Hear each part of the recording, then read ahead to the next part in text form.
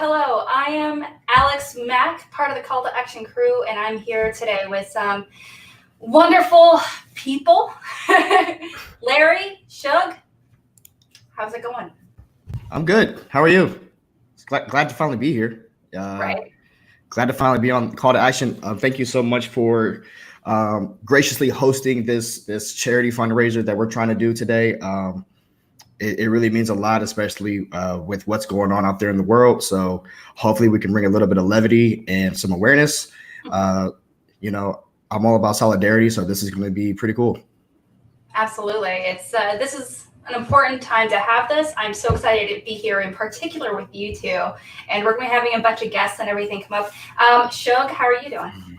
Hello, how are you doing today, Alex? Nice to be here. I really appreciate you having me on this podcast, and it's going to be a special thing, and I really am looking forward to this.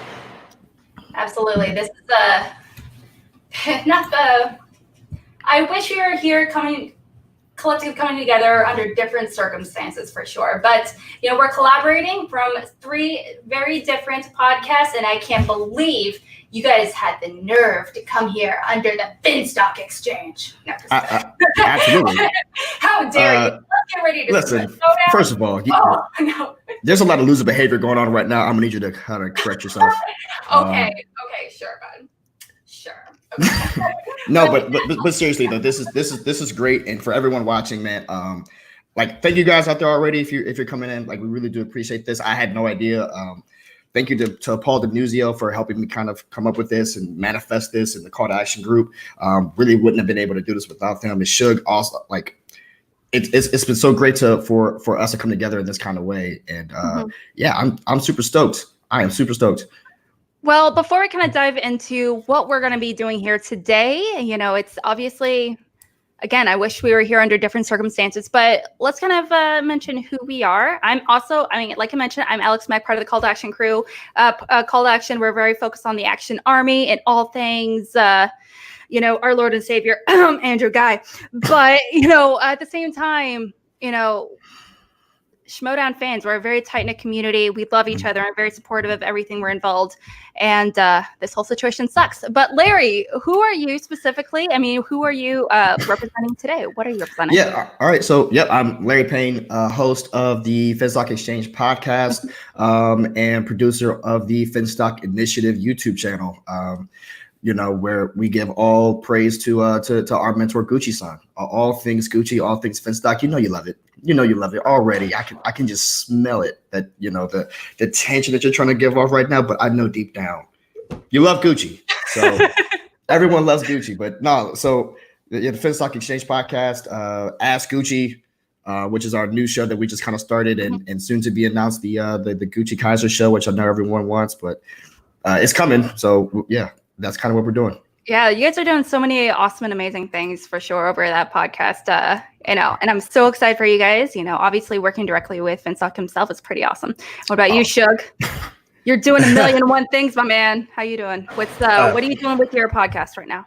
Appreciate it, Alex. My name is Shug Knight, aka my real name is Richard Jimenez. I am the host of the co-host of the Let's Get Ready to Talk Schmoedown podcast. We're a newer podcast talking about the Schmoedown, our love for the Schmoedown, with my boys Ferris, Mutana, and Justin Hamilton.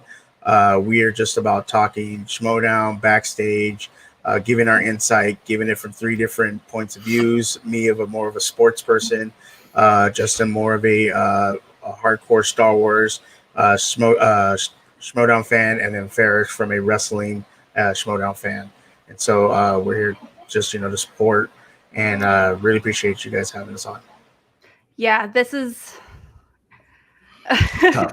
It's tough. It's very tough. This is very difficult. It's a very difficult time for everyone. But I do know, Larry, going into this, I know you and Paul really were one of the 2 really big organizers behind this. So thank you so much for doing this.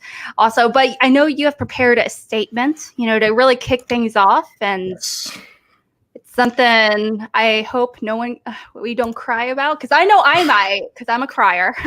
Everyone knows that. So. No, yeah, I did prepare something for something of this magnitude. I didn't want to kind of spitball off the dome, so I did write a few words down Mhm.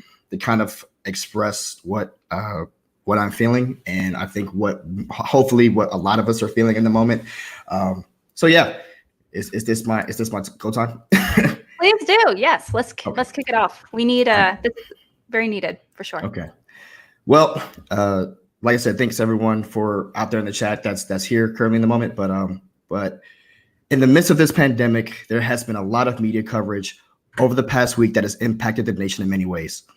There have been narratives looking to place blame and responsibility for something that both predates us and yet still relevant in all of our lives as Americans. I am a proud serviceman in the Navy who has fought to protect this country for the past 4 years. And yet I sit here amongst friends from various upbringings and identities where we have fun and engaging conversations in our little Schmoedown community.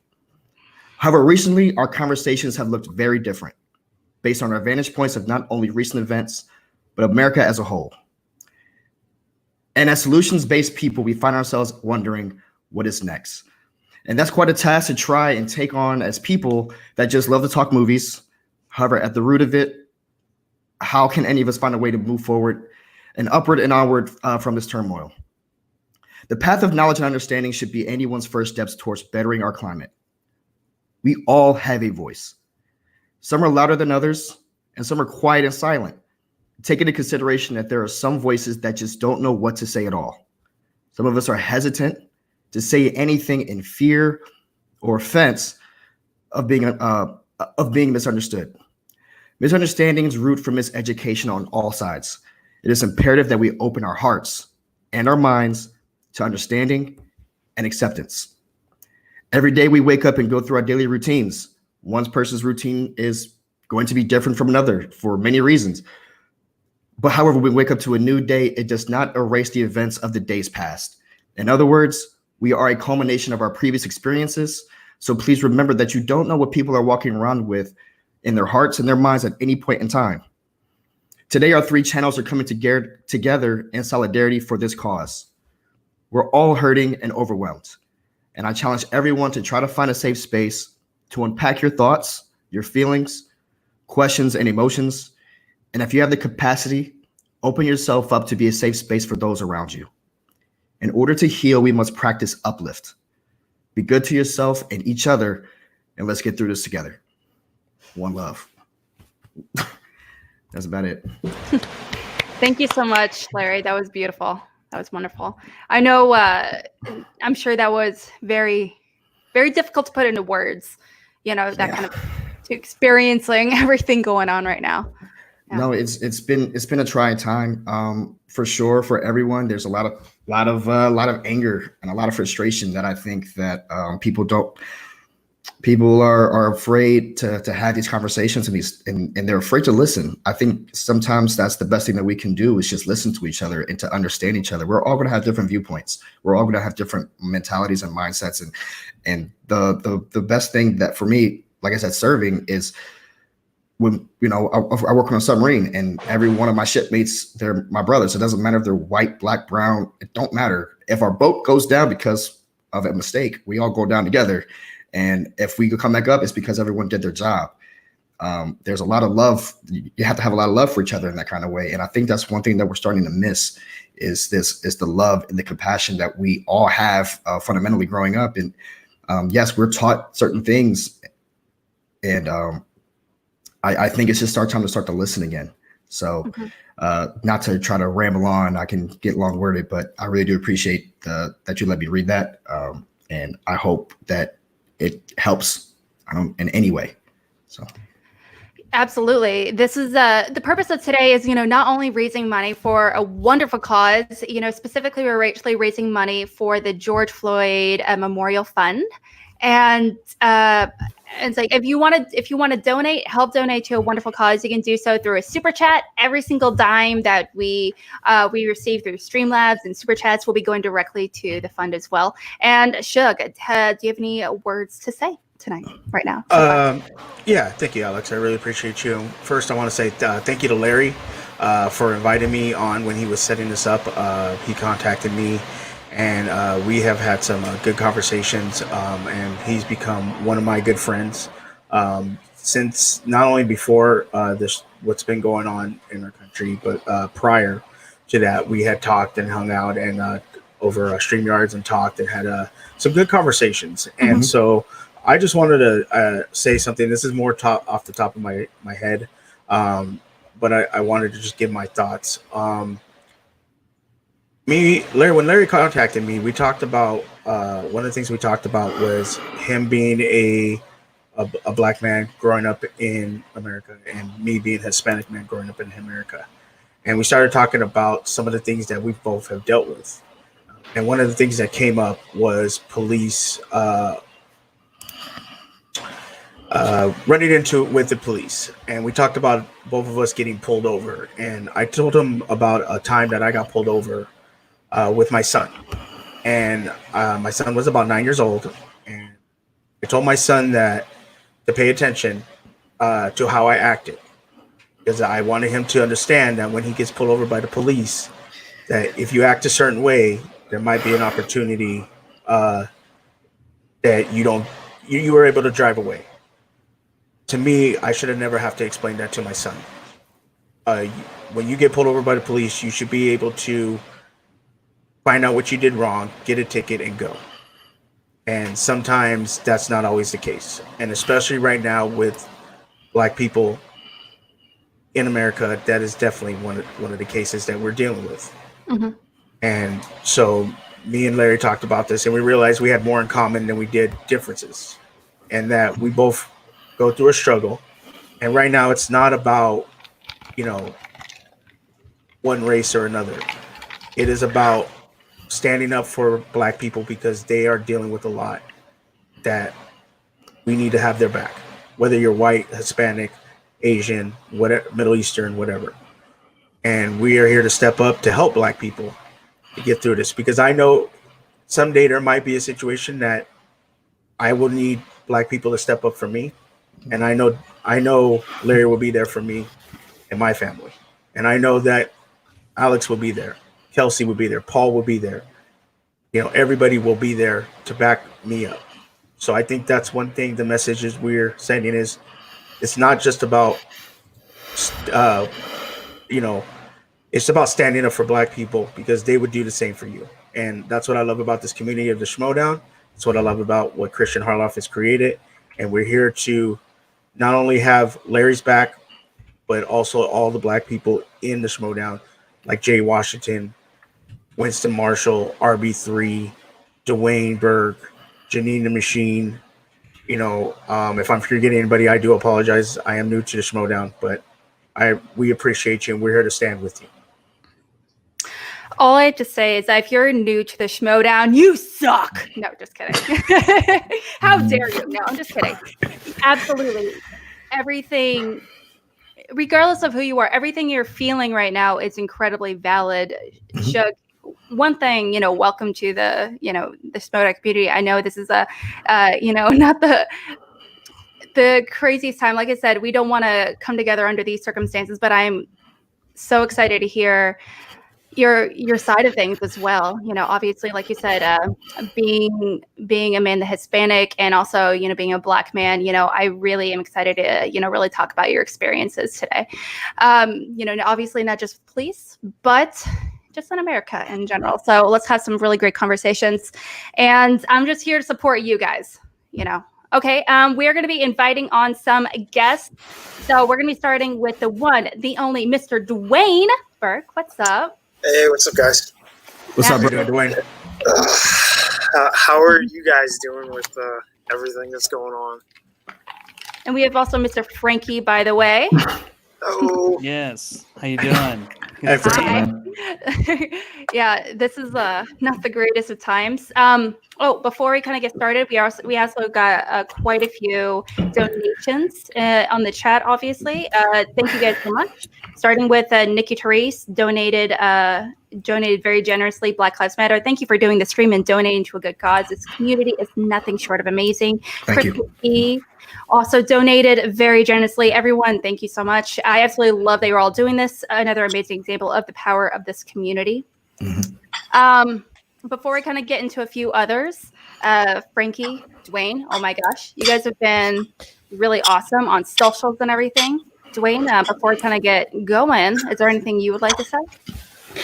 I mean, I don't have a whole lot to add to what Larry has already said and what Shug's already said, but I just want to make a very strong point that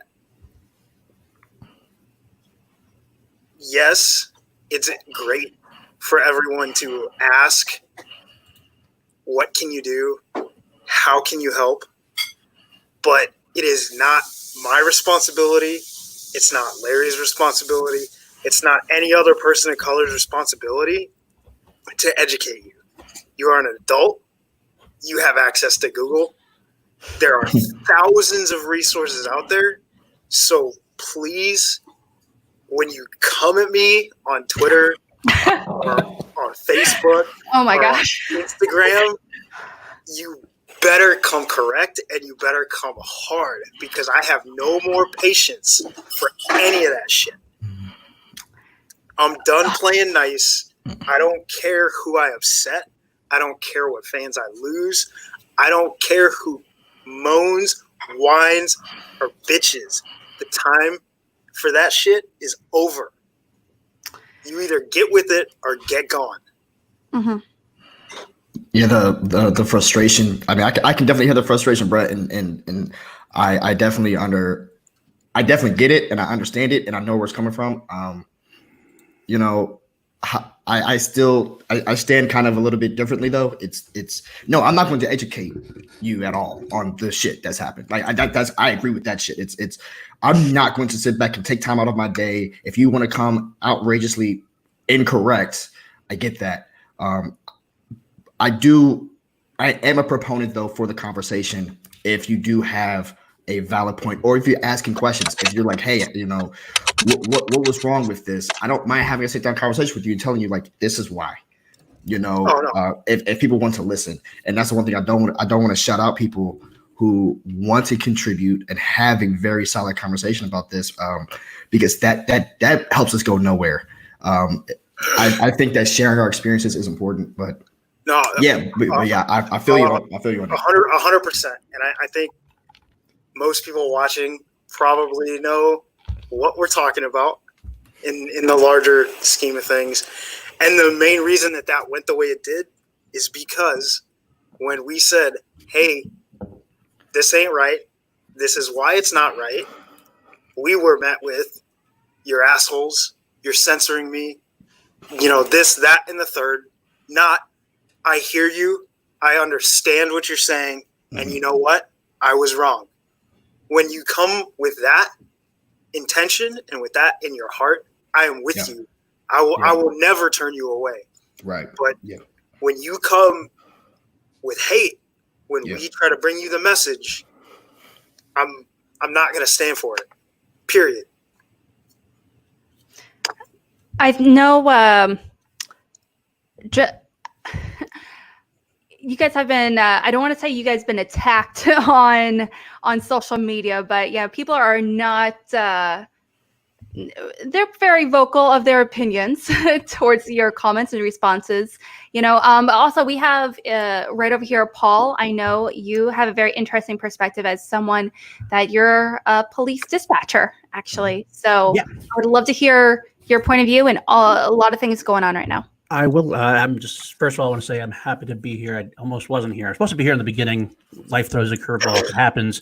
I'm happy to be able to get on before I have to go to work tonight. I really wanted to shout out Larry. Larry really was a driving force behind this whole thing. When we initially came on, I had this idea of doing a community hang at one point. It was much lower key. And he was first in my DM saying, I want to do this. I want to do this. And when that didn't happen, he was like, no, I really want to do something. And then this really got the ball rolling, and I threw it to everybody else, and everybody else was just, they're falling over each other to help out. And I think that's what it is. It's about helplessness. We all feel a little bit of helplessness around when we watch this stuff on TV. So we want to be able to just do something, whatever it can be, even if it's a little thing, just hosting a stream, just talking, just listening, offering a positive discourse. Alex mentioned I work in the police. I work for a police fire EMS dispatch team in my town. My brother is a sergeant on our local police force. And So I feel really, torn is not the word, because I'm standing with you all. I'm standing with everybody here and in the community. I do, of course, feel worry about my brother in the situation as well. It's just it's common decency and everything else. But I do think the most important thing we can all possibly do is keep talking, keep offering a positive discourse. And in my case, especially being right out the table, I'm an old white guy. What? Listening. I am an old white guy. I know it's shocking to believe I'm not black. So was that old? That's news. I've never known. I did not know this. Did you know this? I did not know this. I am a little cool. I am cool. So maybe I can pass sometimes, but overall, I am whiter than white. And but I am here to listen more than anything else. And I love all of you guys. Cream, my man. No. Just kidding. They're throwing rap things at me in the chat and everything. Like people always rap at. I feel like Tracy Morgan in Jade Bob Straight Pacquiao. I have no idea what the fuck you're talking about, little boy, but you're touching my heart, man, because you got the passion, and that's what's important. Passion, and we're all passionate. But I love all you guys, and I'm here for you, and I'm loving all this donations that are coming out just from the woodworks, popping left and right. We're not even able to go through everything. That's how quickly it's going. But I love all y'all. Really, really great. No, I when I first reached out, like I said, like kind of what POD was mentioning, it was I hit a Paul. I was like, man, listen, I need to do something. I want to use this platform, and for a very long time, I never really had a platform to be able to speak out about certain things, and now that we finally do. Like people watch. I don't get it. I don't understand why they want to ask Gucci questions, but we do it and people listen. But I'm glad because it gave us a platform to come together like this. And I do want to reiterate, kind of piggyback on what POD said. I do appreciate how much call to action has helped. And also, let's get ready to talk Schmoedown like we should. How great and how supportive you guys have been. And to kind of on top of that, I would like to say something about the community as well. It's beyond just the Schmoedown community. I was pretty much there for the Baltimore riots that happened a few years ago. That I'm from DC. I've seen that shit, and different look altogether. But I will say that this is kind of the first time that I'm seeing a lot of people, more people that don't look like me, that look like you, POD, like that looks like Alex, coming together in this. It made me. I broke down in tears yesterday. Like I broke down in tears yesterday when we were saying like, oh man, here's the amount of people that's going to be on the show. It's like, wow, they really care. Especially when I was talking to POD initially, it was a pipe dream. So I am really glad that you made it. I was worried that you weren't going to make it, but reaching out to POD was important because he is a white police dispatcher, and I wanted to be on with him because I'm a black serviceman, and we couldn't be more different in those two things. But yet we're here having this conversation, and that means that you guys at home can have this conversation too. And don't be afraid to have that conversation. Don't be afraid to get uncomfortable in a conversation, but come at it with love, man. That's what we need. It's kind of, sometimes you just got to sit down and shut up and just listen. And it's just that simple. And that goes a long way. Stop being dicks to each other. Jesus Christ, stop doing that. It benefits no one. No, it doesn't. And that can be hard because, we all are on podcasts. We all talk all the time. So it's hard for us. We don't talk too much. But listening is the one. And just I wanted to say something that Larry was saying. If you're in the chat right now and what Larry's saying, what Dwayne is saying is bothering you, then you need to look at yourself and realize there's something wrong, because it shouldn't bother you that they're upset. It should bother you that there was a video of a man that was killed. That's what should be bothering you right now. Not that Dwayne is calling people out on Twitter, not because Larry is saying what he's saying. That's what you need to be upset about. And, when Larry and PLD hit me up, I said, no problem. I'm there because I want to support not only Larry because he is a black man, but also PLD for being a white man that's going to stand by a black man. And we're going to sit here and we're going to talk and we may make jokes and it's, trying to lighten the mood and everything. But there is something to be said by Dwayne, by Larry, by other people that may come in, and just listen to what they got to say and understand and educate yourself. That's one thing I've been hearing a lot lately is educating yourself. So that way you understand what's going on right now in America, and you can be understanding and hear where Dwayne's coming from and hear where Larry's coming from. So make sure you open your hearts, your ears, and your eyes and listen. And like Larry said, just be quiet for a second and listen to what they got to say. For sure. Mm-hmm. These are conversations that are very necessary. You know, obviously, we're not going to learn from our mistakes unless we learn what those mistakes are and really not only acknowledge them, but actively seek to change them. So, you know, has to be a work in progress. And it's something we have to actively work on continuing this form of progression. So this is definitely a wonderful thing. Now, so far, I've been notified that we have so far in the 25 minutes that we've been on, we've already raised almost $800. So everyone that's donated, that is wonderful. Thank you so much. Awesome. Wow. Appreciate it. Wow. Thank you guys so much. That's amazing. Yes. That's amazing. You know, just kind of pick up where we left off. Michael K donated very generously. Thank you so much. Thank you guys for coming together for such a wonderful cause. Ali Ors, I'm sorry, I'm butchering your name. I'm really not good with reading. So donated through Super Chat. Thank you so much. Keep the good fight. Jeremiah, actually we love you, Jeremiah.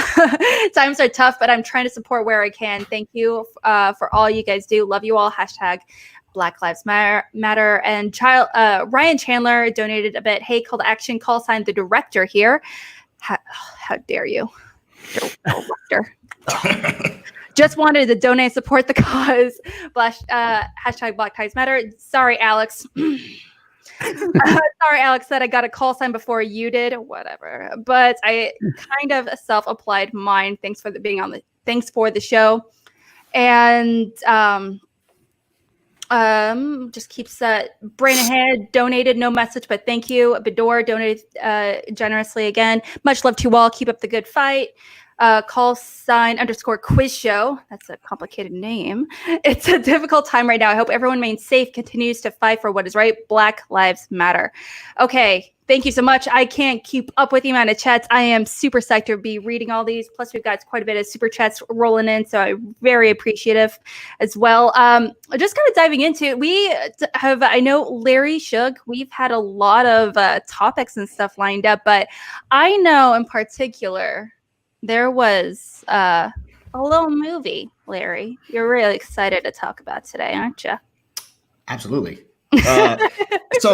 So out there in the chat, we were having a good conversation. Like, okay, how should we drive this conversation to continue the support and stuff? And the topic of discussion for today is Black cinema, right? Because why not? Because it's not talked about enough. And so we're going to be discussing what movies we love, which movies are undervalued, stuff like that. And I'm here to spread the truth that a lot of people don't want to say that, Friday is a totally under talked about movie. And we need to talk about this. We need to talk about why y'all don't watch Friday, because it's definitely on the Mount Rushmore of Black movies. And it's quite frustrating. Even if you're not Black, I feel like it's important to watch this. I watched this for the first time yesterday. Frankie, have you seen Friday? I have, but it's been so long that it might as well not count at this point. Everyone saw the face that I made when he said that it was underappreciated, right? I didn't realize that it was underappreciated. Well, maybe it depends on maybe it depends on what. I think it's just a product of it's just a product of how we grew up and who we grew up around. It's like that is Dwayne, I actually grew up on Normandy and Western, so. That's the line in the movie, so I know all about Friday, and I've watched it probably millions of times. So I think it's a product of where you grew up and and how you're brought up. Because for me, like whenever people talk about Black cinema, like Friday's like the first movie that comes up. Bow, Felicia. If you said that ever in your life and you've never seen the movie, we're done here. I want to throw out there that even to this day, even on call to action all the time, whenever we talk about Schmoedown stuff, I will regularly. I'm sorry, I'm going to say it now. I'm sorry, Mike Kalinowski, if you're watching. When we talked about Spectacular, I always get mentioned how Kevin Smith knocked him the fuck out. I still use that over. I still use that to this day. So I mean, definitely, even I grew up with it. Is loved. It's all the time. It's not even mentioned enough. It's not even mentioned enough. I think it's definitely in the conversation of if you I didn't grow up watching this movie, And so it's not something I've actively sought out, or it's something like my friends or family or something like that. They told me I need to see this. I was told that about Crouching Tiger, Hidden Dragon, and a lot of movies regarding in Asian cinema. That's a whole other conversation. But this movie, it just never came up. Shug, I know obviously you're a Latino man, but please tell me, did you grow up watching this movie like from the day you were born? I mean, I was a little older when it came out. I was a little old. No, That was a weird setup there. Did you find it a little later in life, or did you find it like watch it right away? No, we watched it right away because it was actually filmed in Gardena, California. Near, it's not Gardena, it's LA, but it's near Gardena, California. And I grew up in Hawthorne, Torrance area. And so it was very close. And so we knew that it was filmed there. So we went to the theater to see it. And I actually went with some friends when I was younger. And it was a movie afterwards that you watched literally all the time, every weekend or on Friday. And how many songs came out of there? There's literally a song called Friday by Ice Cube that I played every Friday when I got my first car. I was the song I was bumping because I knew it was Friday and I was going to go out and have a good time. So it's probably one of the great Black cinema movies. It has great songs, some great quotes. I mean, there's so many quotes that come from that movie. Hey, Miss Parker. Yeah, hey, Miss Parker, you got knocked the fuck out. What was the My one? grandma was giving that chain. Yeah, I don't kill, I steal. Debo, that's my bike. There's so many. Damn. Bye, right. Felicia. You ain't gotta lie, Craig. You ain't gotta lie. Call this little Sandy San. We were talking about Witherspoon and how many rest in peace, John Witherspoon, where he says, "That's your ass, Mr. Postman. That's your ass." And there's also some great messages when he talks about Craig using the gun. And he tells them, you put it, be a man and use these, but you live to fight another day. You win some, you lose some, but you live. You live to fight another day. Yeah. So there's some great quotes in there. Real quick, I just want to interject real quick. I actually do have to go on just a quick hit and run. I'm glad I was able to get on for a couple of minutes because I really respect everybody here, respect everybody in the chat. Love everybody so much, and keep positive, keep communicating. I don't want to interrupt the Fun Friday talk. Go back to the Fun Friday talk as soon as I leave, please. But I love you all. Much respect, much peace. I have to work, and hopefully everything we'll get better. It's one step at a time, one day at a time. Love you, PLD. Just keep communicating. All right, guys. I love you all. Bro. Take care. Absolutely. Frank, thanks, Paul. How much do you love Friday? And why haven't you watched it recently? That's a good question. I was thinking about why haven't I watched it recently. I do have plenty of time. It's one of the greatest movies ever made. Yeah, I should definitely. I was actually earlier was watching Do the Right Thing. I was watching that earlier today, and man, that movie is insanely relevant still to this day. But yeah, I should go back and watch Friday for sure. I mean, all of them. I guess, there's so many movies that like I grew up watching, and I'm pretty sure Dwayne's grew up watching, that just do not get no love whatsoever. Hence why we're doing this, because I remember bringing this up and someone said, "Oh yeah, we should talk about Blind Spotting." Let me tell you something, okay? We don't watch Blind Spotting. That's just not what happens. Those aren't the movies that we watch. We watch Belly. We watch Juice. We watch Baby Boy. Baby Boy. Yeah. That's what you mentioned in the chat. Baby Boy. As I've been sitting here, I've been kind of thinking about when you were talking about Friday not being talked about as much.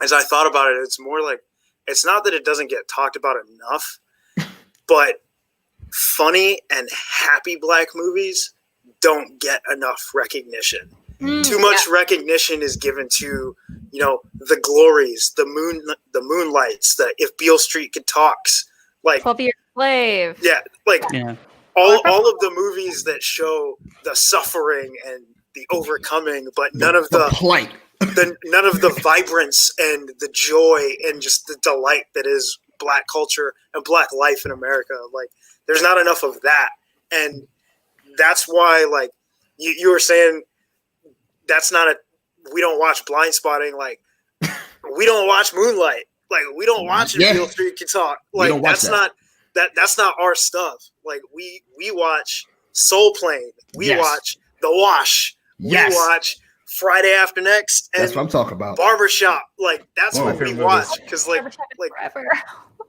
we don't need to know how hard it was or how hard it is to be black in America. We know.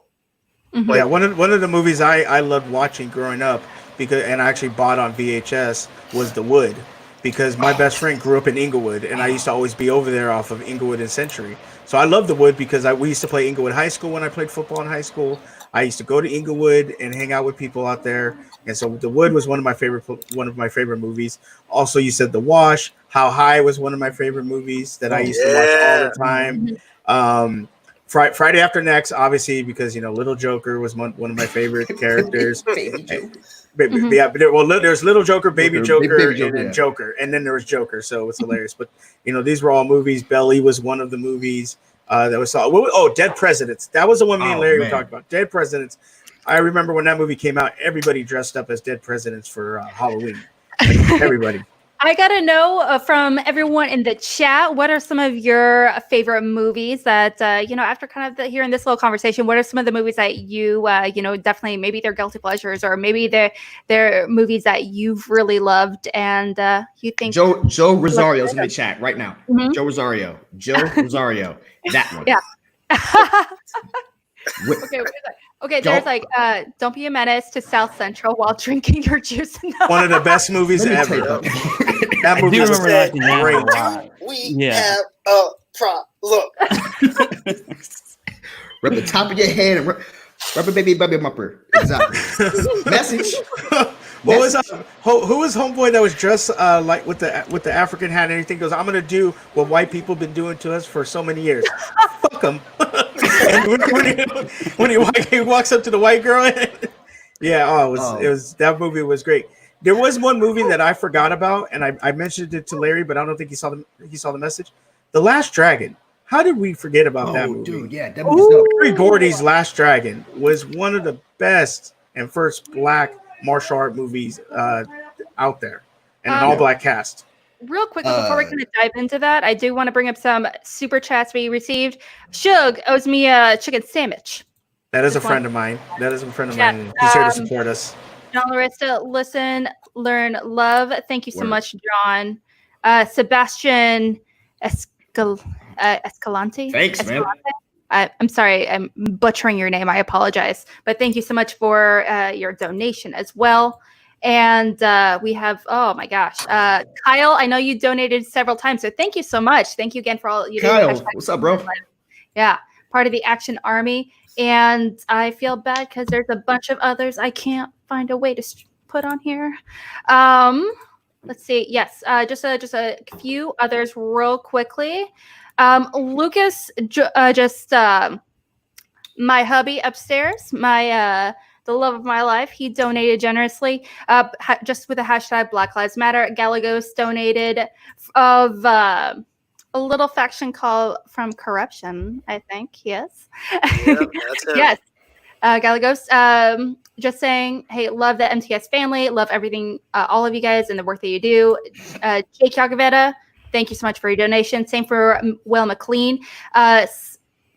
Samir Tesfai? I'm so sorry. Again, I'm horrible when it comes to reading names. I've never been more proud to be part of the Schmoedown community. And Sen, thank you so much for raising awareness and donating. Our very own Ben Goddard of the Den. Thank you for doing this. Love y'all. Black Lives Matter. Again, thank you guys for everyone for being able to. I know doing this. I know times are really tough, but we're gonna keep trucking through this like champions. Absolutely. So thanks so much. All right, so keep going. I'm going to go ahead and bring someone on board, a Mr. Kaiser himself of the dungeon. Uh-oh. Hey. Oh, hey. Can I just first off say, Dwayne, I miss you. We don't get to drink beer anymore with this COVID. We don't get to make jokes. I know. Dwayne, you don't get to send me funny pictures of me looking like a jackass on set. I miss you. I miss you too, man. I miss everybody. Like, being honest, like, it's been the first couple months of this were rough, and then this shit all happened, and it's been nice to be able to talk to everybody and get a little bit more outreach this past like couple weeks, even if it was something so horrible that had to bring us all together. But For sure. I talked to Frank entirely too much, but whatever, you know. Yeah, that's your fault. That's your problem. Absolutely. Real quickly, I know Dwayne, you've been on. I know you were one of our first guests. Is there any final, anything you want to say or anything along those lines before we bring someone else on board? No. Just if anyone has any questions, I'll be in the chat. So if you want to ask me something, ask me something. If you want something explained or you need to be pointed in the right direction, just come to me civilly. Come correct. I'm more than happy. Come correct. I'm more than happy to help you along your way. If you need resources or you need to know where to help or you just don't know what to do, go to my Instagram, go to my Twitter. They're both at BurkeMade down below. I have a link in my bio on both that is a list of national resources of where you can help with the Black Lives Matter movement, and also resources where you can help educate yourself. And if you have kids, your kids or your families or anyone else that needs a little bit of a push in the right direction. So just be kind to one another. Be kind to those of us who are already struggling, and just be as great as I know that we can be. So thank you for having me, and I will be around for the rest of the show in the chat. All right.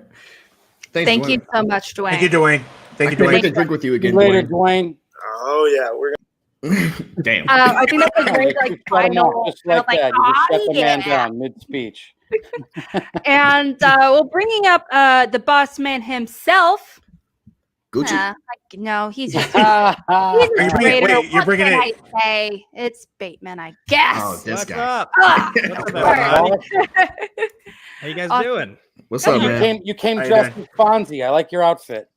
Yeah, man. Look, I'm just getting tanner and tanner. All right, I got rid of the light, so now I don't look so pale anymore. I'm just getting out in the sun every day. I'm gonna get as orange as I can, but not in a bad way. You're about as tan as the inside of a potato. That's how tan you are. Wow. Oh, come on. Okay. You should talk with your manager about how to alkaline the body. He's outside all day. That's true. drinking lemon water. Larry's not lying.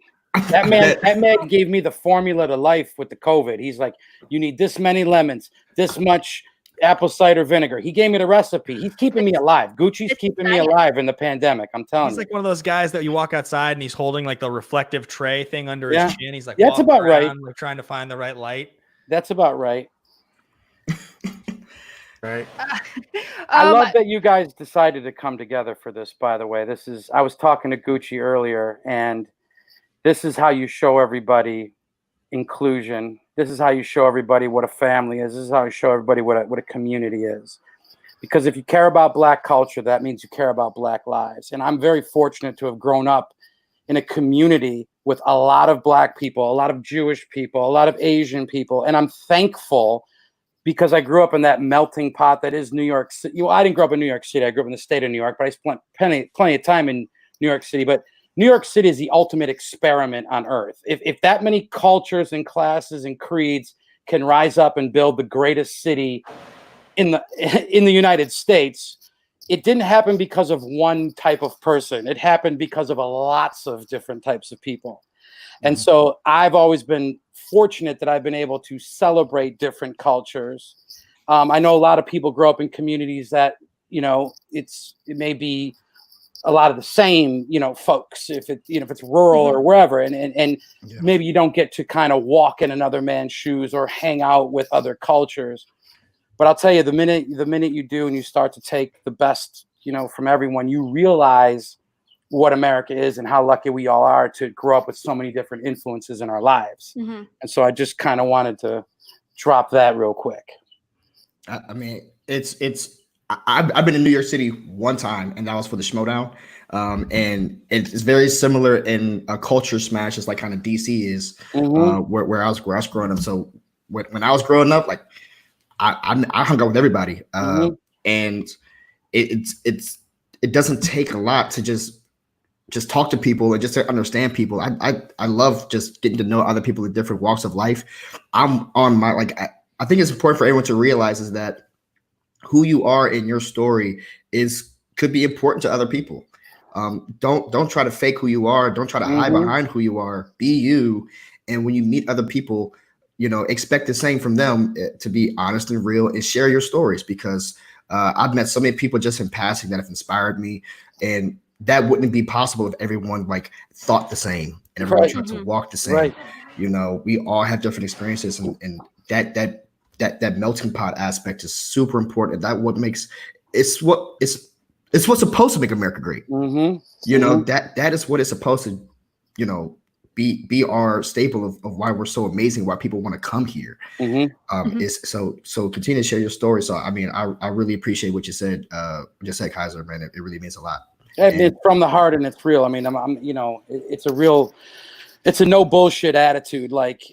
Just you look at people for what they are. You look at people for what they can give you. I think now's a good time for people to go out and thank their friends of color for the culture and the perspective they may have brought you that you didn't have before. Be thankful that you have another voice and another outlook, because that is what makes us all great. Learning. Admit your mistakes if you've made some. It's no problem. Lose your ego a little bit to learn something. It's quite simple, I think that's one of the most important things, Kaiser, that you say there is it's the idea that just because you say something and it may not vibe with everyone around you, and maybe you're not as informed as you need to be, it's that ability to step outside of your ego and learn. I think it's that's the biggest thing, Don.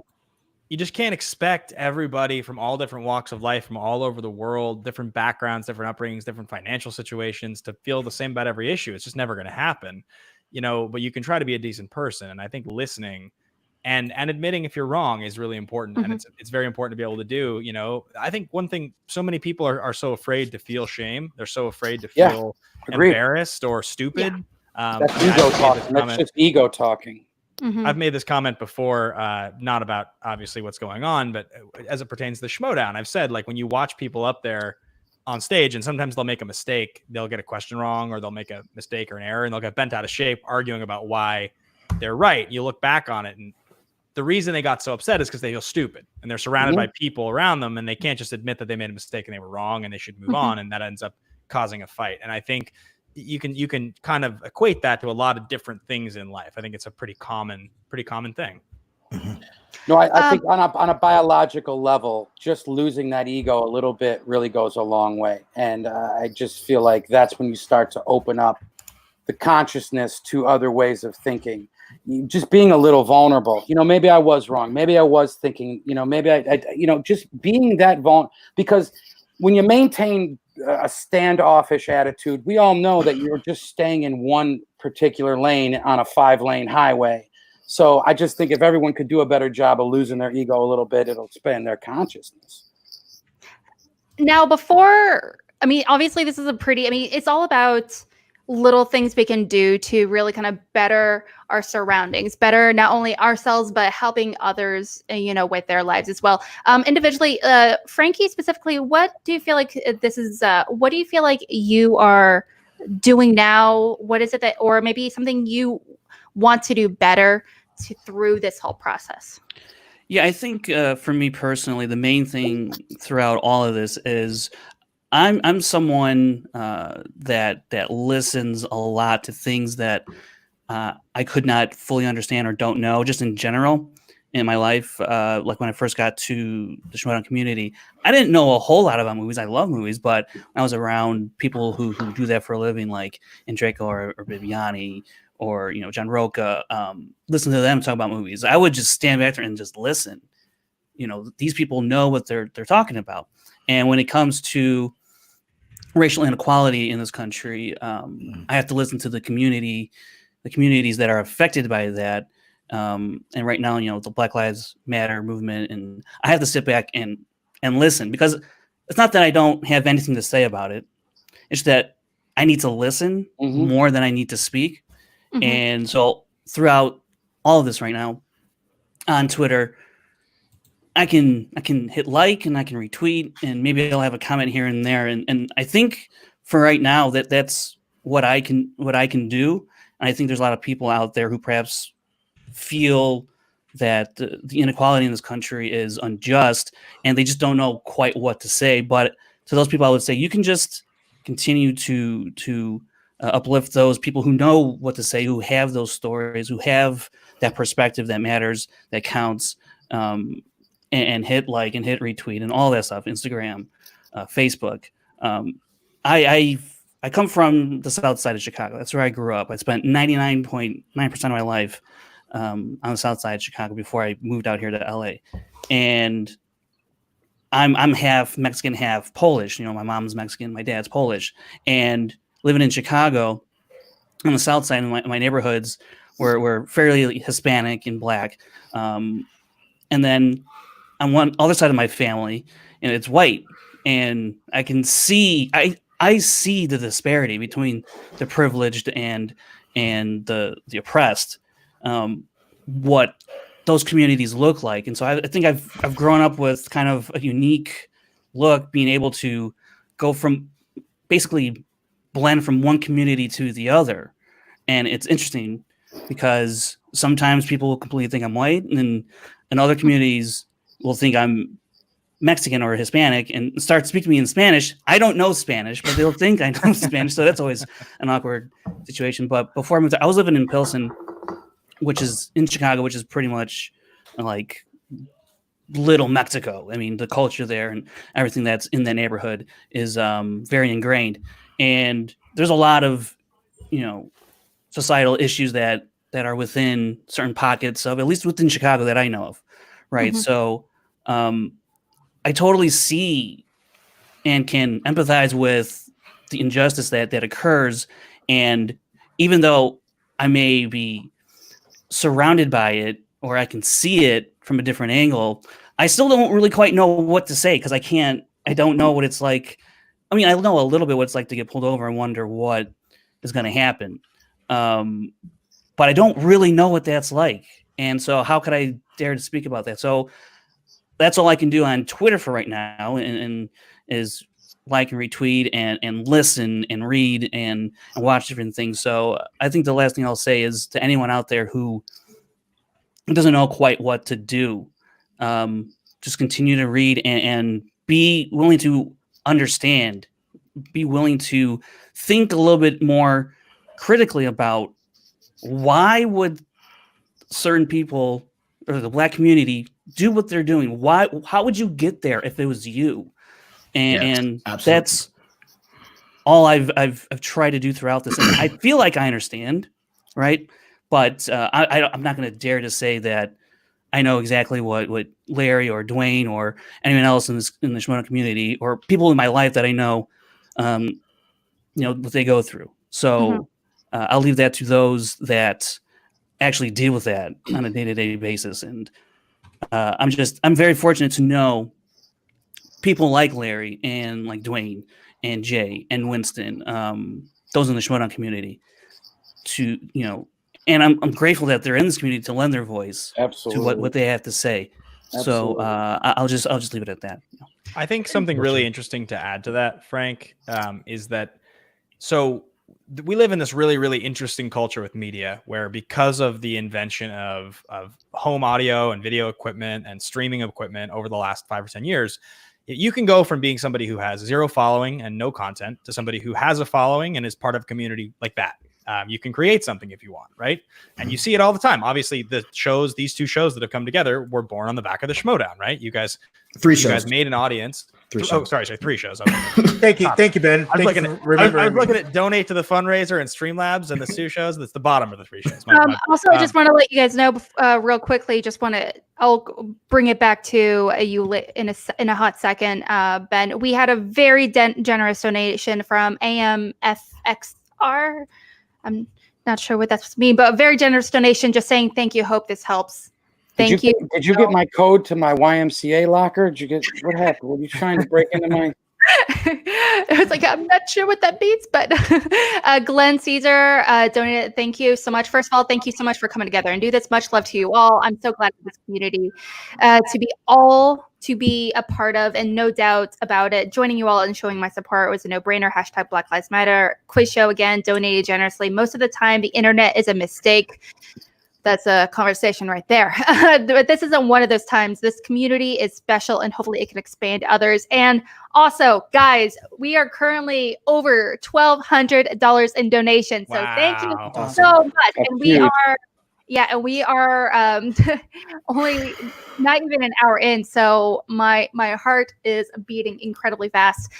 Justin Hamilton donated. In our world right now, there's a lot of not understanding going on, but today is the day we start to understand. Today is the day we start to stand together, regardless of where we come from. And today is the day that we come out and say Black Lives Matter.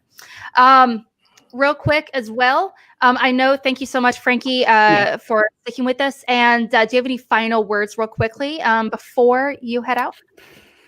Not really. I think I kind of said it all there, but I think just continue to be supportive in any way that you feel like you can be. Yeah. Mm-hmm. Thank you so much, Frank, man. I really appreciate Frank. what your words. Your words are awesome, man. I really appreciate it. I appreciate you guys. Thank you. All right, Frankie. Hey, Janish. We'll see you soon. Stay safe. Well, now we can let the former champion talk. I mean, give this guy a little bit of credit. He deserved about 15 minutes. Why don't you let the guy go? Yes, I apologize for cutting you off, Ben. And yes, I apologize again. No, but go ahead. No Do problem. you, No problem Alex? at all. Do you, Alex? I thought he was the traitor. Not today. I can say that someone is a traitor and still, be polite, whatever. Okay, just making I'm sure. also a champ. I'm also currently 2-0 on her show, so just give me a little bit of credit. Okay. Wow. By the way, That's the Pictionary show with Video Drew. Is that what you guys are doing?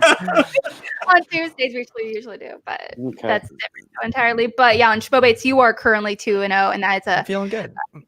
a too shabby. You're going to go up against James White here pretty It's soon. gonna be good. So much that happens. Yeah. But so basically, to finish what I was saying, effectively, you can create a fan base off of the back of anything. You see it happen all the time, and it didn't used to be that way, right? It didn't used to be if you wanted to be a famous musician or a movie star, there was no means to do it. You couldn't create it. You had to just fight, and then hope you got that opportunity. Somebody who could hand you an opportunity. So I think what's really interesting about that is that it's created this idea that I think some people don't feel like they get to be a part of the game as much if they're not creating. Like, I think it's made people feel like if they're supporters of a cause or an artist, that they're less relevant if they're not creating themselves.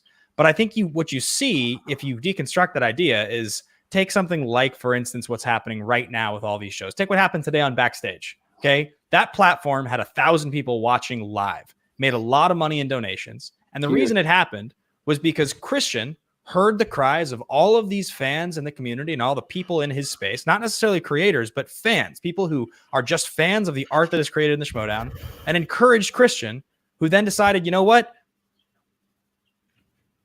Awesome. Oh, that's a great frozen moment. Exactly this purpose. We are going to talk about.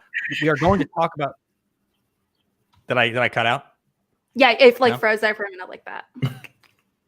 Oh, okay. And I think it's amazing when you think about like that, what that means, right? That the idea that you don't have to necessarily be somebody who's a creator yourself. It's speaking on what Frank said. You don't have to know what to say or understand. Support the people that do. Support the people that have the platform to create something, to say something. And that's doing something. That's doing enough. That's why donating is so important. That's why supporting those people who have a platform and helping them share something is so unique and so helpful. And I think anybody in any position, whether you're a creator or you're a supporter, doesn't matter. You can still help. Absolutely. It's all about finding little ways that we can, some smaller ways, some larger ways to, improve overall, see what we can do better for the next generation and just do better today, tomorrow, next week, whatever it might be. So that's all we got to do. We have received some new donations again. And, from a Miss Peggy Gubbins, thank you so much for donating, saying specifically thank you, awesome. All Black Lives Matter as opposed to all lives matter is important. I've used this line all day. If someone says save the rainforest, that doesn't mean they are implying screw all other types of forests. Slightly changed a little bit, but I am an ally and I am happy to donate. Thank you so much. We did receive several super chats in the meantime. Kyle Grananini, love you, Larry. Parodies, thank you, C2A. Let's get ready to talk Schmoedown, and the Finstock Initiative for coming together and doing this fundraiser. Y'all are the best, and I love this community so much. # Black Lives Matter. Absolutely agree, 1,000,000%. And Miss Laura Kelly, our girl, thank you so much for your Laura. Thank you. This community is amazing. Absolutely agree. Bravo to all the shows that came together to put this on tonight. Black Lives Matter. You see what happens when I come on the show? You get the big donations. Absolutely. And, speaking of some, big donations, big man on campus, we have Sorry, hold on. Give me 1 second. Oh, my God. Here we go. Steve Bateman, I promise you. Bateman, if you come to the dungeon someday, you won't have these technical issues like these. Are we good? You could hear me, right? We can hear you. Excuse my tan. It's luxurious. Ben needs help with this tan, supposedly. I don't need he's a little white. Yeah, I'm not white. Good. Get out of here! I'm so tan now. He's good. He's good. Oh no, Ben, you're pretty white.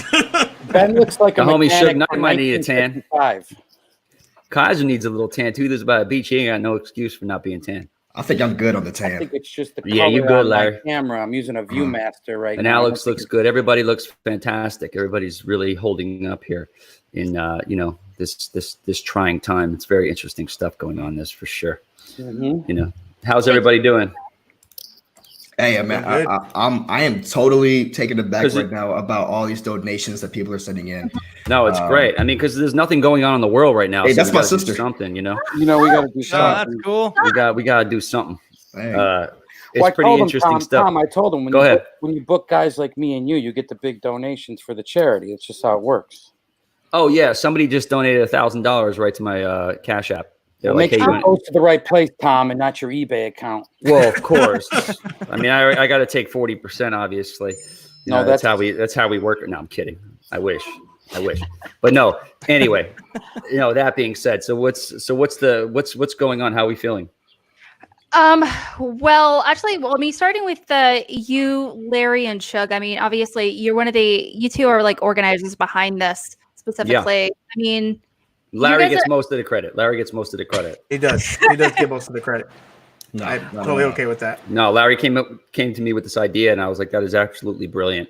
I go talk to the call to action people. I'm sure they'll be down, and Shug's team and everything like that. I mean, this is definitely for a great cause. I mean, it needs to be said. It needs to be done, and we're all tight knit community here, and let's hopefully we can keep it that way. Absolutely. For sure. Now, I mean, I know Ben and Kaiser have kind of chat about, ways to finding, their own, not only their experiences reflecting on those, but also finding better ways to improve, in the future. Mm-hmm. Larry in particular, I mean, how are you kind of feeling about, these conversations so far? I think this is super, super fucking dope, honestly. No, when Frank was talking, he was mentioning sometimes he just sits back and he listens and he doesn't really know he doesn't really know what to do. And listen, I'm not saying I want everyone to go out and do anything. That's not what I'm asking. That's not what this is for. And the fact that people are donating, that's the way to help. The people are protesting right now, whether your feelings on it notwithstanding, that's doing something to put this in the eyes of people. Listen, if you don't know what to do, here's a simple one. Just empathize. Just simply empathize with people. That's the truth. That in itself goes a long way to understanding people. That's what we're missing. We're missing people that's not just sitting back and just being like, I don't, don't control the situation. Like the situation is here, acknowledge it. And that in itself will help things get better, So that's the truth. And what people should do now, and what all social media formats should do, is before anybody posts something, it should be ran through 3 of your friends before you can press send. Facts. So basically, it's if you put something and be like, yo, check this out, it goes to your friends, and then basically like, no, don't do that. It's like, and if it's social media meditation, Tom. Give it a second, that's exactly what it comes down to. I mean, look, you know, obviously the situation here that happened yesterday was, you know, a complete disaster on so many different levels, you know, and it's like, you got to look at it to a point where it's like, yes, freedom of speech is one thing, but inciting a riot is another. So what you want to do there is, you know, cooler heads always prevail. And, you know, I'm going to speak on the topic because, you know, I feel that it has to be spoken upon. And, you know, you got to look at it this way. R&B is, you know, he's a nice man. I mean, I know him for a long time. Everybody knows him. He's, you know, he's always nice to me. We always had a good time together.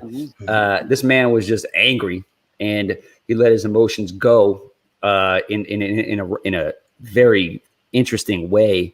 I wouldn't think that would come out of his mouth at that point. I don't think he really sort of pseudo meant it. But I mean, he said it and did it and doubled and tripled down on it. Unfortunately, I wish it didn't escalate where it went.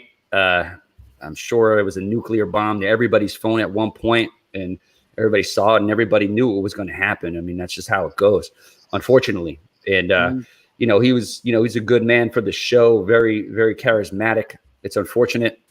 But you just can't do that on, not even in this climate or any climate. Not cool. You can't do it. Bottom line, you just can't do it. You have to control your emotions. You got to learn how you to do. You do. Way. And that's what I was saying about the Twitter thing. If you're going to sit back, there should be some kind of thing like, hey, should I tweet out this controversial thing here? And then if your buddies listen to, you know, buddies see it, they're like, nah, dude, don't do that. And now, and you know, if he, like I said, his emotions got the best of him, and saying his emotions got the best of him is an understatement. It's just, it was a lot of work. I don't know him as that type of guy. I don't know his relationship with RB3 at that point either. But clearly, you know, he's a 53-year-old man. There's a lot of things going on. RB3 is a 22-year-old, you know, guy that's on the front lines of this and very outspoken about it. And I could see why you take offense to it. It was very, very. It just wasn't a good tweet. And and he, you know, he's paying the price for it, unfortunately. You know. I think Gucci, just to add something in there, when you mentioned the whole idea of running your tweets through your friends, and this is something that's really interesting. You try to learn from the people around you. You guys know, I started doing this show where I'm doing songs from scenes, and so I had the idea this week where I was like, okay, the song Glory, the one from Selma that won the Oscar from a few years ago, it's a great song. It's a really beautiful song. Yes. And I listened to it and I thought, you know, this week especially could be really powerful. So I should reach out to somebody of color who I know. So I reached out to Janine, who's an incredible singer. You guys have probably heard a lot of her stuff. And I was like, how cool. And I said to Janine, you know, this would be a really cool collaboration. We could slow it down. You're kind of singing on the verses, maybe more than rapping on the verses. We harmonize on the chorus, you know, and she said, that sounds really cool. And I said, let me think on this for a little bit. So I texted my buddy, he's the founder of Black Hollywood Live. And I said, hey, I want your honest opinion. I'm thinking about maybe doing this song. Tell me what you really think. And he said, let me read the lyrics and get back to you. So he did. And he said, I think it's a really, really beautiful idea. It's a great song. I think that right now, with the lyrics being someday when the glory comes, it'll be our song. Black people identify with that song in a way that I don't know if it's really appropriate for you to sing it right now, maybe at another time, but I think right now that's probably not the best look for you. And I think it would be a little disrespectful. And I was like, that I can't tell you how much I appreciate you being honest with me, because it's right on the edge and it could be such a great thing, but it also could be one of those things. It's appropriation. It doesn't totally land. And I just missed that because I don't ask the question. That's why I think it's so important to check those types of things with your friends, especially if you're a white person, to check those things with your friends of color, because they're going to be real with you and they're going to tell you, like, you can't do that, man. Like, hey, R&B, don't tweet that. I know you're angry. You can't do that. No, I agree. He was basically... He wasn't even pump faking. He was basically just shooting threes from half court, and they weren't hitting. And it's Tom, you and I were talking about this. He was talking about a very basic human thing about defending yourself. It's like, you need to drink water, and you need to defend yourself when you're attacked. Why would you go on a rant and try and tie it to inciting maybe more aggravation in an already aggravated situation? Yeah, the man just didn't think about what he was typing. I mean, look, bro, and and Sure. RB3 rightfully so took it a certain way. And listen, Yeah. I love both those dudes. They both got a lot of love in their heart. I fundamentally believe if the two of them sat down, they'd be talking it out and hugging it out by the end of it. Yeah, if it didn't escalate, that was the problem. The escalation of it all was the issue. As I'm sitting there, Larry calls me up because I was off social media for the week. I was just overloaded doing a couple of different things. And Larry's like, yo, we need to talk. And I'm like, I'm eating dinner. He's like, no. You need to see this real quick. And I'm like, uh-oh. So I saw it, and I saw it immediately. And I was like, oh shit, this is going to be bad. This is going to be a bad one. So as you're looking at that, first of all, I think they should move the election up to like tomorrow so we can get over this shit. It's going to keep going to November. It's going to keep going to November. There's no question about that. If it ain't one thing, it's the other. They start opening bars on Thursday and this shit pops off the next day. I'm like, bro, what is going on? There's less people on the street during this than there was the pandemic. So now we're double whammying people. My street, there's nobody up on it anymore. But I think you got to look at it this way. And Ben's right. You got to run through channels on certain things nowadays for sure. Yeah. Especially with everybody's on tilt. Everybody's on full tilt. Mm-hmm. Everybody's on edge. My buddy the other day had a fight with some guy over the lawn. It was like a 65-year-old guy. He knocked his glasses off. He's like, I don't even know what I did. He goes, I don't even know what happened. By your buddy, you mean you? Yeah, pretty well. Yeah, pretty much. Yeah, he just totally snapped. Sorry to cut you off there. We did receive several super chats in the last several minutes. Thank you so much. Danny from the Finstock Initiative is saying Larry's the best person in the space. You guys are rocking this. PS Kaiser, I got that thing you need. Oh, wink. Larry may be the nicest guy, but I'm like Morgan Freeman in The Shawshank. I can get you things. Yeah. We did get, several other very generous donations in the meantime. I apologize ahead of time. We have, between a lot of these conversations, I do want to apologize. There's several super chats and everything that we've missed, and that's completely my fault. Paying attention to a lot of these conversations is something I'm trying to do, but also between these and the super chats, and sometimes we get in Streamlabs. Thank you so much for the donations. I want you to know we are reading them and acknowledging in them. It's just doing all three on screen at the same time can be. I want to think that you're doing a great job. Don't worry about it. And two, if people are getting upset, like I said, your money's going to a good cause. It's going to donations. That's what that's true. That's what it's about. Stay on target. Yeah, it's not going to my Gucci fund. Don't worry about that. That's a whole other. That's a whole another channel. Mark Ellis very generously donated. Thanks. Mark Ellis himself donated. Thank you, saying thanks for doing this and sharing your honest experiences. You all are the best, and it's a pleasure to make you laugh. Even though Larry laughs way too easy, a bunch of little carrots. Interesting. That's not wrong. He's a funny guy. He gets paid to be funny. Like, why can't I laugh? I mean, that's literally his job. It is his job. That's true. Yeah, but again, I apologize if I'm missing it. Just know it's all going to a great cause, and I'm going to be definitely doing the best I can trying to get to them. I know AJ, Aj, is that how you pronounce it, Ben? Aj or it's call sign deja vu. Yeah, that feller, he donated with no message, but thank you so much. Frankie Danish himself donated again. Thank you. Heather donated very generously. Thank you guys for doing this. Black Lives Matter, but you guys are amazing. Thank you so much for your patience. These conversations are just so necessary with what's going on, and I'm just excited to be hanging out and talking about them, so Absolutely. Can I say something? If you are in the chat and you have a topic that you would like for myself or Shug to try to talk about a little bit, hey, we're here for this. We're here to share our experiences, so please drop it in there. Be respectful, of course, obvious.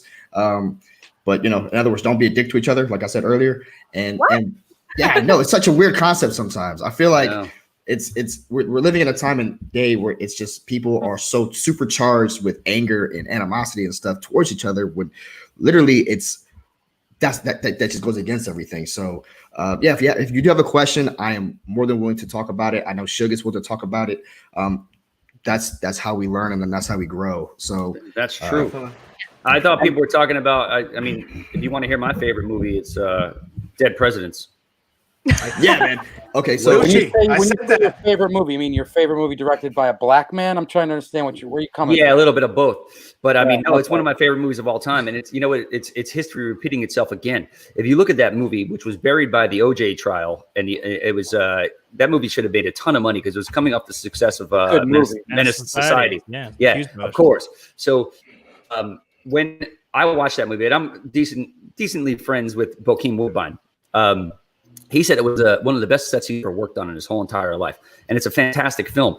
But it was about a bunch of African American guys coming back from the war that wasn't there anyway, which was pretty interesting stuff. And Tucker, Chris Tucker, before he was Chris Tucker, was on there just being fantastic. I mean, he did Friday before that as well, but I mean, that was you could see the versatility of him as an actor which was fantastic. Lorenz Tate was great. I mean, it's one of my favorite movies of all time, and it's kind of what's going on right now in America. It was way ahead of its time, in my opinion, and it got buried by the OJ trial, like everything else did. The Game 7 of the Knicks and Rockets and all these other things. It superseded everything. I thought the movie is. I think the movie is very underrated on so many levels, and not a lot of people have seen it or heard about it. And that to me is wrong. And it's something that I think everybody should watch. Including white people. No, at the this movie. point. Can I jump in on this real quick? Boys in the Hood is probably one of the top 10 American films ever made. And that's fair. Yeah. As somebody who grew up around black culture with black friends to the point where I felt somewhat assimilated to that, I didn't understand any kind of hate or everyone comes from everywhere. That movie makes me cry to this day. When his brother Ricky gets shot and Singleton drowns out the sound, he makes it makes you. I'm getting goosebumps thinking about it. He makes you feel like what it would be like to be standing in that alley, holding your brother. Just for such a simple movie that is essentially a documentary, if you think about it, and that's the brilliance of the way Singleton pulled it off. He put you there. There's no movie sets. There's no bullshit. He puts you there. You live that life in South Central for 2 hours. It's one of the most powerful, poignant things. When you talk about great American films, you better be putting that up there with Citizen Kane and all that, because it's just as important. Agreed. And it's just an 100% agreed. That's something you should watch right now to really, embrace what it's like just to be a human being. Yeah, that's facts. Right. It's a day in the life of movies. Are very needed, especially, for not only just people of color in general, but especially right now more than ever for people of But I think John Singleton's done something very special that, like, if you notice in like the postmodern area, you'd see postmodern era, a lot of filmmakers in Italy would be filming like the bombed out streets because World War II just ended, just showing you that life of what it's like to live in that situation. John Singleton did the same thing. He just put you in that war zone. And that's why those movies are particularly more poignant to me, because they're filmed on location. They're filmed in the places where there are injustices. And to me, it just makes for the most powerful transcending experience when you're going to the cinema. Yeah, that's what made The Wire so awesome. Yeah. It was literally filmed right down the street. Like, I know buddies who were extras in that movie just because it was filmed right there, and it adds a realism to it that you just can't get on a fucking Hollywood studio. Like, and people ask me all the time over there. People ask me all the time Larry, about, we should give a shout out to Howard University while we're here. Just for there might be some Howard alums in the chat. We want to shout out. One of my best friends went to Howard. I'm a big fan of that campus. No, Howard's dope, man. I do want to kind of jump back to a handful of the super chats real fast. Jackass Nation himself, BC. I'm so sorry. I think he tried to hop on earlier, but I wasn't able to get you on. So that's my bad. I was gonna try and hop on. There you go. But wanted to send my love. I don't have much, but donating all my earning from Patreon for the month. Thank you for doing this exchange for life. Wow, man. That's a lot of BC is one of the best guys that I've met so far in this space. Big heart. Nothing my but bodyguard. is donated again. Thank you so much. Thank you guys for doing this and love. There's my ace. There's my ace right there. Truly proud to be part of this community. Black Lives Matter. You know, you're having a little like dungeon house situation going on. Are you like casually like, slipping like homework slips and everything? Look at how outnumbered I am right now. I need Andreas to come in here and regulate a little bit, make it an even. Yeah, we're exchange deep here. That's the way it goes. Friendly until we're playing against each other. I'm not exchange. That's true. So. That's true. Talking Black cinema and no mention of Sidney Poitier. Come on, guys. Oh my God. Well, of course. About Sidney today. Me and Tom were talking about Sidney Poitier today. What a beautiful man. See, you put that in there, and now we're talking about Sidney. That's how it works. Well, as y'all know, I worked for Morgan Freeman, and Sidney Poitier was his idol. So I did get to meet the man and shake his hand and thank him. And that's so cool. Yeah, like it was pretty. Like I told Tom that we were talking today. I'm like, I meet 90% of these Hollywood. Yeah, people. we both met him. I don't get Tom interaction with him as well. Yeah. It's ironic that I didn't meet him. I was standing in a room with Sidney Poitier and Morgan Freeman once, and I never got to meet him. But I was bartending at the Walt Disney Center. What is it called? The one in downtown, where they do the orchestra and all that. I forget what it's called. Yeah. Walt Disney Center, whatever. I was bartending down there. It was a tribute to Sidney. And I stopped him. I said, look, I never got to meet you the first time. I worked for Morgan for 5 years. I think, you're one of the greatest artists that ever lived in cinema. And I just thanked the guy just for his presence. And I told him I was a big fan of Let's Do It Again, which was a great heist movie. I mean, with him and Bill Cosby, Cosby, whatever. But it was just a great gangster kind of comedy. Sidney directed it. I said, when are you going to do the sequel? Had a great song, the soundtrack. So yeah, man, that was like meeting cinema royalty, Yeah, when I met him, he was at a table with Don Rickles. Oh my God. At Craig's restaurant the one time. And Sidney got up and I was like, hey man, big fan. He's like, oh yeah. And he talked to me for like a minute or two. And then, and he obviously didn't know who I was. And so obviously, he didn't know I was in Craig's, but it was a high profile place. So he might have thought I was somebody. So he gave me a time of day. The buff boy, that's why. Yeah, he probably did. But then I went and got destroyed by Don Rickles like 2 minutes later. So it was good. It was a good time. You get Rickles and Sidney Poitier, you can die a happy man shaking both. Bro, it was amazing. They're both wonderful. Everything they've done is Sidney Poitier. I saw Guess Who's Coming to Dinner for the first time. I saw that like maybe 2 months ago for the first time, and I was like, this movie is amazing. How am I only getting into it now? We did have some super Didn't Bernie Mac like try to remake that movie? Yeah, he did. He did Guess Who? Yeah. Oh. Yeah. Let's not talk about that. R.I.P. Bernie Mac though. I could watch Bernie Mac's same set 36 times and laugh just as hard on the 36 as I did the first. That's how great he was. Have you ever? Speaking of that, have you ever seen the? I'm sorry, Alex. Oh, I just want to say I do know that we had some super chats also in the meantime, but I know Ben's got to get going. Thank you so much for everything you did. I know you. I know you sent a donation earlier today in support of the cause. So thank you so much. Thank you very much for coming on today, man. Good seeing you, champ. Thank you for coming on. Good seeing you, champ. Good to see you guys. Thanks, yep. See you soon. What I was going to say was, good news is that he'll change your oil, Larry, when he's done with the show. So just tell him, shoot him your address. He's got his the monkey suit. He's got the ratchet set. The guy looks like a mechanic from 1968. Bateman showing up. It looks like Fonzie. Super cat. I called him when he first walked in. Wow. Sharks. Wow. Thank you, Brandy. Thank you, Brandy. Wow. Brigade. To be Brandy. Very nice of you. Look at this. She's part of the band of Brigade. Appreciate you. Mind blowing all the money we're bringing in for this charity. Wow, thank you. Wow, Morale comes in very generously. What legends here? Look at the Schmoedown legends. Oh, look at that. Greatest manager of time. What? Thank you, Mark. Thank you so much. No. One of the greatest partners and players of all time. That guy in the hat over there. Go. Thanks for doing the C2A. Let's get ready to talk Schmoedown at Finstock Initiative. Love to talk to all of you. Riley. It's very nice. And Mark is is one of my best friends. He's a solid individual. You won't meet a nicer guy on any level of life. Like he is the same guy all the time. Just such a nice and hopefully generous man. Hopefully his kids end up looking like his wife. Let's hope. Yeah. Well, they both got great hair, so truth. I mean, very attractive. Switching gears, Kaiser, you brought up about shit. We were talking about Boys Bernie in the Mac. Hood. Bernie Mac. Bernie Mac, yeah. Bernie Mac. So the King of Comedy tour. Yeah, the original Kings? The original Kings of Comedy. Yeah, I had it on VHS. I had it on DVD.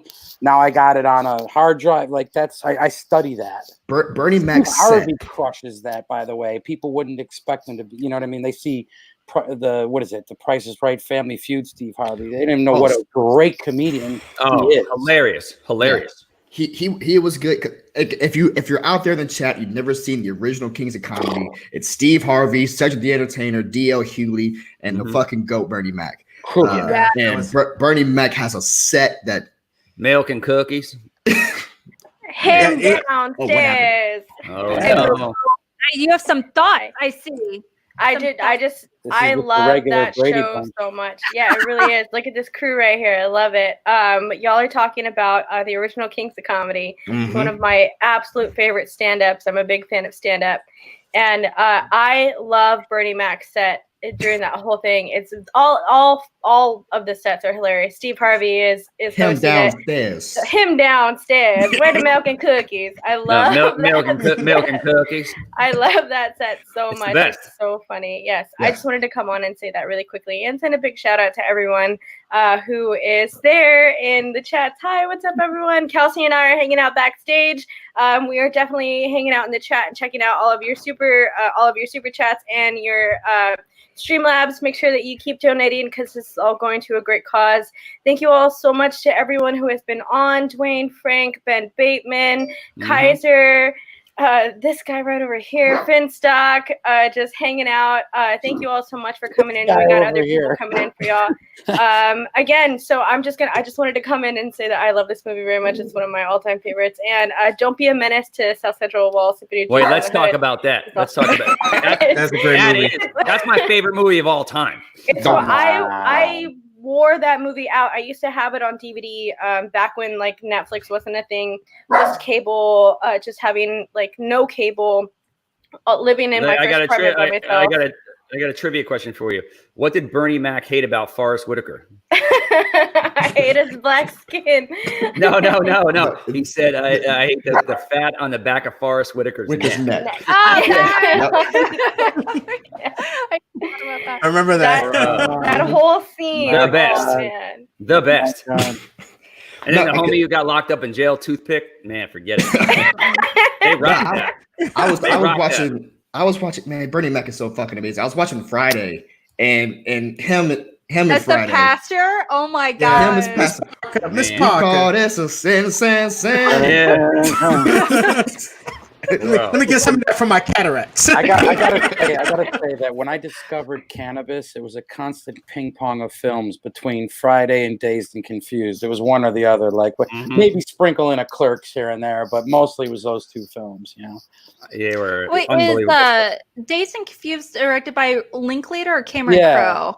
The guy who made the overrated movie about the kid who aged. No, that's Dazed and Confused was Linklater. Yeah, right? Linklater. Okay. Yeah. For some reason, I always get those directors confused. I'm not a competitor, but making regardless, me watch a movie about a 10-year-old boy grow for 10 years. Thanks. Oh, Boyhood. Whatever. Yeah. Very forgettable. There's one movie I have to bring up because I'm sorry. Go ahead. Go ahead. Sorry, Alex. Please. I was just gonna say Friday is also one of my all-time favorite movies. That's a movie that like my brothers and I watched growing up. You directed that movie, right? F. Gary something. F. Gary Gray. F. Gary Gray. He did Training Day. Gary Grant. And Compton. Yeah. He did the Compton movie. I got a great Compton movie, F. Gary Gray story, if you want me to tell it. But I'll let them finish because, Tom and Al just talked for 4 or 5 hours till he stopped donating money to the charity. No, all I was going to say is still to this day, my brothers and I still quote Friday to each other. Like just all the time. It's super quotable. Like everybody does. Don't nobody go in there for about 30, 45 minutes. Well, speaking of like pre-quotable. Every time I come here, I'm in the kitchen. You're in the kitchen. Eating all the collard greens. All the food. When he tells the kid to put water on his cereal, I mean, come on. I think that was like one of my big takeaways of watching Friday for the first time was just how quotable it is. Like Absolutely. because I didn't watch that movie for the first time until yesterday, and I was like, there's a lot of quotes I know from this movie that I didn't realize were from this movie. So it's amazing how much it's impacted my life, and I just didn't even realize. So that's kind of crazy to me. John Mariano generously donated saying, Big John. "What? Yeah, he's amazing. We love you, John. Yep. What did I miss? Did you guys talk about Harlem Nights? How about I'm going to get you, Ooh. sucker? The goldfish shoe Oh. is still in play. I'm here for the laughs and the love. I love you all. But one of you more than the rest. Oh, thank you. I'll pretend it's me in my case. Discuss amongst yourselves. You know who he's talking about, Alex. You know exactly who he's talking about. He's talking about me. He's But talking also, about have the faith. greatest thing to come to the Schmoedown, Suge Knight. Thank you, Kyle. That's true. No, you know what the funny part about it is? We used to say to my friends, like if somebody was like really high or out of their mind, we'd be like, "Yo, he's in Debo's pigeon coop. Just leave him alone for a little while." And everybody kind of knew what we were talking about when that was the case. Because when Smokey's in there, he's frightened. He's out of his mind. Yeah, he needs to come out of there. There's something about They'd be like, "Yo, leave him alone. He's in Debo's pigeon coop." There's something about watching a grown man steal another grown man's bike that just makes me laugh every time. Yeah, they got that from Pee-wee's Big Adventure. Totally. Fucking the squeaky Man, bike. my grandmama gave me that chain. Yeah. And then he my that grandma. fucking red. What was that? Oh, Red. I was going to ask you. Red. What was that character's Yeah, it was name? Red. Red. That's right. Yeah, beautiful stuff. Hey, And oh, man. Please Smokey's focus. back here taking a shit. Yeah. I ain't gonna take nobody else. So if you're just tuning in, you're tuning into six assholes trying to recreate the movie Friday. So donate often. Donate often. Real quick, we're going to be okay. So I do know, Kaiser, you've been here for a hot minute. Thank you so much for coming on and talking about Thanks for nothing. everything. Not only your experiences and everything, but also like telling us how you're actively working to improve as well. I mean, like you said, this whole going through everything, it's unfortunately ego gets the best of a lot of us, and sometimes we are told that we should feel shame in asking questions, having these discussions, finding ways to improve ourselves, and that needs to change, because we need to all find ways to not only better ourselves but help others better as well, for sure. I think people just need to fight their biological instincts and try and live outside of their brains for a little while and just see how everybody else lives. That's what I'm going to tell you. I'm going to leave it at this because I know you're kicking me off because you don't want to bring in any more money apparently. But I listened to President Obama's town hall meeting today, and he wants us to go out there and vote. He says, hold people accountable, hold your public officials accountable, find out how they're spending the money, find out who they're hiring to protect and serve. If the man wants me to go out there and vote, that's what I'm going to do. We're all looking for a leader right now, and you got to look inward too. You know what I mean? So just do the right thing. Everyone be kind. I'm a hippie at heart. Just love everyone. One love. That's a hippie? You would be so surprised how many Grateful Dead. You know what? Honestly, I'm not really surprised. I'm going to be honest right now. I have a pet pig. I'm a hippie. Come on. I love that pig, Kaiser. I love that pig. All right. Thank you so much, Kaiser. We love you. Thank you so much for coming on. Thank you, Kaiser. Thank you for coming on. Hey, get that voiceover done, bro. All right. And we do have someone else. You may know him as who I think is definitely in contention for Manager of the Year. I think he's an all-around amazing person. Right there on the front lines himself, Mr. Winston Marshall. Oh, hell yeah. Uh-oh. I saw him in... Oh, shit. Oh, man. Hello. Yeah, we got you. What's good? We can hear you. Yo, so, I just figured I'm going to be on the 405 for a second, so I might as well, holler at y'all, say what's good. That's why it's nice to have a hands-free car situation. Safe, very safe. Look at y'all, I can, talk to y'all, you know what I mean? Mm-hmm. Well, thanks for joining, man. Really appreciate you taking some time out to being on with us for this cause. So really quickly, Winston, I just wanted to say hello. I'm gonna hop off. I'm gonna let these great people continue the show. I'm gonna go keep doing my thing behind the streams. Everyone, thank you so much for coming and being a part of the show. Gucci, Winston, thank you all so much for doing this, and I'll see y'all later. Hey, Danny. Thank you, Danny. So to kind of catch you up right now, man, we're just talking about pretty much black cinema, man, and the underrated movies and or underrated overrated movies. What your favorite movies and stuff like that. You know. Also, going into it real quickly, I am going to bring on board a Miss Video Drew, I guess. Oh wow! Oh man! She's we don't do shit like that, man. Larry, like a Medusa doll. Larry, that was an experiment. There are people of all different colors on this stream right now, and everyone hated that. Erase them. Jesus. Erase them the other day. No, man. You did. I'm gonna tell you. That's just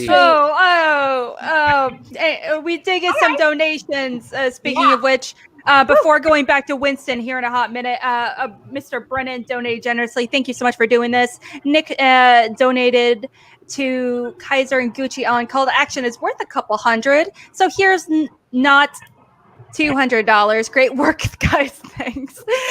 Paul donated generously. So excited to check in and see how the donations are rolling in. Love y'all. Even Kaiser wearing his Best Eddie Vedder collection t-shirt. I'm sorry I didn't read that one sooner. That's what he always does. He was a hippie?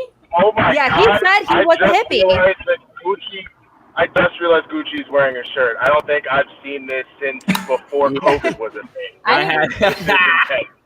had to do it. I tried to come out with no shirt, but it was like a no-go. But I feel like you're lying, Tom, about this whole no shirt thing. I've never seen you without a shirt. I don't know what alternate reality I live in, but like I've never seen you without a shirt on. Yeah, Yes, but you have. Well, you haven't. Yes, you haven't been in the streets then. You know. Nobody's been in the streets except up until like last week when a lot of people were in the streets. But are you? They saw me the other day on the street, Really? and they were like, "Yo, put on a shirt." And Who's they? well, the cops. Okay. You know, and then somebody off to the side was like, "You don't know him?" And they're like, "Who is he?" They're like, "That's Gucci." And they're like, "I guess it's gonna work." Or not? This is No, yes. I love you, Gucci. Like I don't know. I told you I'm gonna run. I'm in the running for mayor of Burbank, bro. I'm Yeah, gonna me change too, this whole. though. I'm gonna change this whole city. The thing is, we're both as delusional or as less delusional. We probably are the better candidates than anyone running for public office at this current time, and we're crazy. So inanimate objects are also better in a lot of cases right now. Unfortunately, run for mayor.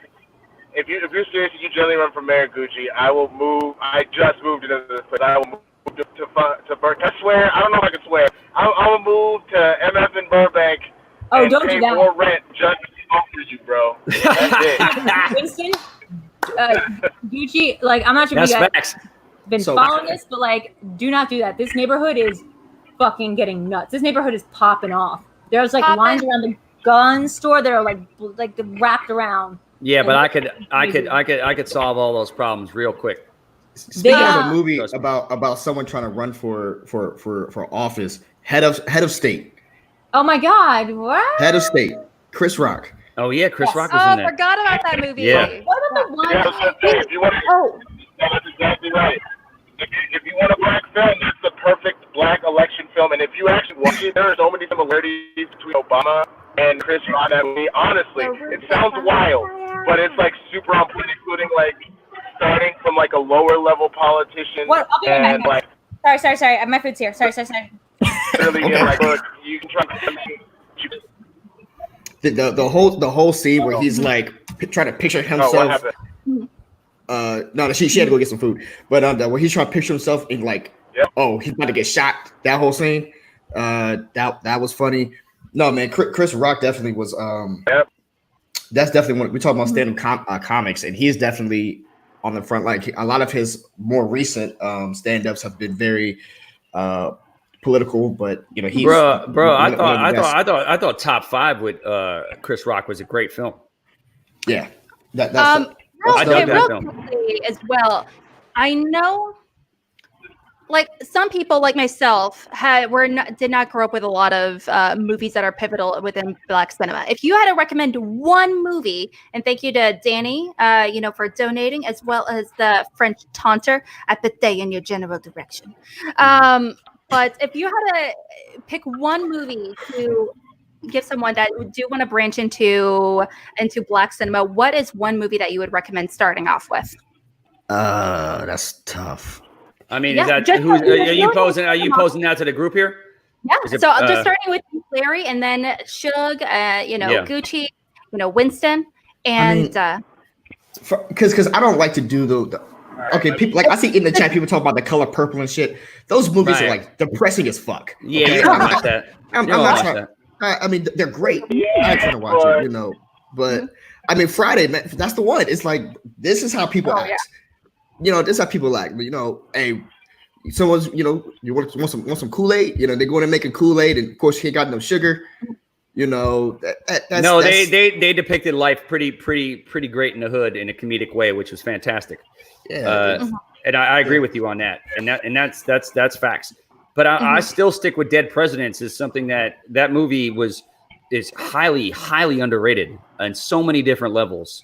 I would definitely recommend that. No questions asked. Yeah, it's my favorite movie in Black cinema. No question.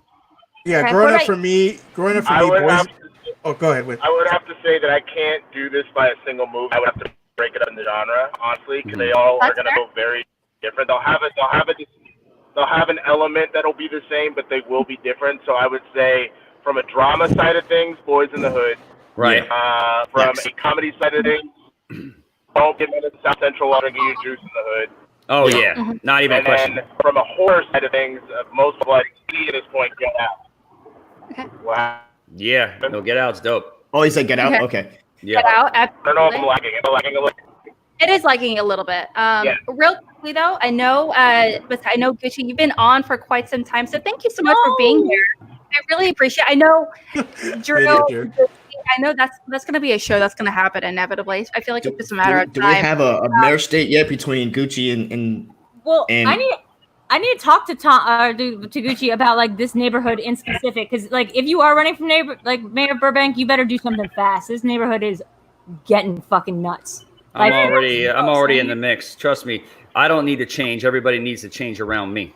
There are people that threatened a 15-year-old girl with they literally doxed her, who was trying to start a protest. They doxed her. They came out with guns, like adult people violated the Nextdoor app. Yeah, that Nextdoor app that was so funny and cute about the lemons like 2 weeks ago. Yeah, it's fucking turned into like a militia.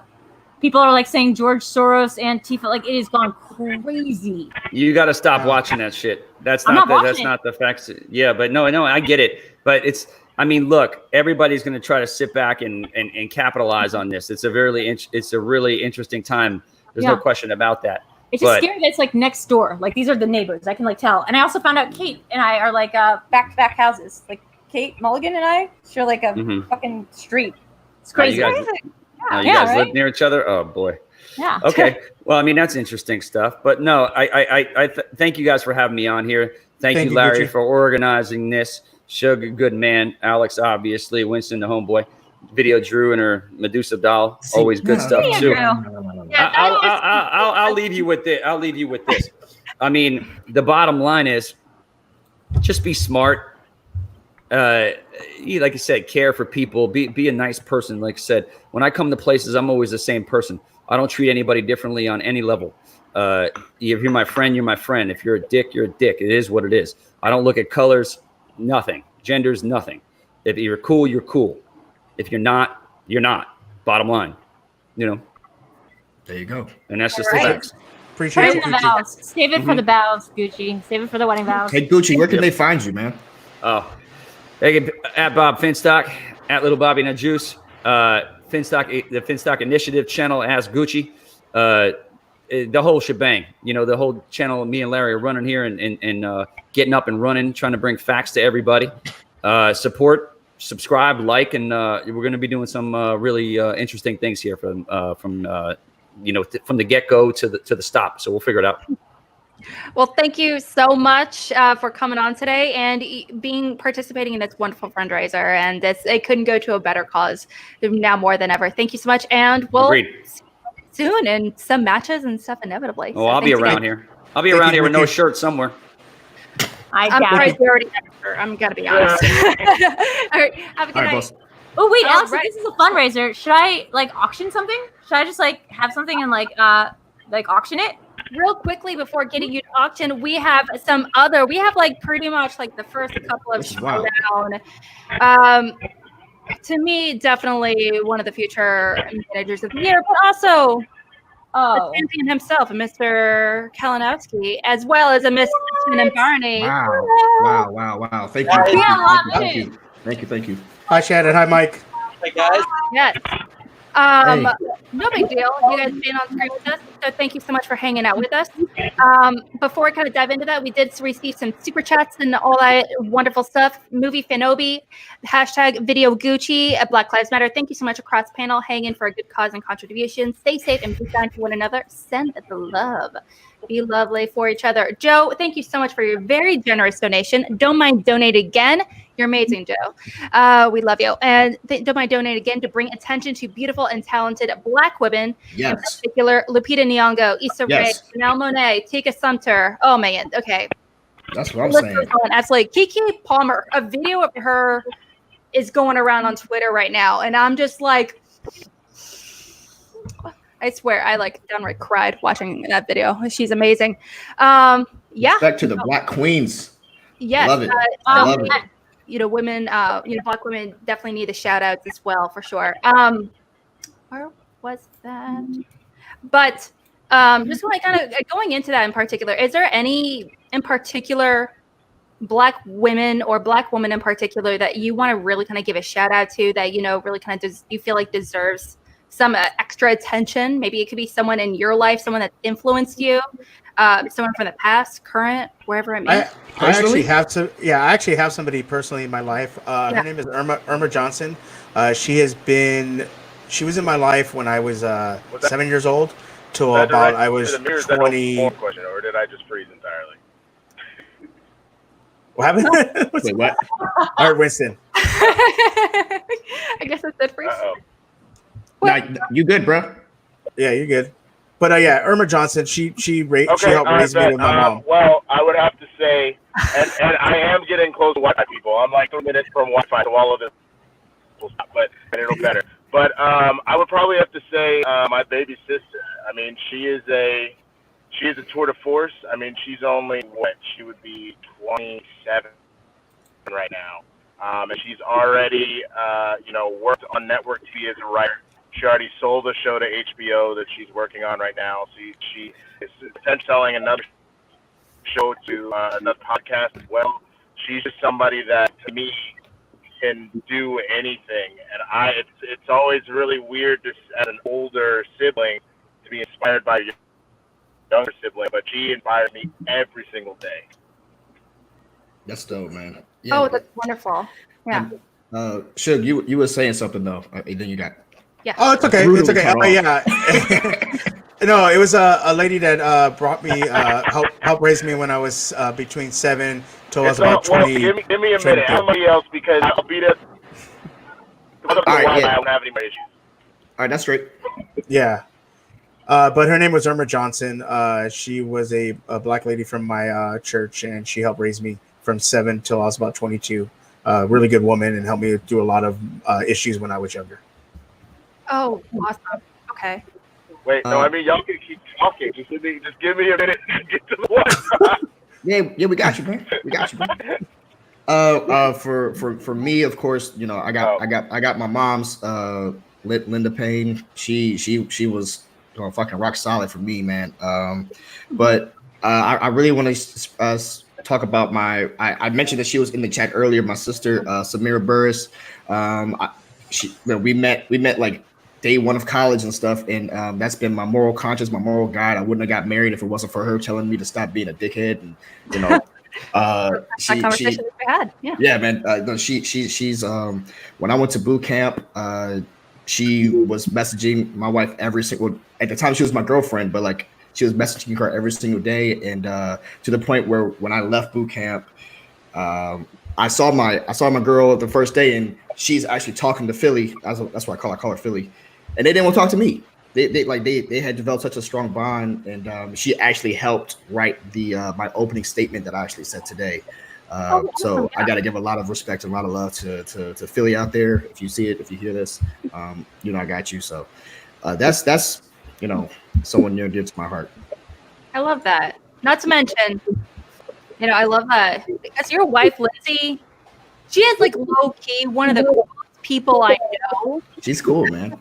She ain't too shabby, No, she's pretty awesome. Fantastic. I love Lindsay. She's wonderful. Over to you, Drew. Is there any Black woman in particular that you really want to give a shout out to? Yeah, I mean, this is more like Regina King is having like a year. Like, I'm not sure if you guys watched the Watchmen TV show. Awesome. But like, it was fucking incredible. And by the way, like, way to Great call Friday. it. Like, way to fucking call it all. Like, it started with the Tulsa riots. That's how the show starts. And it seemed weird at the time that it was like a Watchmen show that was entirely about race, police, like who was allowed to wear masks, vigilantism, who was like held accountable. It seemed like a weird direction, and it was set in Oklahoma. It seemed like a weird way for the show that about this very famous comic book that's set in New York City about superheroes to go in. But Regina King fucking slayed it. The whole show just stuck the landing. Like, I feel like Damon Lindelof like made up for everything that went wrong on Lost by just like doing this amazing show about race. I know he surrounded his writer's room with people who like were of color, like Cord Jefferson, a writer that I started working out with when I was a very young blogger and has gone on to do like every single show now. But I think when I watch that show, like what's really so cool about it and what her performance is amazing about it is that she's both police and she's a Black person who's experienced hate crimes and experienced internal hate and like comes from a family where this is just systematic and like it's in her history. And so it's like it's just a brilliant show to thread the needle. But Regina King's performance, if it doesn't win the Emmy, like if there is an Emmy, it would be. I still think that the episode in The Watchmen where she goes through the mind of her granddad. The nostalgia episode to me was probably one of the best episodes of TV that I've seen in a very long time. Like, right? Yeah. That it was amazing. And the one right following after the Dr. Manhattan one, which is basically the constant episode of Lost, but it's from the perspective of Dr. Manhattan, who sees time like as 1 minute, like it's all simultaneous. Mm-hmm. Such good storytelling, and to focus on race and the police like seemed like such a weird choice. Not weird, but like why at the time, and now it's almost like this shit's been around forever. This shit's been around. I was very thankful for that show and what they did, like you said, starting out with the Tulsa Massacre, which is an event in our history that we just somehow forgot about.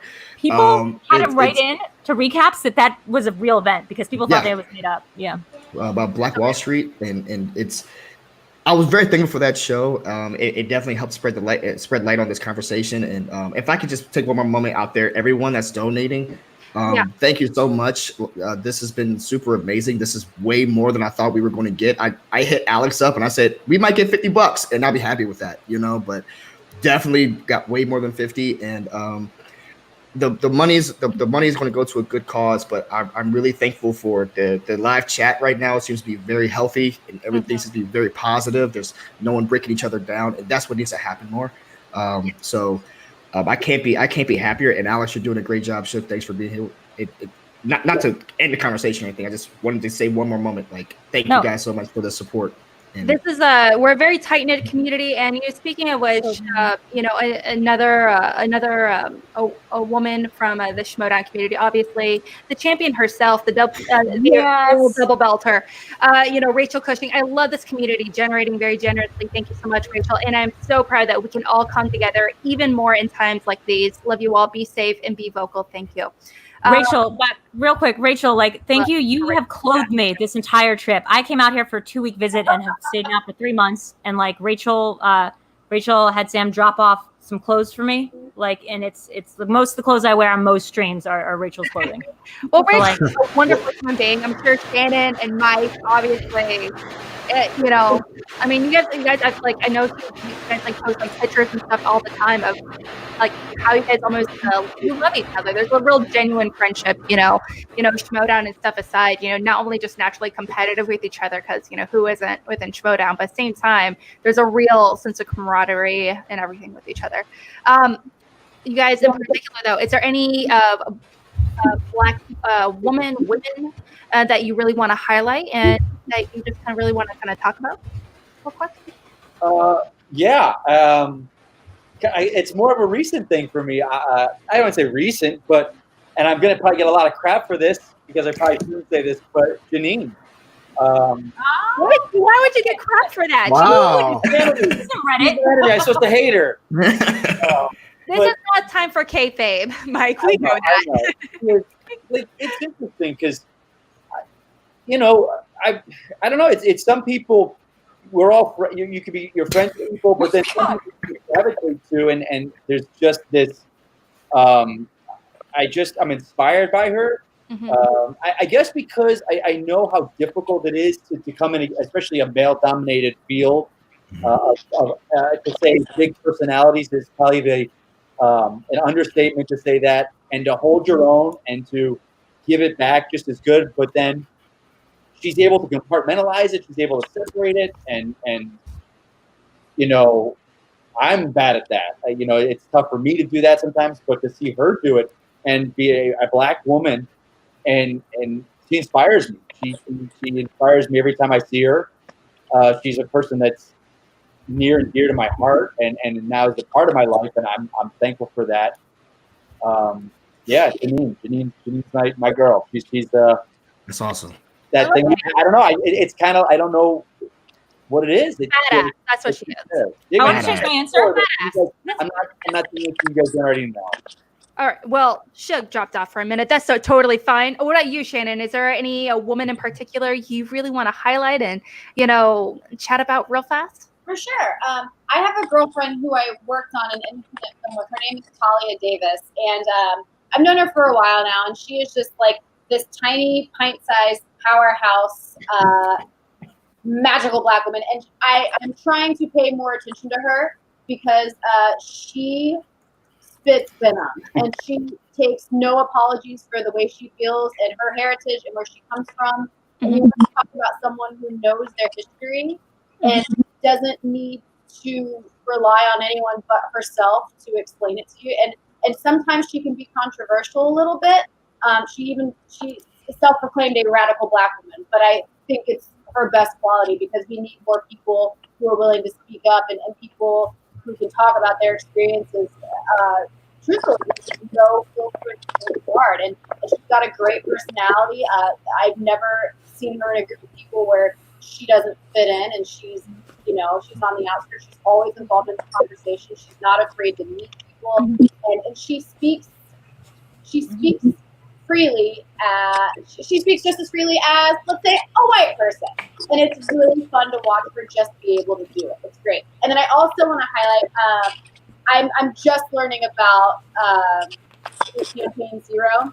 And I was listening in on the town hall today, and I'm looking at Google because I didn't remember her name, but Brittany Cunningham, the co-founder of this organization, I'm trying to research her, and I've been looking into her stuff, and I'm just blown away with what she's done. And listening to her on that town hall today, I was just mesmerized by her intelligence and her knowledge and her ability to get all these people in this conversation and have it run smoothly. And she's asking incredible questions that people don't even think to ask. You know what I mean? And I wanna contribute more to her and learn more about her because I'd never heard her name before.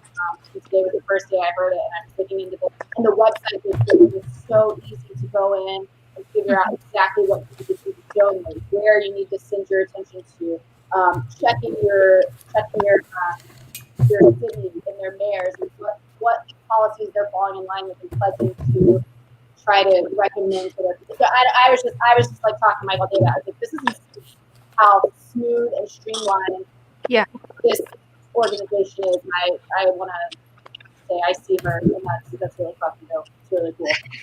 I mean, this is we have to acknowledge not only this beautiful dog going on with Justin in the room right now. Puppy's attacking me right now. But you are totally right. It's in a lot of environments. Every work environment's different. Being a woman in the workplace, sucks in a lot of cases, but especially being a woman of color, a Black woman in particular, obviously, there's a lot of extra hoops, that most times they have to go through, unfortunately, on a day-to-day basis, which is really, really awful. Over to you, Winston. is there any women that you really want to highlight in particular, kind of going on today? Any woman that Black woman that inspires you on a day-to-day basis, or any woman that you like kind of look up to? You say Winston or me? I had mentioned my sister earlier. I don't know how much of that came through and how much of that was choppy, but I remain immensely proud of her and what she's done. Like the speed at which she has hit her success has been insane in this industry, especially from a writing standpoint. I always get inspired by people like Issa Rae, for example, on like a more celebrity type scale and stuff, just because she's a tour de force. I mean, she does everything. I mean, she can star in movies. She can be the lead of a show. She can write a show. She can write a movie. Like, she can do all of that, which is always inspiring as well. But I gotta say, probably the biggest one right now for me would be Angela Rye. I don't know if anybody's familiar with her, but she's a commentator for CNN. She is probably one of the most well-educated and out there people that is constantly yelling for justice for all, especially for Black folks. And she has been a massive advocate for leading the political charge, for trying to get not just people, but to get Black people back involved in the political process, because it is very easy to get filtered out of that because of voter suppression and because of feeling like the deck is stacked against you and that your vote doesn't really mean anything. She's been a massive advocate of that, and banking Black and buying Black and all that kind of stuff. So she's a big one for me for sure.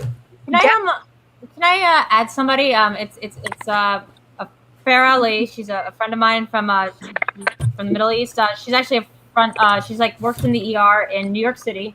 I saw her the night before I left. Her and her husband. We went to go see a Broadway play, and at the time, COVID was still nothing. It was still something they weren't seeing. About 4 days later, it was terrible. And when we talk about 3 weeks in, they were down to one mask a day per shift.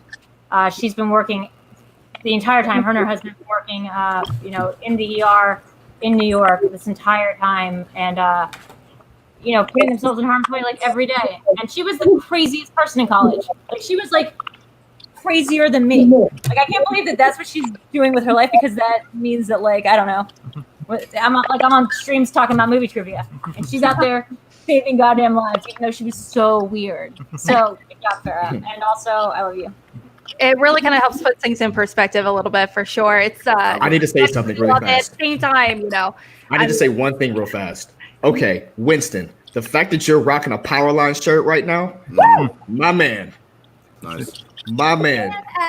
That is, I had mentioned I had mentioned on the Schmoedown backstage today that I've run out of my Black t-shirts, so I had to go with the first actual Black Disney movie. That's what I was about to say, bro. It's the first Black Disney movie. With a single Black dad, man. You know what I'm saying? That was a Black ass movie, sir. Bro. Let me just correct you when I say, not only, like you said, it is a Black ass movie. That is a phenomenal movie. That movie is wonderful. I don't care who you are, how you swear, where you're from. You can watch that as an 80-year-old man, as someone like me that's 30 years old, and you're 5 years old watching the first time. You will enjoy that movie, and you will love it. You will love it. A little funny thing about that though is, so me and my wife, we've been married for about going on 4 years now, but we had our real ceremony last year, and we actually came out and introduced ourselves to Eye from that song, because that's our jam, and I'm still waiting for the Powerline tour that I'll never get. Don't make me cry. We did get some very generous donations in the meantime. And Mr. Josh Estes, hey y'all, this is incredible.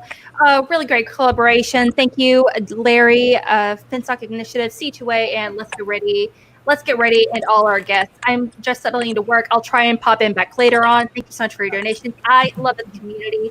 Sean Baratow, I'm Yeah, Sean. your name. Yeah, we love Sean. Thank you for what everyone is doing. Stay safe. Our boy Brandon Buckingham. Just want to say how much I love this community. Black Lives Matter. Wiley Henry, Angela Bassett. Yo, 60 never looks so good. I refuse to believe that woman is 60 years old. That is She's a witchcraft. goddess. Right? She is more than a goddess. She is just That is my favorite black actress She is ever. phenomenal. Shonda Rhimes is phenomenal. Yo, that's building that empire. I love it. Let's see. Styling. I'm actually digging the name. $5. This is fantastic from some of my favorite people. Thank you as you entertain every single day. Aj. Just wanted to give some love for The Beast of Southern Wild. It's one of the most underappreciated movies of all time. And I can't pronounce the name. Someone please help me. Kwanzaa Wallace? I'm going to watch you struggle bust through that one. Oh, I don't know. That's cringe. That's some cringe. I don't. Quavazane Wallace. Quavazane Wallace. Someone tell me how to say it so I can say it, please, for the love of God. This is entertainment. For all that is holy. Keep trying. Quavazane Wallace. Mike, you're the man of Schmoedown over here. Because I'll tell you what, I know it's waiting. Someone's gonna say, "Who played the Suicide Squad?" And I'm about to Oh, yeah. Oh my gosh. She was in the TV show, the one with Mahershala. Oh, that's what's up. The TV show. She's in the movie Annie with Jamie Foxx and Cameron Diaz. But she was in yeah, I know movies, guys. Luke Cage. Yeah, she was in Luke Cage. She played Rattler's sister. Right? She's one of the youngest actresses to ever get nominated for an Oscar. Wow. Unfortunately, she didn't win, but pretty fantastic. Nonetheless, I blame Gravity 23. Does anyone know about Mario Van Peel's Badass? It's about a black director in the 70s struggling to get support from Hollywood and taking upon himself to get it done. Isn't that what Dolomite is based on, essentially? My name is Dolomite. Viola wasn't it? I'm sorry. My name, Not? my Dolomite is my name. Dolomite is my name. Thank you for correcting me. Mm-hmm. By the way, if you haven't seen Dolomite, treat yourself. Treat yourself. Mm-hmm. Dolomite was dope. Yeah. Both of them. Both Dolomite and Dolomite is my name. You need to see both. They're both. And I'm glad Justin's on here now. Yeah. If you guys don't know Justin's on the Let's Get Ready to Talk Schmoedown podcast, as well as with me on the Finstock Exchange podcast. Mm-hmm. So Justin, thanks for joining us. We need to talk about this movie, Justin, because I know we've been talking about it behind the scenes, and that's Black Dynamite. One of the greatest movies of all time. Black Dynamite to me grossly underrated. It is one. Wait a minute. Shannon, Mike, have y'all seen Black Dynamite? This is I love one of the greatest movies of all time. Black Dynamite. Oh, let me tell you There's something. a lot of love for this movie, I'm sensing. I guess saw it's that kind of a with good one movie. guy, and I saw the movie, and we had one guy in the group that didn't know it was going to be a parody of blaxploitation film.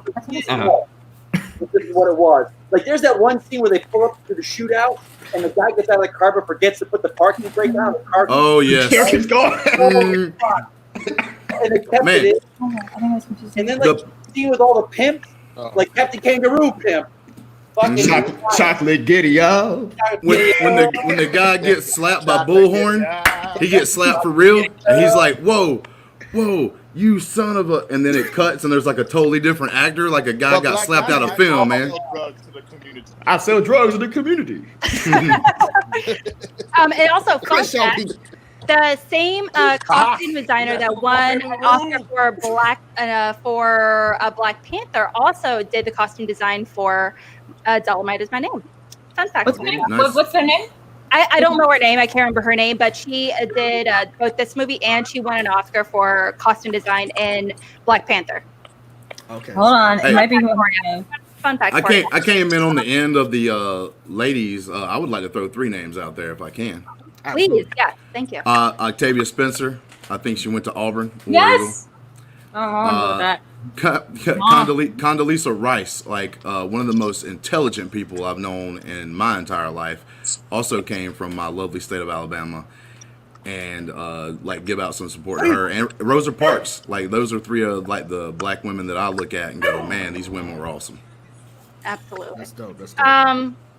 real quickly, I was like, also before, because I know Shannon, Mike, thank you so much for being on. Real quickly though, before you guys leave, what is something that you guys, with everything going on, obviously you guys are living in LA, what is something that you feel like you have been learning about through this whole process? Is there something that you kind of learned about that you want to change in the future about the way you address something, talk about something, or is there anything in particular you just learned through this experience? Yeah, can you don't mind? Like, I know it's kind of a big topic, big question.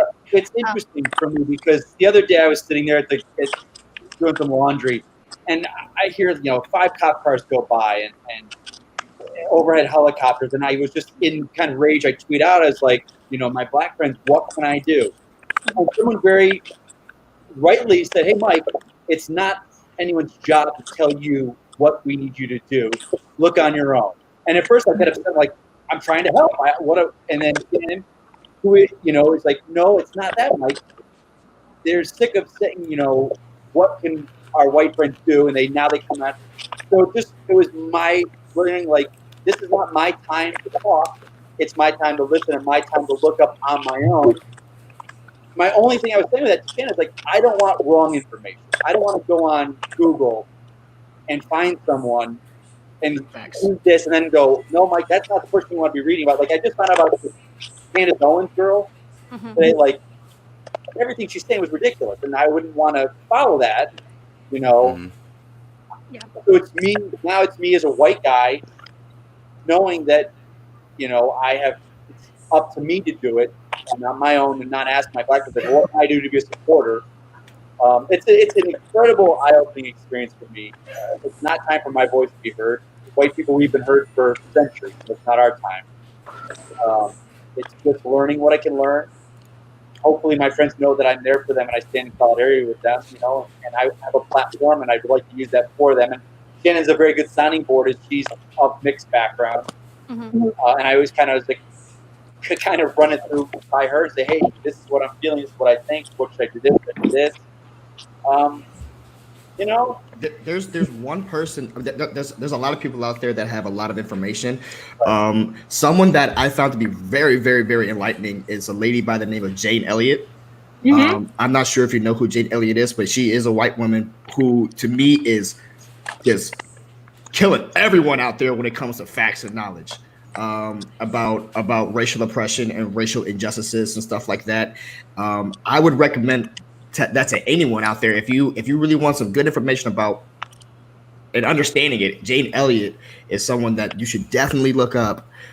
She speaks nothing but facts, and it sucks that, like, in a time that we're looking for leaders and stuff like that, you really can't find one, but she's definitely out there doing good stuff. And the message and the words that she says are things that I totally agree to. And I don't, for something like this, normally what you're saying, Mike, is like, oh, this is such a time to talk. But as long as you're spewing the right information, as long as you're saying the right stuff, like this lady is doing, then definitely, keep pressure, keep applying that pressure. But it's like with politics. Like, I'm very vocal politically, and you. Yeah. No. You have a voice and you use it against your white. I'll tell you this. I was one of the people years ago when I heard the term white privilege. I'm like, this is bullshit. I didn't grow up like that. And I had a friend explain it to me. He simplified it in the best terms ever, or better than I could get online. He goes, Mike, you have never walked down a street, seen a cop, and worried about it. You've never done that. You've never stood in line with your girlfriend getting popcorn in a movie theater, kissed that girl, and had any person look at you and think differently of it. And that's what white privilege was. And for me, I was just like, I got the information from someone. So with politically, I do know enough where I could speak about it, but a black man right now, a black woman, I don't know enough about it to speak on it. I have to educate myself and just be a supporter, and that's all I can do until, Well, I'll say a really powerful thing, and we're starting to see it more and more, is just standing in solidarity with people of colors, like, you said, your black friends and stuff like that, just being there and just trying to say, like, hey, I may not get it and I may not understand it, but I'm here for you. And that alone speaks wonders. And literally here's the way to try to figure all this shit out. And I'm gonna fucking throw a cheat code out there for everybody. Just stop being fucking hateful. Just stop being hateful. It's so simple. And I guarantee you. Can I throw one thing on top of that? Can I piggyback off you, baby? Okay. I completely agree with that. I think the other thing that's important, and that's kind of what Blackout Tuesday was about, is kind of what you guys already said before. You have to listen. So there's a lot of times where people will say, and I love to compare it to, I love to compare everything that Black people are going through to the feminist movement, because that takes me out of the position of being a teacher and being a listener and a learner. There are plenty of times where I think I've read something or I know something and I'm trying to do it in the best interest of that movement. And a woman will be like, yo, I need you to take a back seat, chill out, listen to me for a minute.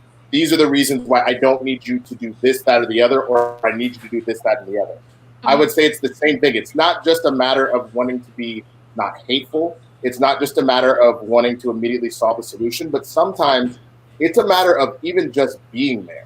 So like, sometimes I need you to just be present and acknowledge me. I don't need you to solve it. I don't need you to try and whatever. You know what I'm saying? So it's the ability to know when to be active and when to be supportive, when to be like near the front. So one of the big things I tell white people if they're going to go to these protests, that the cops, clearly, we've said this a million times, have a tendency to want to brutalize Black bodies more. So one of the few things that you can do in that particular case is to just be a literal physical barrier between some of the Black people that are out there, because the odds are you will probably not get as brutalized as we will. It's obviously, we've seen a lot of footage over the last week where they're messing up everybody, but you have noticed that you're seeing things like those two kids in Atlanta getting dragged out of the car and tased like crazy. You are seeing young Black children getting pepper sprayed while they're out there and stuff like that. There was far harsher brutalization towards us than it is towards a lot of our white counterparts. So it's that balance of knowing what support role is needed to be played at the time. That's all I would say, just to add on to that. I would say, well, I was going to say, it's all about perspectives, right? And a lot of people that came on here earlier was able to talk about their perspectives. And Kaiser was different from me, being a white man. He grew up and he felt like he was, kind of in that situation because of where he grew up, and he had a lot of Black friends and stuff like that. But I grew up in Mississippi. I grew up, in a state where they had movies that are just terrible of things that happen. I lived in a part of Mississippi where every other house had a rebel flag hanging up, not trying to represent heritage, but for the other reason. I lived in an apartment building where one night I thought it was Halloween early, because these people comes out in full regalia, KKK members walked right past me. As a kid, I was scared. I didn't know what it was. One thing that happened to me was in elementary school, I did a book report for Black History Month, and I did a book report on the great Martin Luther King. When I did that guy became one of my heroes because I respected the way he done things. He done things in a way that if you were white and you watched the Selma stuff happening in Alabama, you couldn't look at the screen and see those guys as being good in any way. They were bad, and you understood it, and that's what helped bring more people to the cause, bring more white people to the cause, and that's what Larry brought up earlier. A lot more white people are standing up right now. And the one thing I will say is I'll never understand what Larry, what Winston, what anybody from a minority, I'll never fully understand it because I'm not from that. That's not me. That can't ever be my perspective. The one thing I will do while both of y'all are on here, and anybody in the chat that's a minority, just straight up 100%, I apologize, because I could have fell into a bad thing and I never did. But even though I didn't, I apologize because I stayed silent for so long. It wasn't as big of a deal for me. When I see people like Winston and stuff that I'm proud of, that I see in the Schmoedown, being an awesome manager right now and stuff, and I'm doing a podcast about it. When I see people like Larry, that's became recently in a couple of months, become a really good friend, even though it's online, he's became a really close person to me. And those people hurt, and I didn't stand up and say anything about that before now. It's kind of bad. You gotta be introspective at yourself. Yes, I never done anything wrong. I've never been racist. I could have easily been in my background, but I wasn't. But I should have also stood up more and said more things. So I hope y'all accept my apology. Like everybody that hears this, Winston, Larry, and like I said, everybody in the chat, for real. No, I appreciate that, man. I do, because I think that's the thing. That the biggest issue is it feels for a lot of Black people, it feels like you've been screaming into a void forever and nobody can hear you. It's literally that it feels like you've been floating in space. For Schmoedown and everything. I mean, obviously people here have seen Gravity. It's just that fear that you're floating out forever and you will never be rescued. Because shit. I think the thing. Yeah, go ahead. Okay. No, you're right, bro. Like everything that you're saying is exactly how I feel many times. And Justin, what you said was, that was very touching, man, and I really do appreciate it. You didn't do anything wrong, man. But I do take with your words, and I really appreciate it. Just I full frontal hugged you. Hey, man. Hey, well, next time I see you, dog, you got it. But I wasn't even gonna talk about it, but I guess I will. I'm very thankful for the fact that I joined the military because I feel like the uniform has protected me against a lot of hatred. It's kind of fucked up to say that sometimes, but I feel like if I didn't have my uniform on, I would be treated way differently than normal and than not. But there have been times where I've been pulled over and I get them my military ID and they're like, oh, this is a fabricated ID and you're not really part of the military and shitted on that way. This past Memorial Day, this week, like last week. What? Me and Lindsay, I was driving and we got pulled over and the cop was behind me for about 5 seconds and I immediately pulled over and they tried to say that I was evading the police. And I'm currently dealing with that situation right now. And what really sucks is when I got home, my wife, and you met her, she breaks down in tears trying to say you could have been killed. She's like, if I wasn't in the car, it might not have gone down another way. And that's kind of why we're doing this. And it's really shitty, but that is the times we're doing it. And that's the reason why this whole thing is happening. But what you said, it really resonated with me, Justin, and I really appreciate that. So if you want to know how to do it, guys, that's kind of how you fucking do it. Look, I just want to say too, like everybody looks at where I live, man. It's like a joke, like that anytime we're in movies or anything, we're the racist people because we're from the South. This thing happens everywhere. It's not a South thing. This thing's everywhere, and people need to realize that it's not just these pockets of, oh, look at those idiots over there, they're doing this and that. It's everywhere, and this just does nothing but prove it. Look, I do want to rep somebody real quick because it is hard to find news out there that is reliable. I'm having a hard time figuring it out. I do want to rep somebody, and I personally vouch for, and that's my ex-husband Ari Melber on MSNBC, 6 p.m. He has been giving the best hours, I think, of TV. It's really scary to watch TV right now. A lot of people are throwing to the field. They cut journalism so bad that it's really hard to get a full robust thing. But I watched one of his segments the other day where he goes, he was like, how did we get here? People are asking that. We've been here. We've been here for a really long time. And the fact is that you're just realizing. And I think that's the scariest part is the fact that it's fucking makes me sick to hear that, Larry. That makes me feel so sick to hear that. And I also realized the only time I've ever been pulled over is when I was dating a black guy in college and he was driving and I was in the passenger seat. And it's the only time that I've ever had any trouble with cops. And it's sad. It's fucked up. It really is able to, unfortunately, it kind of puts things in perspective when we hear these stories. That's why it is important to not only to hear these stories, but also acknowledge them and really understand, their points of view now more than ever. Real quickly, Shannon, Mike, thank you so much for being rock stars and coming on today. We really appreciate it. Thank you very much. Yeah, thanks so much again. And Shannon, you rock. Can I say something?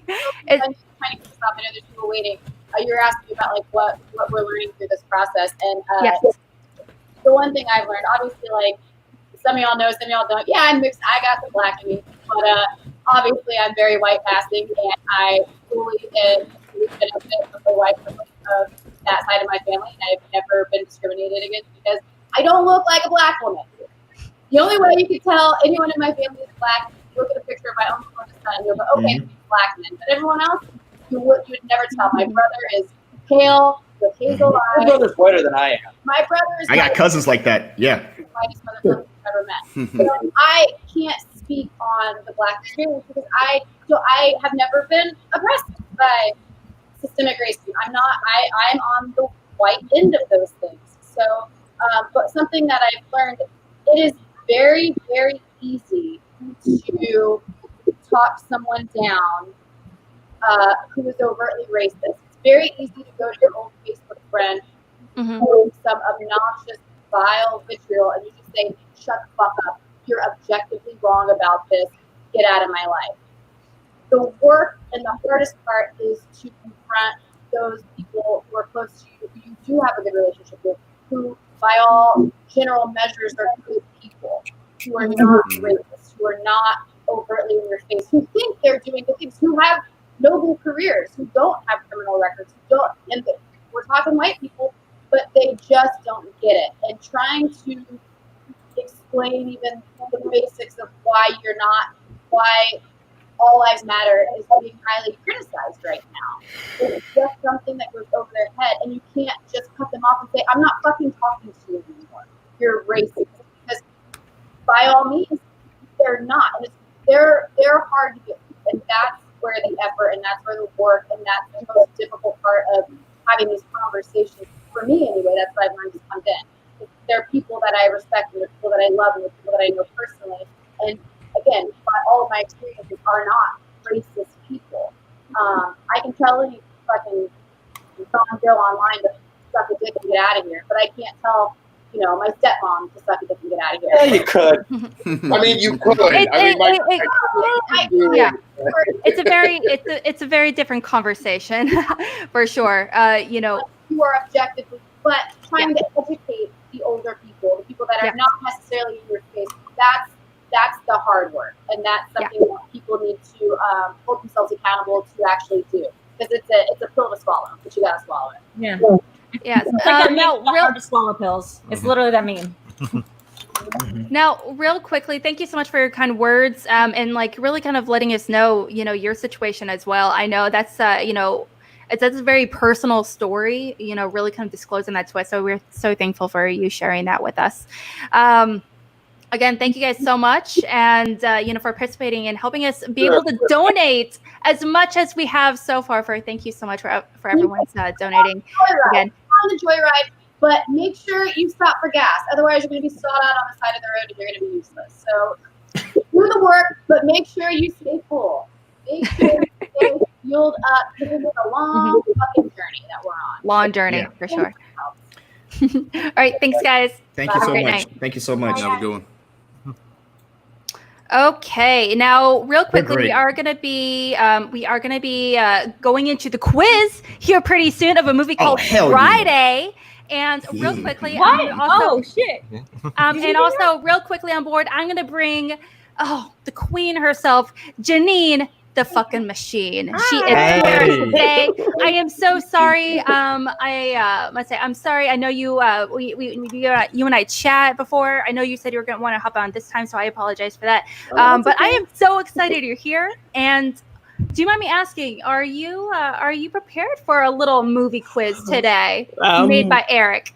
Perhaps his quizzes are pretty tricky. I participated in 2 of these quizzes in the past, so I think I might be okay. She's about to kill this.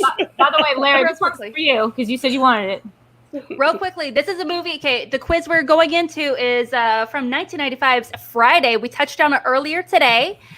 Winston, I know, Larry, you were like, we gotta do this quiz.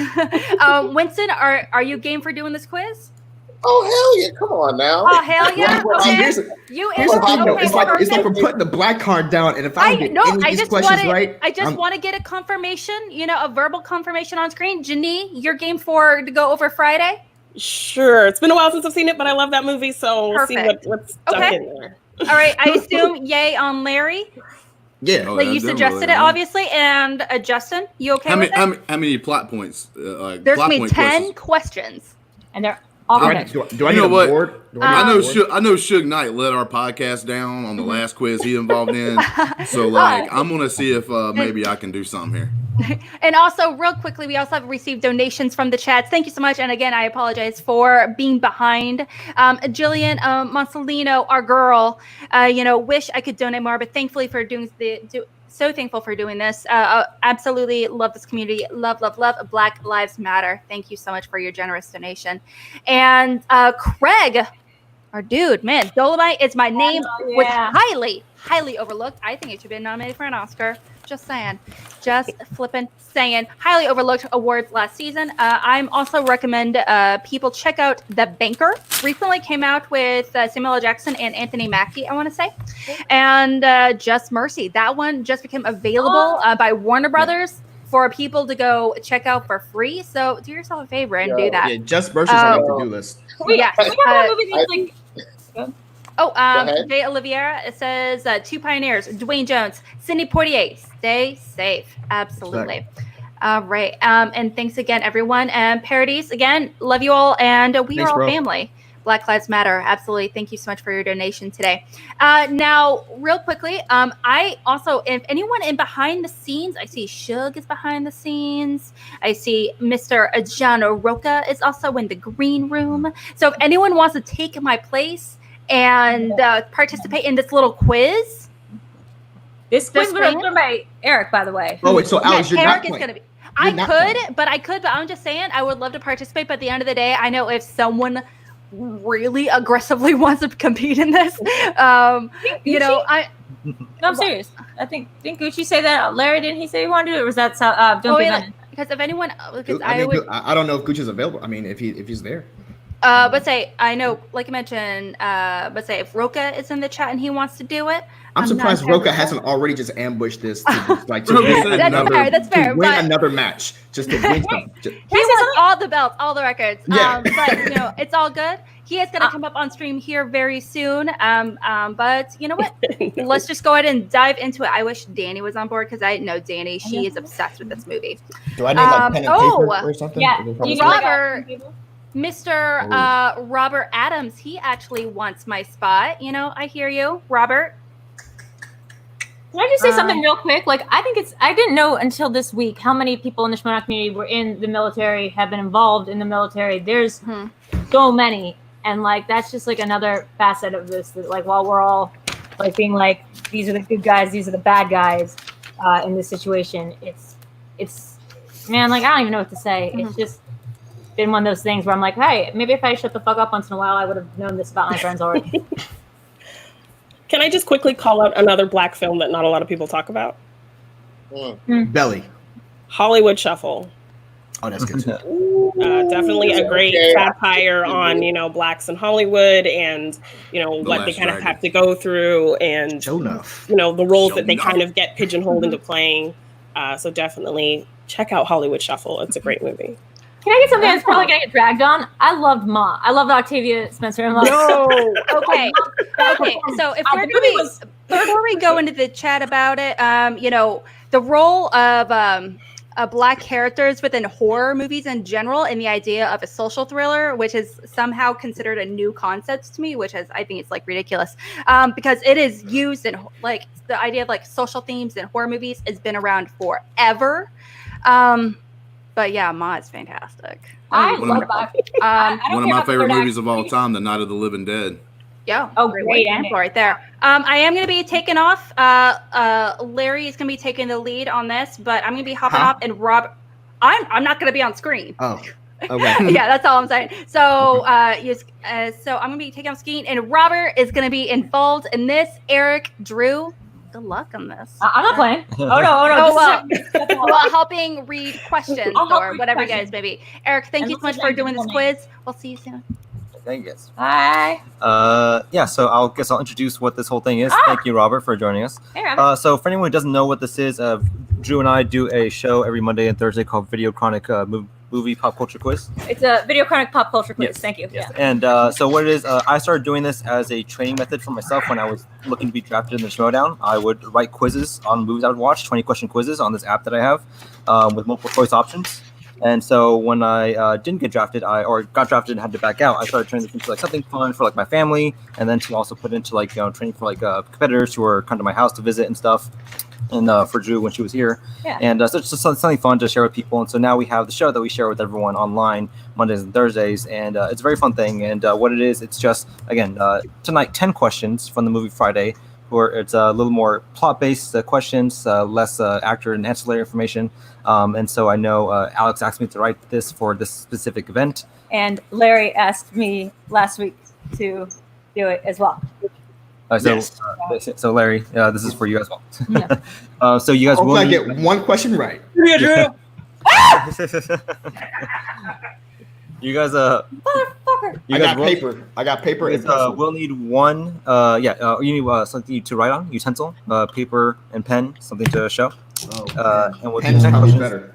And how this works for our game, we will ask the question. Yep. It gives you a traditional 15-second countdown. By the end of the countdown, once we go 5, 4, 3, 2, 1, you can ask for multiple choice, and we'll give you multiple choice. Everyone who didn't ask for multiple choice, you'll just have to hold your hands up so we know you're not changing your answer, and then we'll read the multiple choice options to those who need it. And tonight's gonna be a fun exercise of me trying not to give away any answers to any questions or like ask a dumb thing because I'm learning to shut the hell up. Can you repeat that part about the whole multiple choice stuff? I'm sorry, I missed that. No, there's no JTE rules. Okay. No repeating. No repeating. So what it is, so when we count down 5, 4, 3, 2, 1, if you want multiple choice, you can ask for it, and then we will just ask everyone else to have their hands up so they're not changing their answers. And then we will read you the choices, and then you can answer your choice first. And one thing is that because these quizzes are more plot based, they are kind of more inner geekdom style written questions. Some of them might seem a little bit more like explanatory, so just like do your best for like explanation. Mm-hmm. And we kind of play a little bit looser rules. Yeah. So. And I would ask everyone to go onto the private chat right now. Private chat, though. So, because everyone likes to play along, Lots to go to the private chat. Like they do. No one can be cheating on this Friday quiz. Not today. If you're cheating private quiz during a Black Lives Matter live stream, Right? Hell out of here. I won the Eternal Sunshine quiz. Is that no? I'm today. Okay. I'm ready to go, man. Let's do this. Is everyone ready? Yes. Give me a second. We ran for a little bit. So we rewatched the movie today. And this I didn't realize until like too late. I was watching the director's cut. So I have some questions that might alter from that. But I think the questions I will ask tonight right now are I think still pertain to the theatrical cut. And we have a 5. I didn't even know there was a director's cut, but that's what's up. Wow. I'm just being real. Okay, so Winston, are you ready? Yep, let's do it. Awesome. Okay, so everyone, let's do this. Let's get ready to video chronic pop culture quiz. That's the name of the show. That's what it is. All right, everyone, start with something a little softball here. Who plays Craig's younger sister, Dana, in the film? I was told there'd be no acting questions. Craig being Ice Cube. So who plays Ice Cube's younger sister in the film? Let's keep dancing. I'm using the crayon. Oh, that's cool. All right, bet. All right. Okay, so wait, I can banter. 4, 3, 2, 1. Does anyone need more? I'll take multiple choice.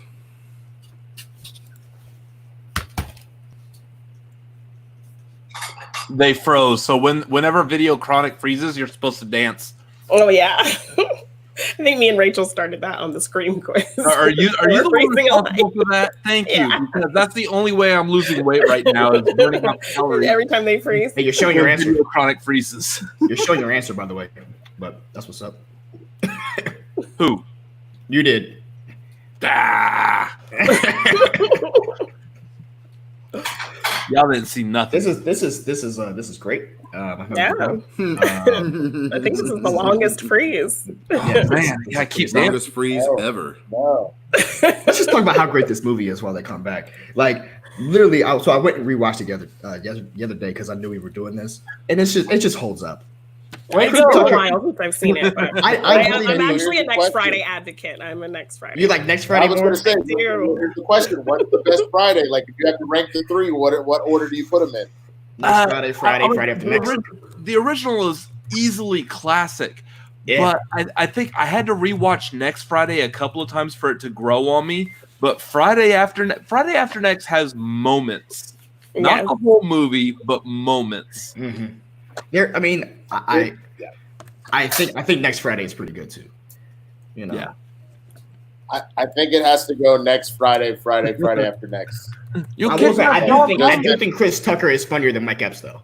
Yes, I do think. I agree with that. But some of those moments in Next Friday, With Mike Epps is hilarious, and he's running away from Baby and like fucking her with that cookie, and what Michael Rappaport coming to be like, what do you play for what team you play for? And he's like the Cucamonga Cracker Killers. He's like, oh, don't touch my hand. Oh god.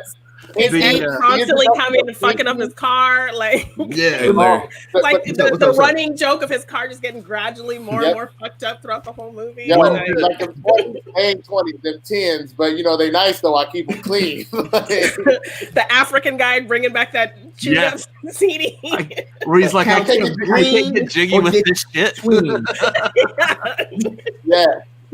No, but by far, Pinky by itself makes that the best movie. Just the whole like, hey, man, who is you? Hey, I'm shut the fuck up in this shit. Who are you? And Hey, Larry, I was told. Don't kill me, man. I got a kids. I got a girlfriend. I even got a wife on the side, man.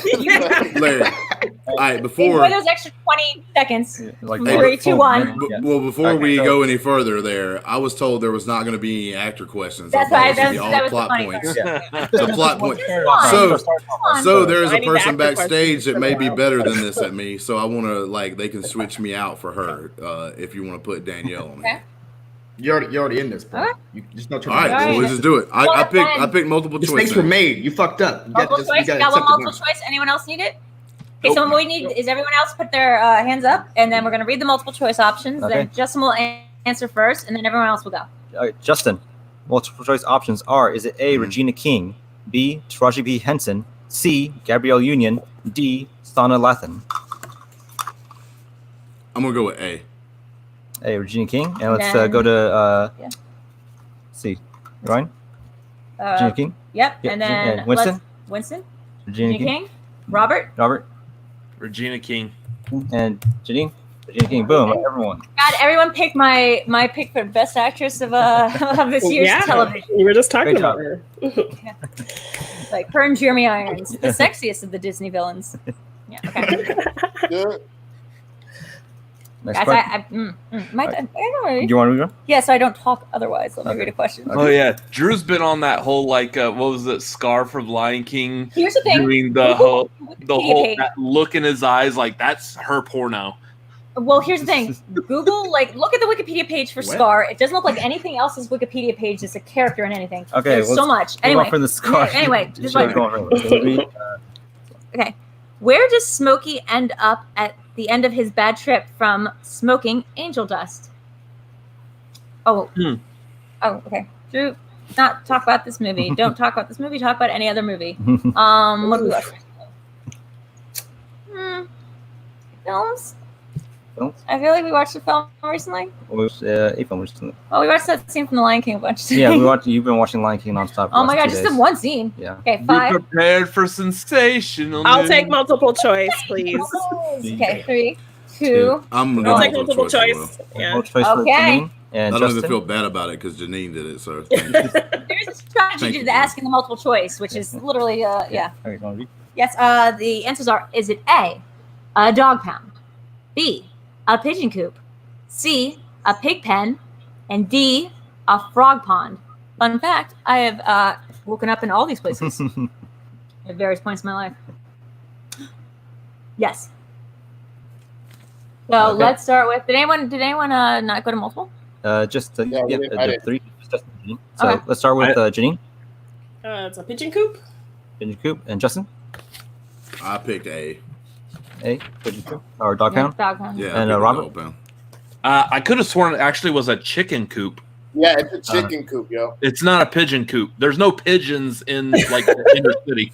I put pigeon coop. It was a pigeon coop. I didn't pick pigeon coop because I would have thought it was chicken coop. Yeah, after I rewatched it today, and it was a pigeon coop. Are you sure I it wasn't? give it to him. I mean, Specifically, it was Debo's pigeon coop. Yeah. Why does Debo have pigeons? Yeah. It's like a nice character detail. That's a valid ass question, bro. That's a valid Nice question. character detail for somebody. I feel like there's another movie with some Yeah. Ewan McGregor like. It's like a very raises- Mike Tyson thing. Ewan Right? McGregor and little Which I voice. like Yeah, pigeons. yeah. Also, guys, obviously, right now we're not in the chat, so if you are sending in donations and we don't get to them because I'll check them out. I can of do time that. and stuff like that, I do apologize because, like I said, we're all in the private chat. But please keep on sending in donations. Absolutely. We're literally doing this to hang out I can and to raise more to raise all the money that we can. So it's definitely going to a good cause. So that just wanted to intercept that real quick. But question 3. I will. Okay, I will. question 3. Yep. All right, guys. The girl Debbie tries to hook Smokey up with claims she looks like what famous singer?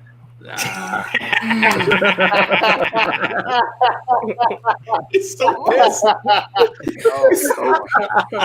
on now. I'm trying to see if Come there's on now. any. He was angry as hell about this. Damn! You don't look what? Damn!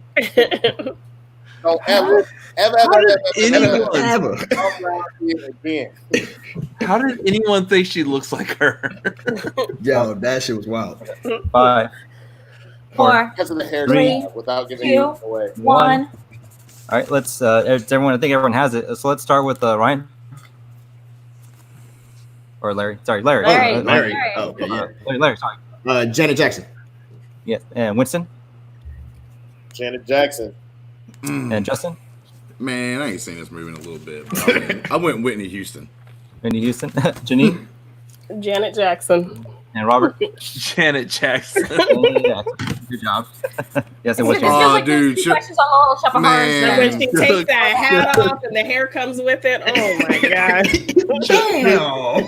Looks in the private chat like more like Freddie Jackson. No, yeah, dude. As soon as I saw that private chat thing, I was like, "Oh, damn, that's right, man." The dude did say Okay, that. so to is me. anyone keeping score? That's a great question. I'm not going to do it because I'm bad at math, but someone else should.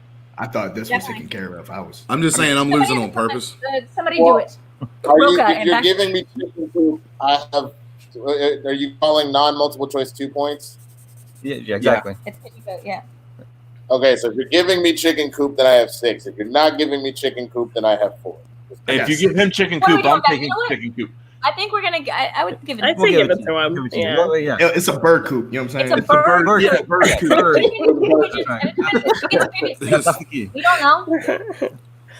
But here's the thing: Smokey was acting like a chicken, though. It may have been pigeons, but he was like, Well, that's what Crystal Met does. You know, or Angel does. "Well, I wouldn't know that."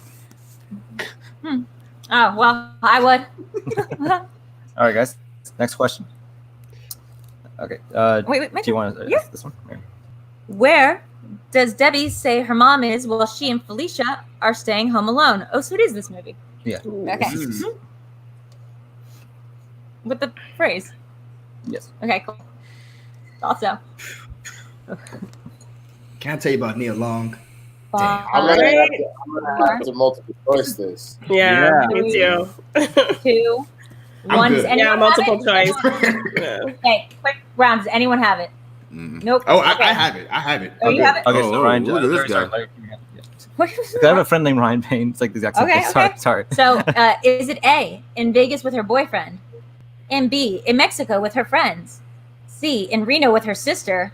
Or D, in Oregon with her grandparents? Multiple choice doesn't get easier if you're doing a nerd video chronic quiz. It gets harder. Sometimes the complaint will be false. Eesh.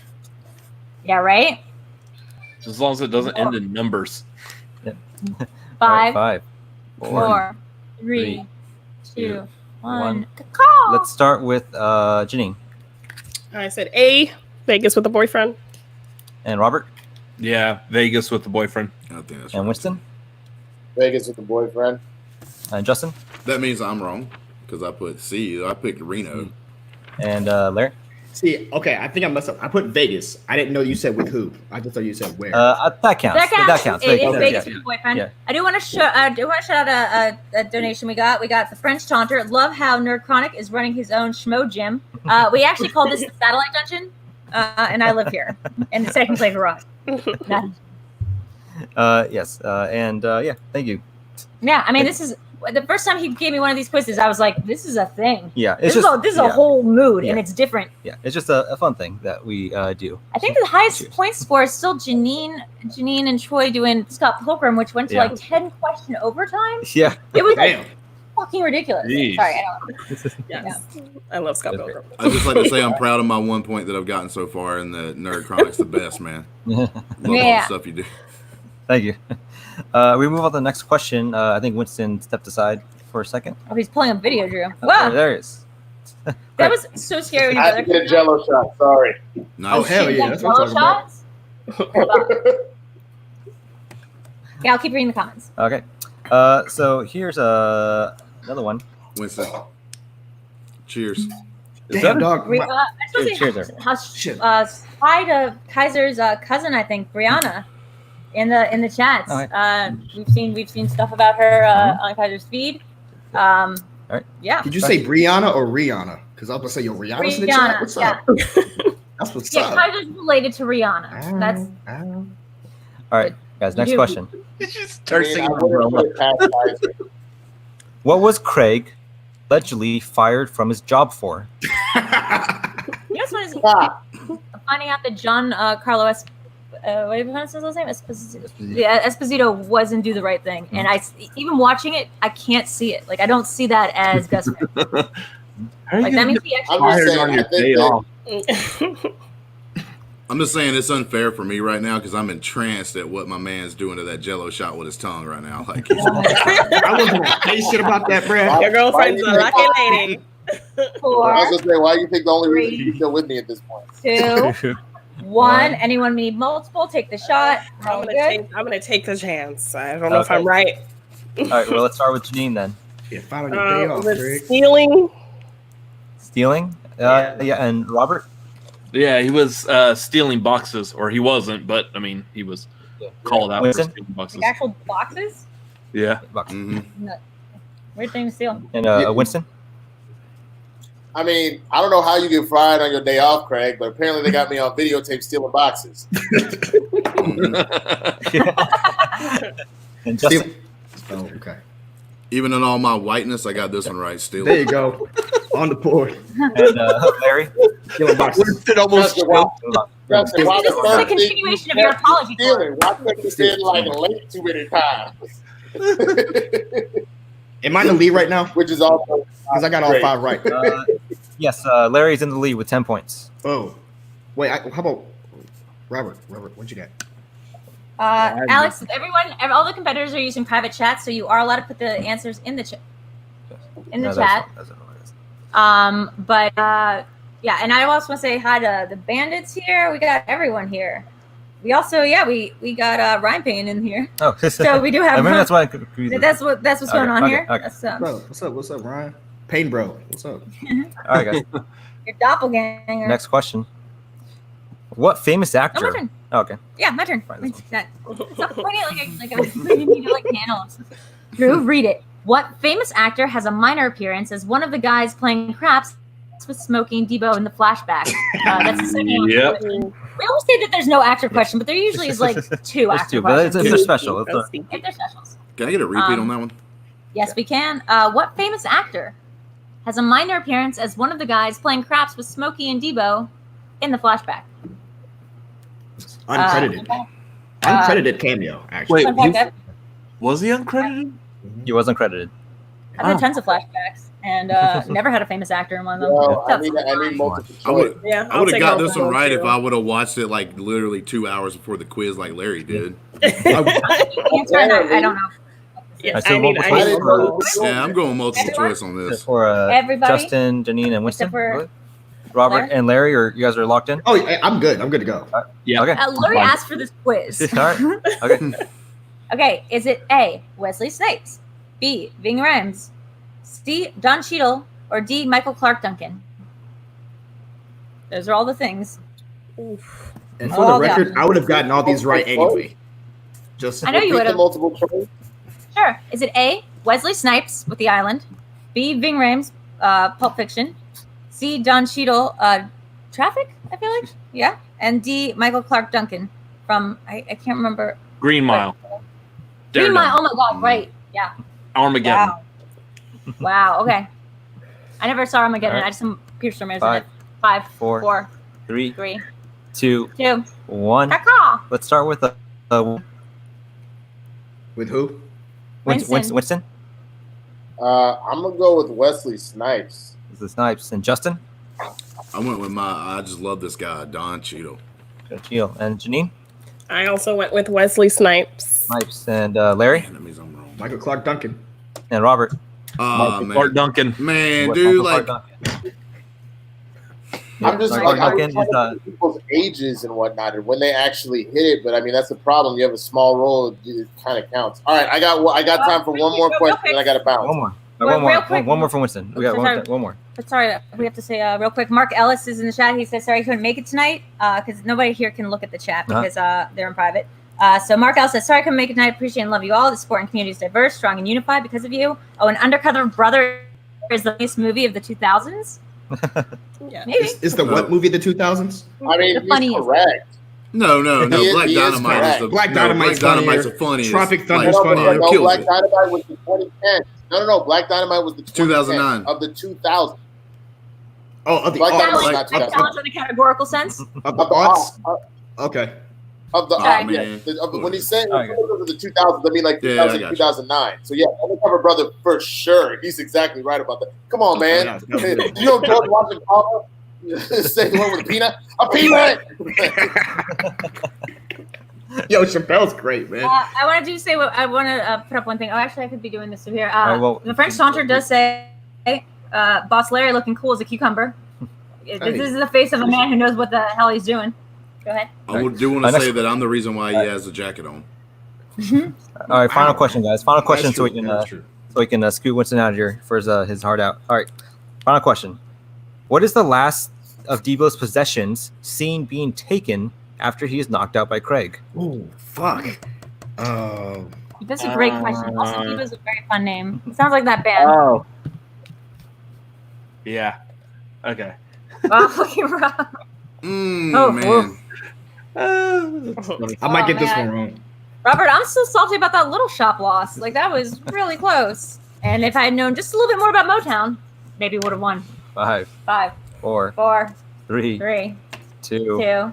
1. Does everyone have a swing? Have an I answer? think so. I'm swinging for the fences here. Yeah, I don't think I got it, but Last question. I'm good. Let's start with Janine. I feel like it was either maybe the chain or the bicycle. I put the bicycle. Okay, Robert.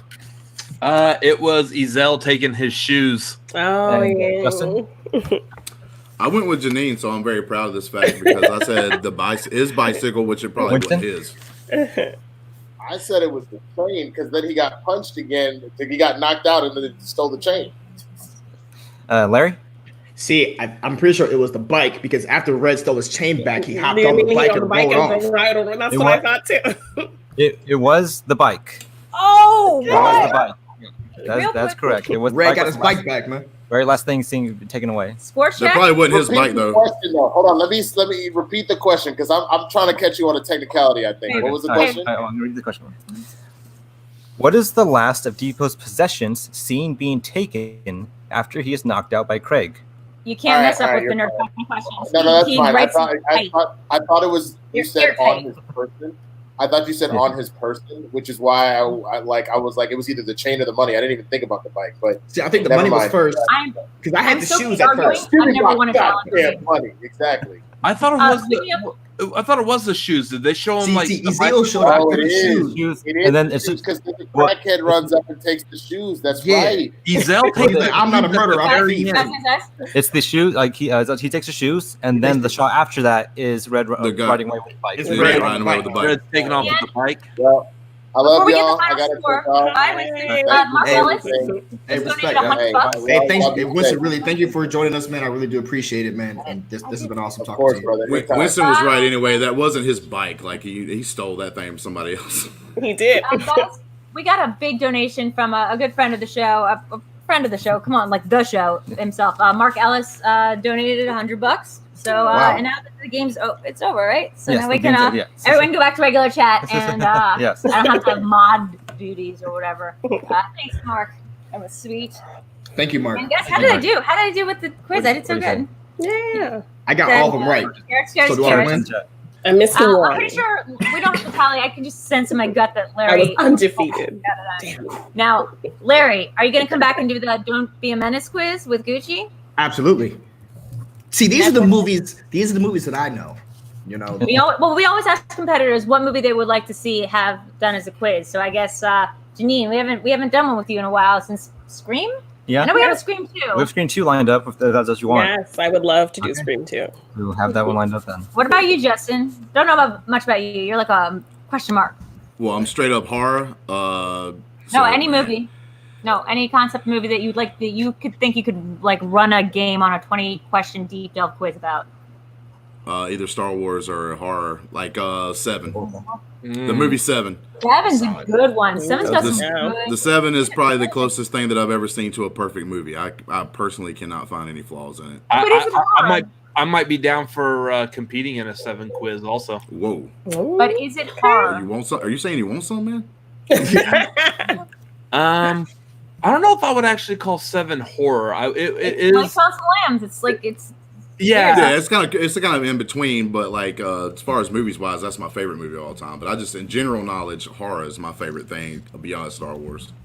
Here's the thing: complete transparency. I probably need to watch it one more time right before, but I'd probably be. That's allowed. We'll allow it. Yeah. You're allowed to watch a movie. We won't tell you when it's about. Thank you so much for your donation. Am I hosting the show? Alex, where are you? I'm not the I got host. 5 points, by the way. I was going to point out because I'm about to probably switch out with my man, the host of our show, Suge Knight. And I just want to point out the fact that I got more points than he did in his quiz.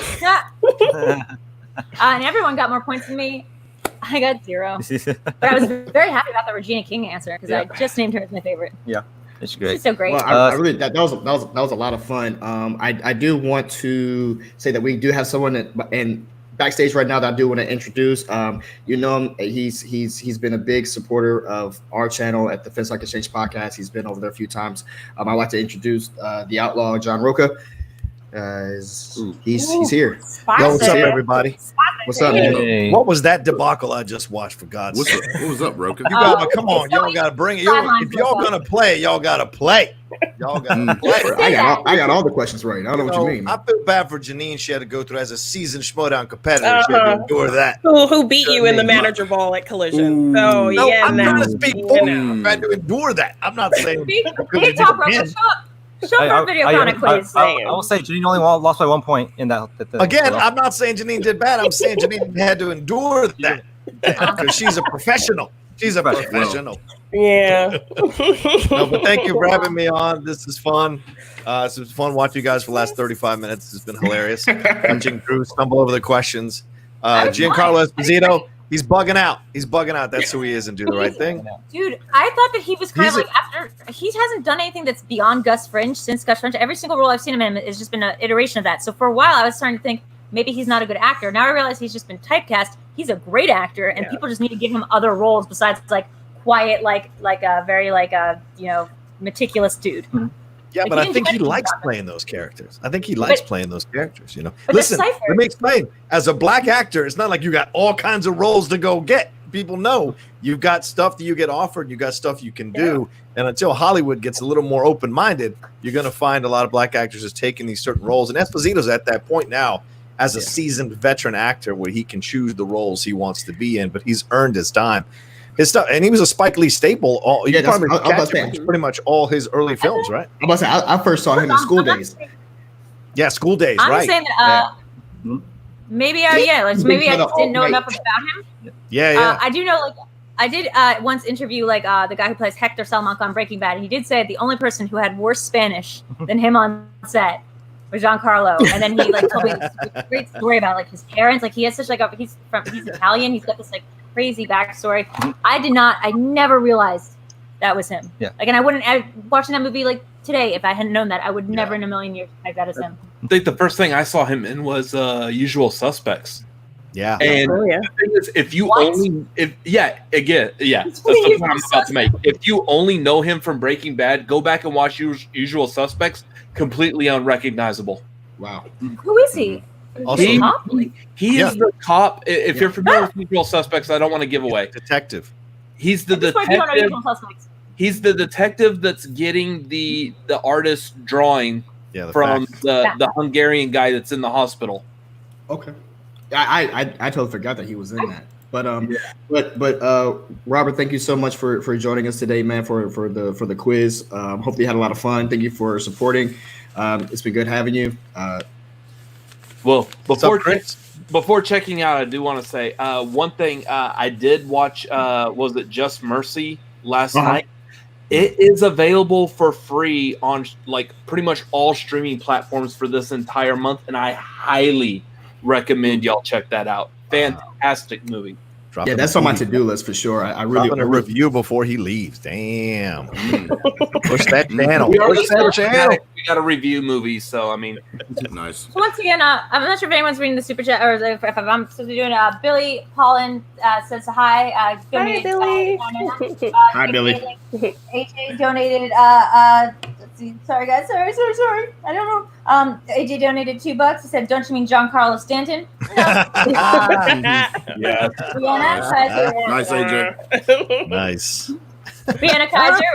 Kaiser, like the regular Kaiser's cousin, who's a little bit of a minor celebrity, donated $4.99 with the sticker of a blue thing, and it's going like, "How's it going?" Like this, like outside.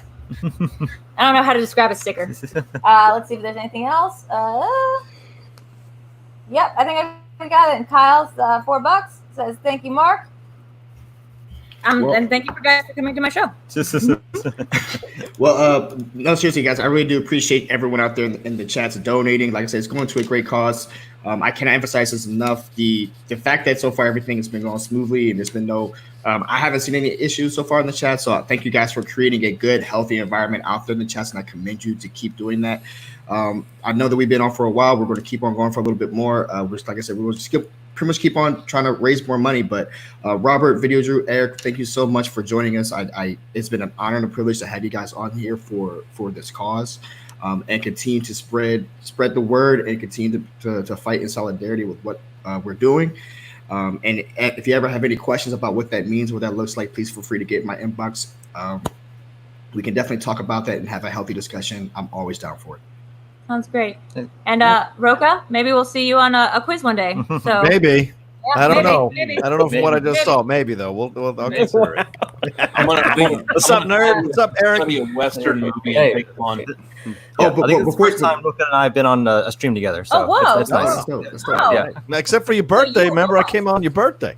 Oh yes, right. yeah, of course. Thank you for that. And on my birthday, nothing happened. that was last week. I got lost in traffic. Before you guys go, let people know. Oh, never mind. I was gonna say let people know where they can find you. But yep. Poof, magic.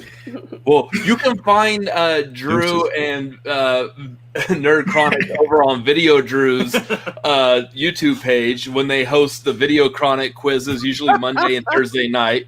And then they also do Cinema Bias on Tuesday. And Drew's got a new show I think she's doing Sunday night where she's actually doing it in character. So you can watch that on Video Drew's channel. As for us, me and my brother over here, we are the Cinefanatics. Eventually, hopefully at some point, we're going to continue to do trailer reactions and movie reviews, when they open back up. Otherwise, you can follow us, Cinefanatics movie YouTube channel, Cinefanatics MLP on Twitter and Instagram. We do our live stream show Tuesday nights, 9:30 Central Time. That is the tagline. So you can follow us all there. Whew, that was a mouthful. Wow. Well, thanks so much for plugging Video Drew stuff, and like I said, thank you so much for joining us, and your brother too in the back. What's up? Yeah, what's up, brother? Thanks so much, guys. It was good having you guys on. Yeah. Good night, y'all. See you. Cinefanatics. See, Machine knows what's up. She puts her name up there. I can put my name up there. Hey, come on now. All right, Kelsey. All right, Larry. Before I get out of here and switch with Suge Knight real quick, I do want to say, Janine, love you, girl. You're beautiful. Keep doing what you're doing. Roka, you're okay, and I think it's cute. How you're trying to shave that beard, you hippie. Hey, listen, shave that beard. I think it's cute. I think it's cute how you're trying to pretend like you know Star Wars over your right shoulder over there. That's what you're saying. That's cool. Oh, you wore a tie. Oh, you dressed up for this. Look at this. Dressed up for this, man. I'm trying to be respectable. How did you know that, Roka? Like, we barely know each other. Like, I tell you what, we'd probably be best friends if we actually lived close together. Slow down, champ. Take a few plays off there. Slow down, champ. But yeah, thank you. Oh, my son's in here. Oh shit. All right, here we go. Hey, Dad. Oh. How you doing? Oh, Daddy. About to get a spanking, son. Yeah, I wish I could see that. I would donate money right now if that could be physically possible. $100 a spank Shug. Janine, actually earlier today, what we were talking about, we were going around talking about Black women that mean a lot to us, and just so you know, Kalinowski did mention your name as. I heard that. I was yeah, very touched. Yeah, just want to let you know in case that you didn't see it. Yeah, I was driving home from work and I was listening in, so I definitely heard that. It was very sweet. Alex, what's up? You're back. My co-host. I missed you on here. That's my co-host up there, y'all.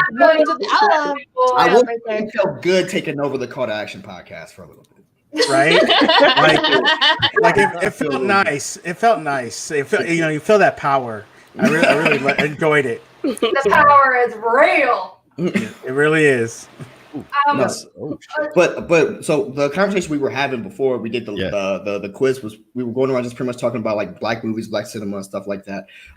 We were going around talking about like our if one question I did want to ask you too are what movie, say you wanted to try to say, hey, watch this movie. This is like a Black movie, like the one of one to give to a friend that they've never seen any of them. What would be the one? It's always Do the Right Thing. It's not even a question for me. Do the Right Thing in '89 changed my life. Do the Right Thing was like, whoa, this is real. This is the shit that's happening. I grew up in a mostly suburban white place in Virginia after being taken out of a predominantly Latino place when I was 9 years old. So I didn't see this stuff, and then I watched that movie and I was like, holy shit. And who's Public Enemy? And so that was like that completely changed my life. So like Spike became one of my favorite directors. I got into Black cinema. I started, buying a rap. I mean, I bought some kind of rap before, but like Public Enemy was like conscious rap, socially conscious rap. So everything for me changed from that point forward. And I was at that time where I could actually start to process this and you implement it in my life and have actual intelligent conversations about this kind of thing and explore more. And, the gangster rap came like 3 years later, talking about all the stuff that was happening in LA and the police brutality. So all of that just kind of at the right time worked for me. So that's the one I would always give to somebody if you want to kind of understand the experience, the Black experience. I think that Spike Lee is kind of underrated. I think for the amount of impact that he has had in our culture.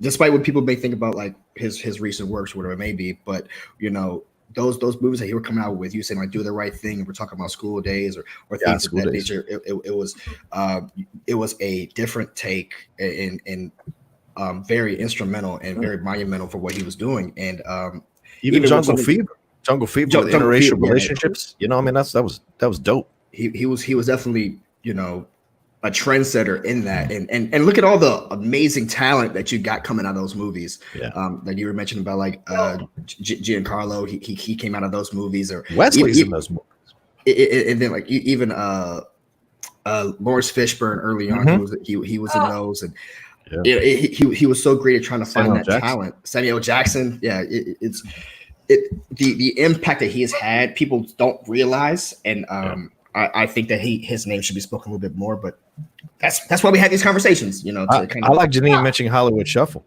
Yeah, I love that. That's definitely my pick for sure. Robert Townsend. Co-written by Keenan Ivory Wayans.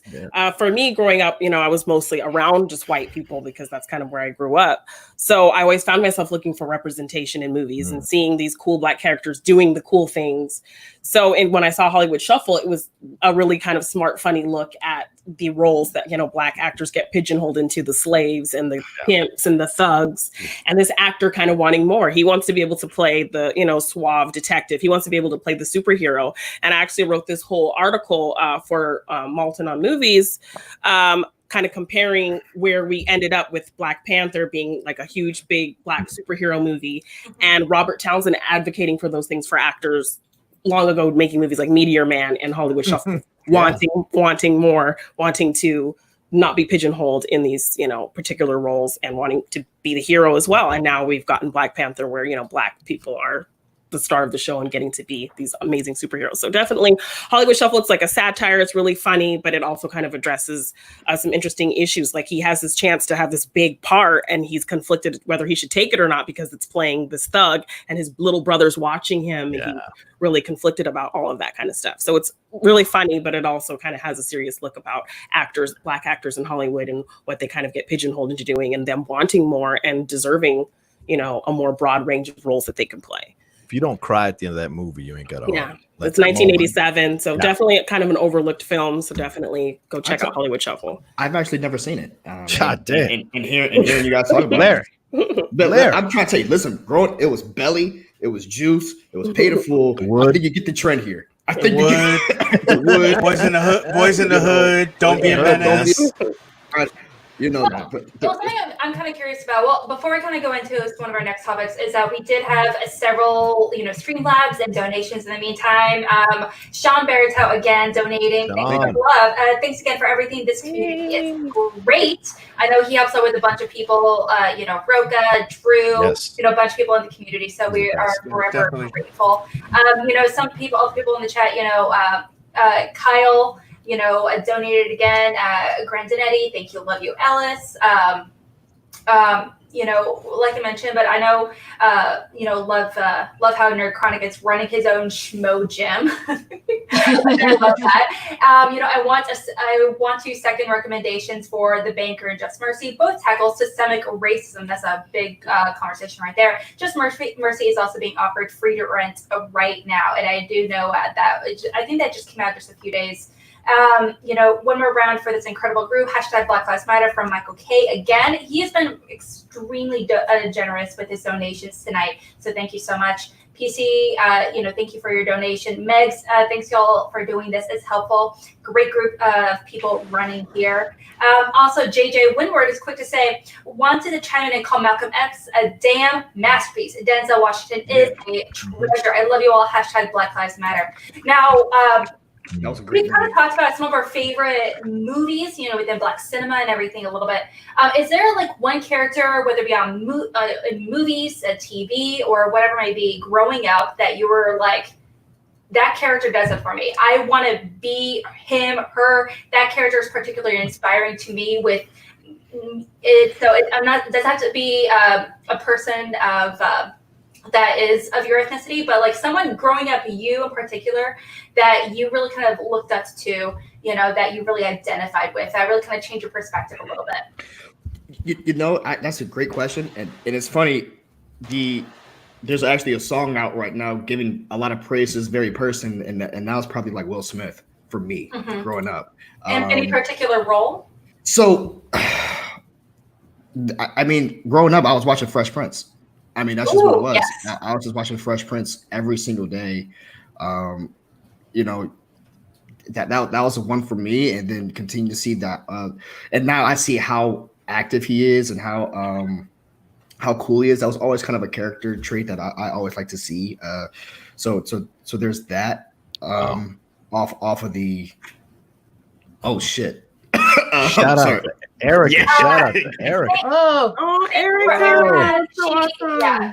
Very underrated. A lot of people don't realize how impactful she is within the community. Sitting Eric's here, awesome. He's shirtless, obviously. Bottom line, Black Lives Matter. Thank you for organizing this, Larry. Yeah, Larry, pretty stellar dude. Absolutely. Soggy, no message, just a wonderful donation. Nice. So thank you guys for everything. We really do appreciate it. But sorry to cut you off there. Keep going, Larry. Fresh Prince. No, Fresh Prince to me was like I said, I was born in '92, so that was my show that I was watching. I know before that people were watching like the Cosby Show and stuff, but with Fresh Prince, it was a show that you had the inner city kid come to this crazy ass family, and he didn't really you see a lot of growth in his character over time. Yes. It's really cool to, it's really cool to see Will Smith progress as an actor. We can always talk about that scene that he did with James Avery where his dad left. Don't make me cry on the screen. Yeah, that's probably. I don't want to cry today. That was Again. tough. I remember that Yeah. episode. Yeah. That was probably one of the toughest episodes. And watching it recently, it still hits me pretty hard. You But get I mean, flashbacks, Shug? huh? Shug, you get flashbacks from when I left you? Yeah, I do. I do. I remember it every day. Thanks for reminding me, Dad. I had to see about a thing, man. Larry, you speak Don't truth. even paint that beautiful movie with those words by bringing them into this conversation. How dare you, Roca? You're right. I'm sorry. How dare you? Now we were cool, or now you're doing this. I mean, being Latino, Jimmy Smits is what I had. I Jimmy mean, Smits? there weren't a lot of Latinos at all in representation. And when I was growing up, so for me, Jimmy Smits playing a lawyer, a main lead on LA Law, and then moving into NYPD Blue as the main lead of a cop drama like that.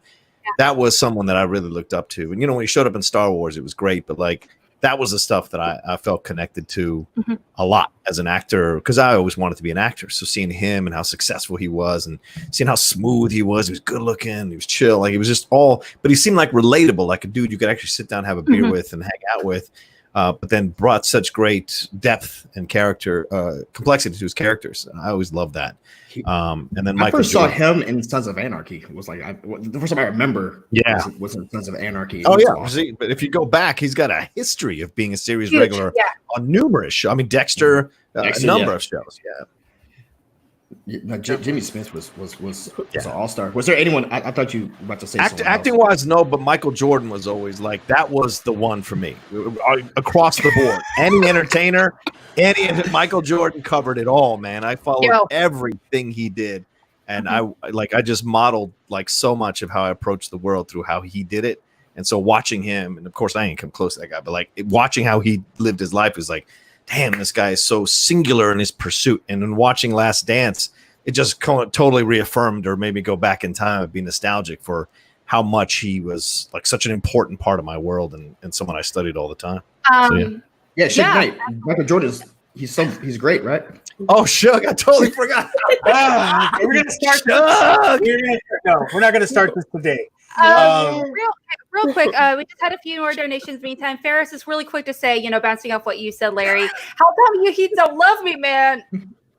That episode. Damn, seriously, that was a hard episode. That last scene, I swear, I remember it takes me like a good 5-10 minutes. I'm like on my phone checking messages or whatever, and I always sometimes I just randomly come across that scene on Facebook or YouTube or something, and I will just flat out bawl first thing in the morning, and Lucas will roll over and be like, "What's wrong? Are you okay?" And I'm like, "Fresh Prince of Bel-Air, it's this episode." And he's like, "Okay." I know what you're talking about.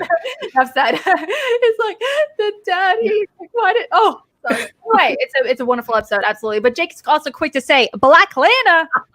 Thank you, Jake. Thanks, Jake. Thanks, Dad, for saying that one. I'm just glad Robert Parker picked him up off the floor. I'm just happy.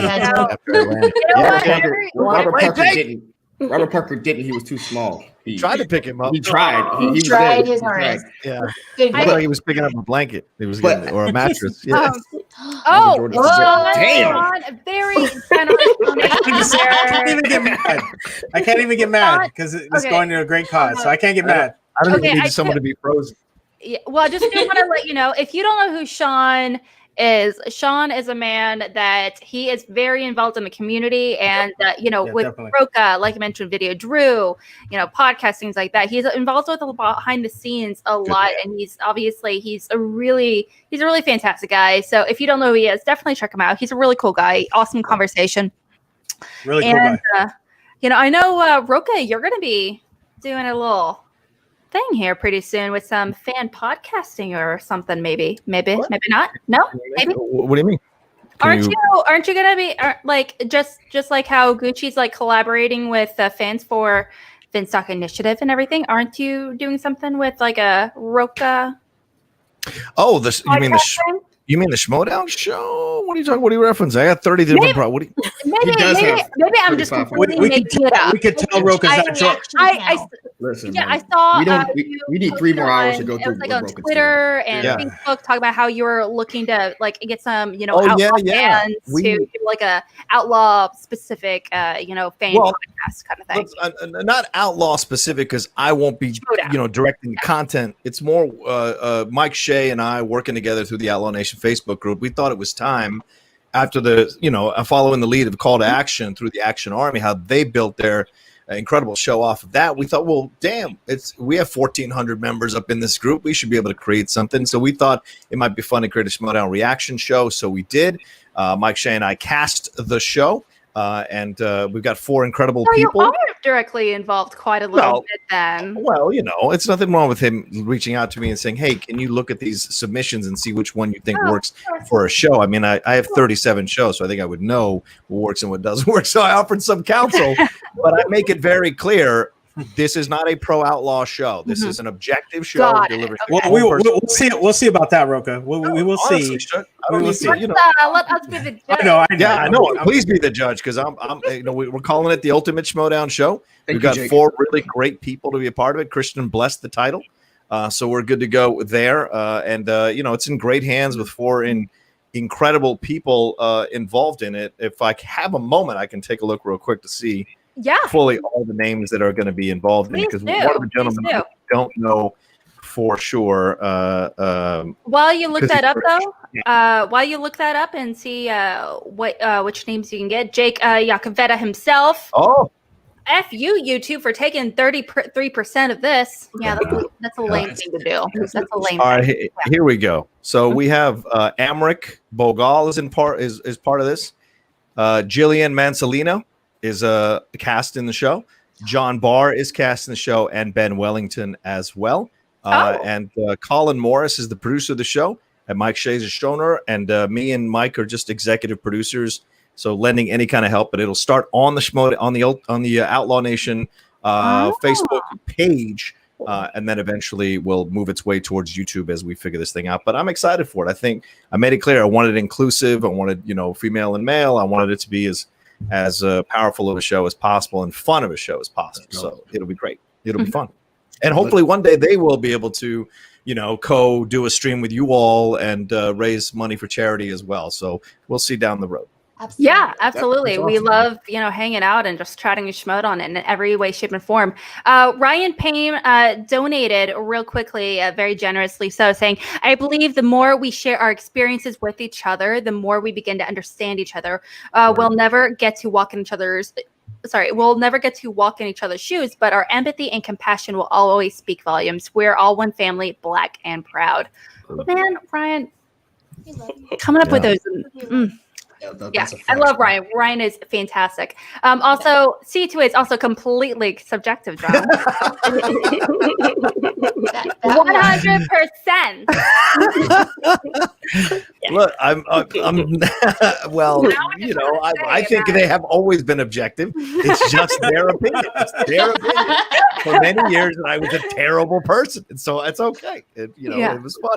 Those were fun battles to have, to be honest with you, and it's great to see how we've all come together. As someone just said, now, Alex, what you read, like people can come together, even with differences as mighty as we had. People can come together for a common cause or to rally around each other, And whoever thought that I'd have Alex Shawshank as one of my co-hosts on a show I do on the Outlaw Nation? I mean, Monday, Wednesday, and Friday. Hang out with us. 8 a.m. When she confronted me in a bar after the live event, I didn't know what to expect, and now she's co-hosting a show with me. Talking about confront. That's a good way to put it. I've never been mean to you in my entire life. I was told to hate you if I was going to be in the Call to Action. I was told if I want to be part of the podcast, I have to be vocally against you. And I remember, and also behind the scenes, we were like, he's a pretty cool dude. But anyway, that's a whole other conversation. We're not going to focus on that. That's not whatever. Anyway, okay, moving over to you, Shug. Over to you, Shug. Is there like a TV character, a movie character in particular that you bonded towards, or you were like, that's someone I want to emulate or anything? Yeah, two of them growing up, especially because I was always into martial art movies. and because my mom couldn't afford to put me in martial arts. One was Bruce Leroy from The Last Dragon, and the other one was Bruce Lee. Great choice. I watched that movie religiously. I pretty much know it like the back of my hand. Probably not to take a test, but it was one I wanted to be just like him, because he was also half Hispanic, I believe, and half Black.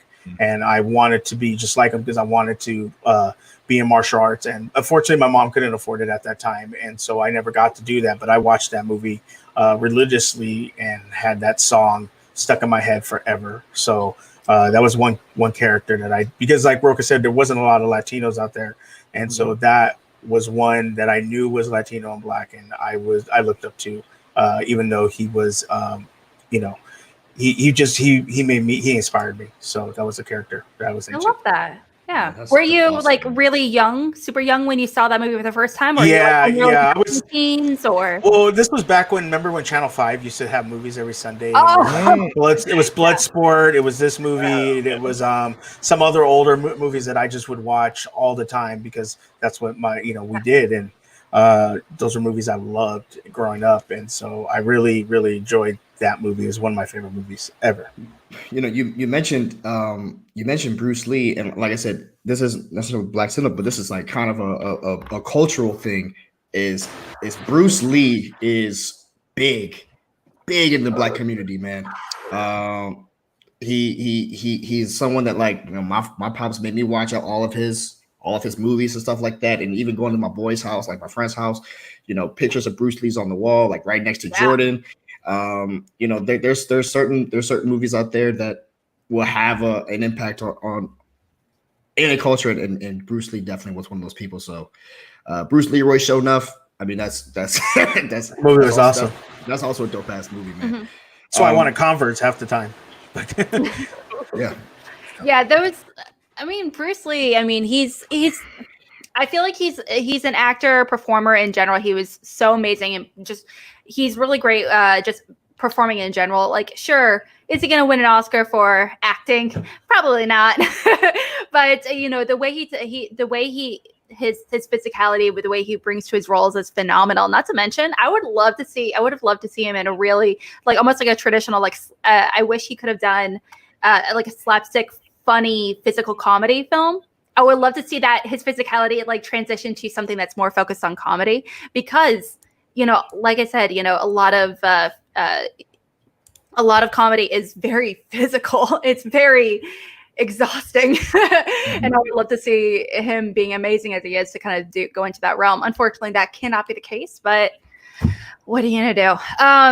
Kelsey, my love of my life. Sorry, Lucas, I love you, but Kelsey.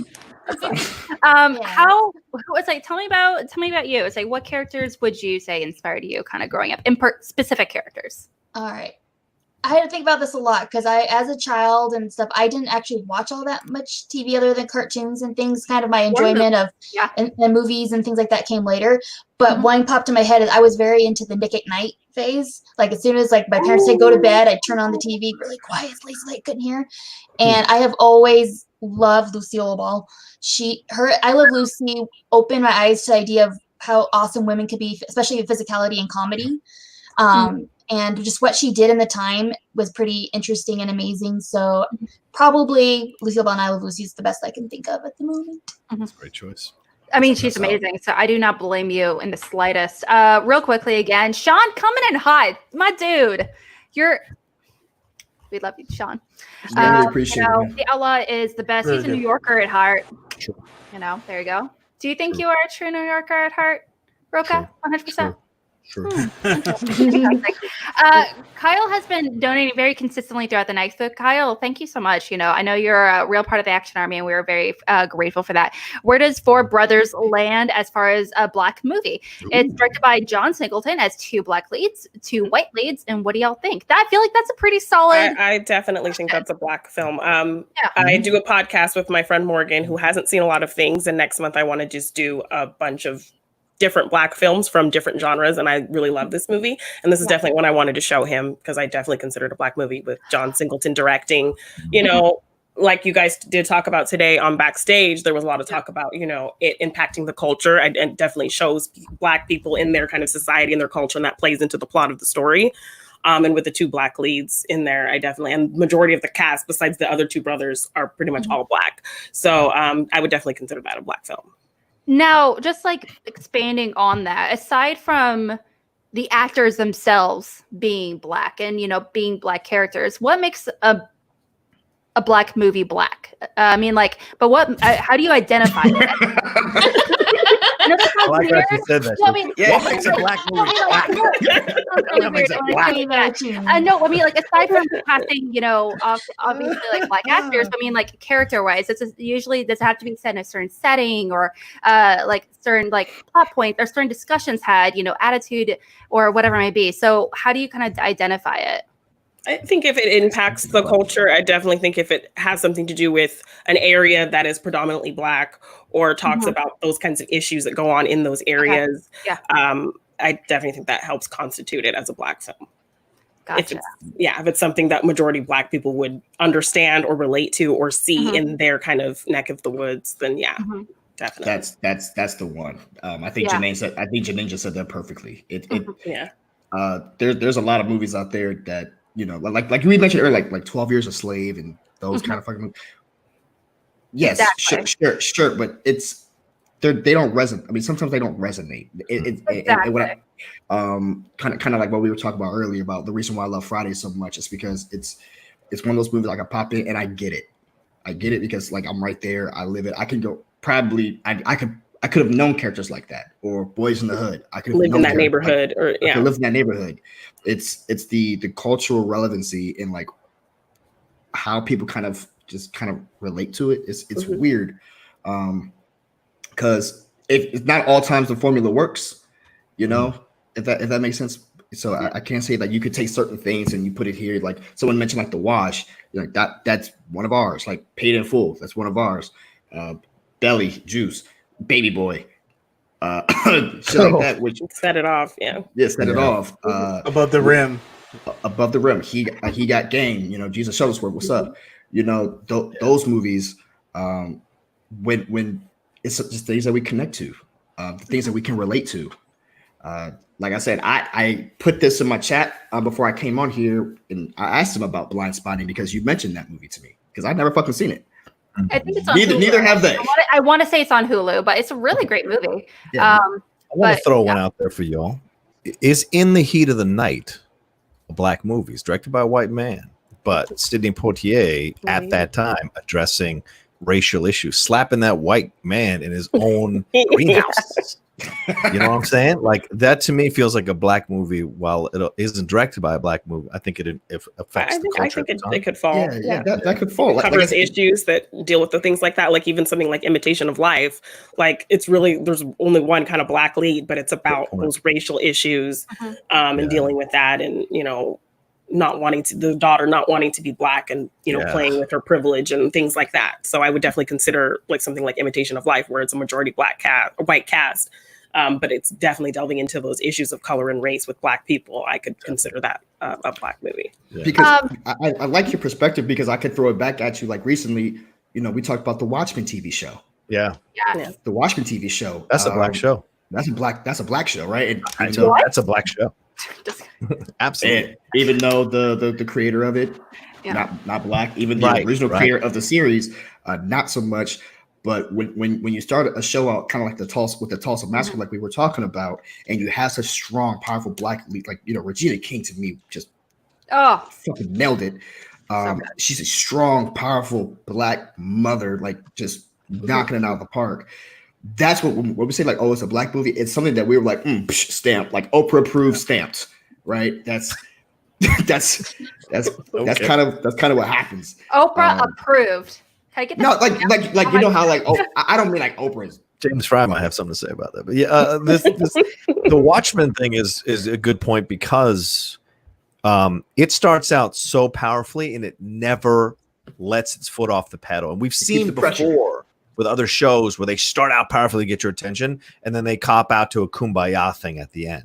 This show did not, and I loved it for it. Finally spoke truthfully about a certain experience of Black people in this country and the history of it and how it passed on from generation to generation and what it led to, what it can lead to, and what the effects are on the descendants as it goes. And it's just brilliant.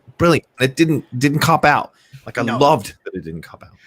And I think I was worried that it would do that. Yeah, of course, because you've seen it happen so many times. But the pressure it put on it was so authentic. It just felt so authentic. The relationships that they built. But I like this conversation about TV shows.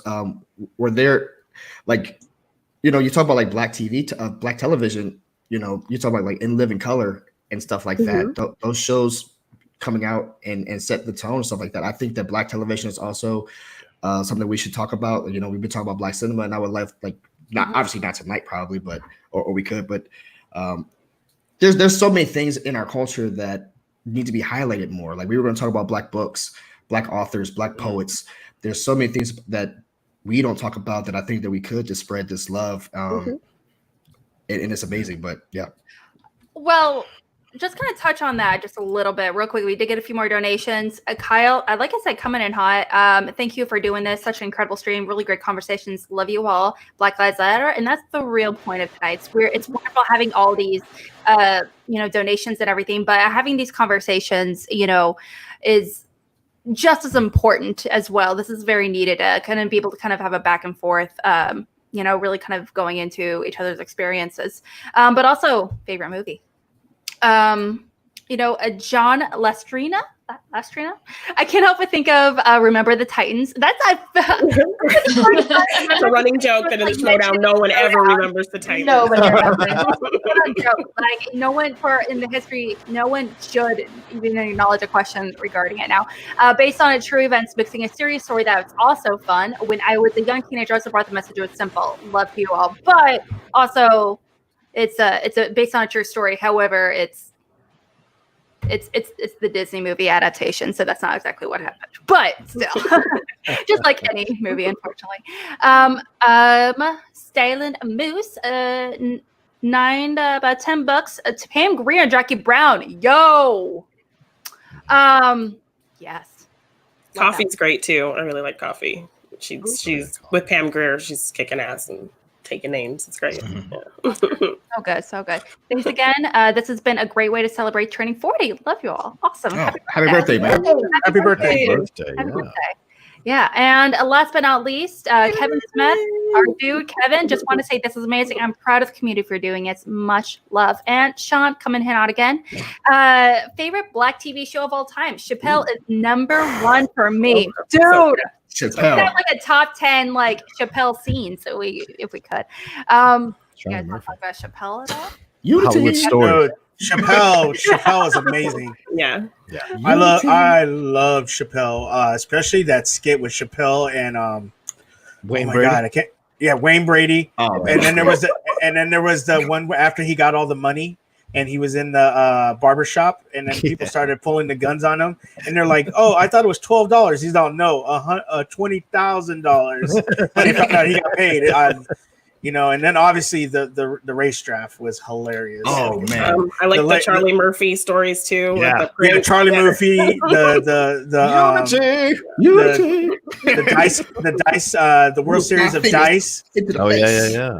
No, the Chappelle show was amazing. Sean, thank you for bringing that up. The white supremacist show, a sketch was the best. Oh yeah, he was a black man who didn't know he was a white supremacist. That's the first episode. Yeah, when he pulled the white supremacist head like exploded off his body. That was just the greatest. Show us your face, brother. No, man.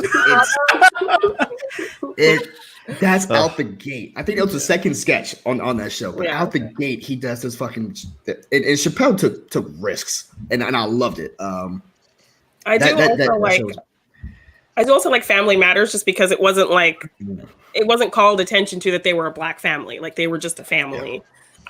But it was super relatable just to see people look like me and like a family like mine. And that them being black wasn't like the big impetus of this, it was just, seeing a different looking family that you don't normally see on like daytime TV. So that's why I love Martin. Yeah. Martin to me was shit. That's probably one of the funniest shows too. Right. And that's when you got Tracy Morgan.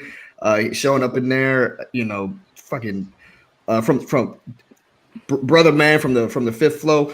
Yeah, Tommy, no one knowing what his job was. Yeah, not knowing Tommy. Yeah. And even when Martin was creating all those characters, from Shanae and oh man, right? Fucking Romy Rome. Yeah, Romy Rome. This might sound crazy, but I'd throw The Wire in the mix. I mean, The Wire feels like a black show to me. I know it had that cop in the lead. But everyone else around. Peggy, I hear you on right? 227. Oh, 227, right? Yeah. I think, but it's one of those shows, and I talk to people about that. The reason why I think it's black is because to me the biggest character of the show is Baltimore. Right. It's the city of Baltimore. The city of Baltimore. And if you haven't been to Baltimore, I want to tell you something. Yeah, black. It's black. That it is. And I want to say this too, like my brother and my brother Antonio, he's actually a police officer currently right now in Baltimore. So if you're watching this, man, I love you. Please be safe. It's a crazy time. Be safe. And just because we're doing this, and I do want to say this too, just because we're doing this, Black Lives Matter doesn't mean that we don't support the police.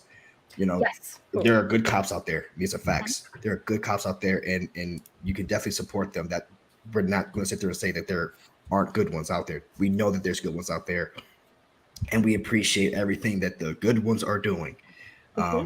So I did want to take a moment to say that, but no, the Wire, I definitely would agree with you, is another black show, even though the main character is white. But you have that. Yep. But Omar's who you're talking about. Idris Elba's who you're talking about, right? It ain't none of the white characters. It's Idris Elba, however you want to say it, Elba or Alba. But yeah, both of them are in there. It's like, it kind of reminds me of the Trojan horse kind of situation where it's almost like when pitching the stories, it's almost reminds me of as well Orange is the New Black, where initially you start off with this idea that we're starting off understanding the POV of a white person going into it. It's going to be from their point of view for most of the scenes or most of the episodes or whatever. But you really start talking about a lot of other characters. I know in Orange is the New Black, there's only like a handful of white characters, but the real highlight that you are talking about are all these other not only just women in color, but especially the black women in Orange is the New Black. So it's kind of funny where it's kind of really weans the white characters out, where you're really 95% of it by this season it's really focusing on them. So, which I love it because they have the most interesting stories in that show. But also with The Wire, like you said, I mean, technically going into it, it's going in with the white character, with the white detective. But at the same time, who are you talking about? What are the best scenes that everyone really refers to? I personally have never seen The Wire, but I know a lot of the scenes and everything that you're referring to, just because I remember growing up, I was like, everyone would talk about these characters, these scenes. Also, Michael B. Jordan. Oh man, he's so cute. He's so beautiful. He was a kid back then, man. I know, and I was like the same age, so it's okay. We were the same age at the time. It's fine. It's not weird, Larry. It's not weird, I was a preteen as well. I was 12 too. It's not weird. So I do know. I do know we had some people that wanted to hop on. Kelsey, so much, love of my life. Thank you, girl. We love you. Thanks for having me on. Thanks, Kelsey. Thank you, Kelsey. Love you. I can roll as well if you need to create the spot. I've been on for an hour. So, well, wait a minute. Hold on. Can't leave now. Okay. I beer. Holy crapola. I have a serious fucking problem with Alex not having seen The Wire, right? Yeah, right. There's a lot of Jake, you need to correct this. There's growing I up. blame Lucas. Actually, because of Lucas, I've actually actively seen a lot more movies. Growing up, I watched like the same 200 movies on repeat. We didn't go to theaters or anything all that much. Just because theaters were like 30 minutes away and we didn't have time for that, away for the base. But so it wasn't really a priority. So we just had whatever. I will allow the military excuse. Lucas just said The Wire isn't a movie, Alex. Well, no, I mean, like, but there's a lot of movies and TV shows and stuff that I haven't seen. I haven't seen. I've only seen like 5 episodes of Sex and the City total.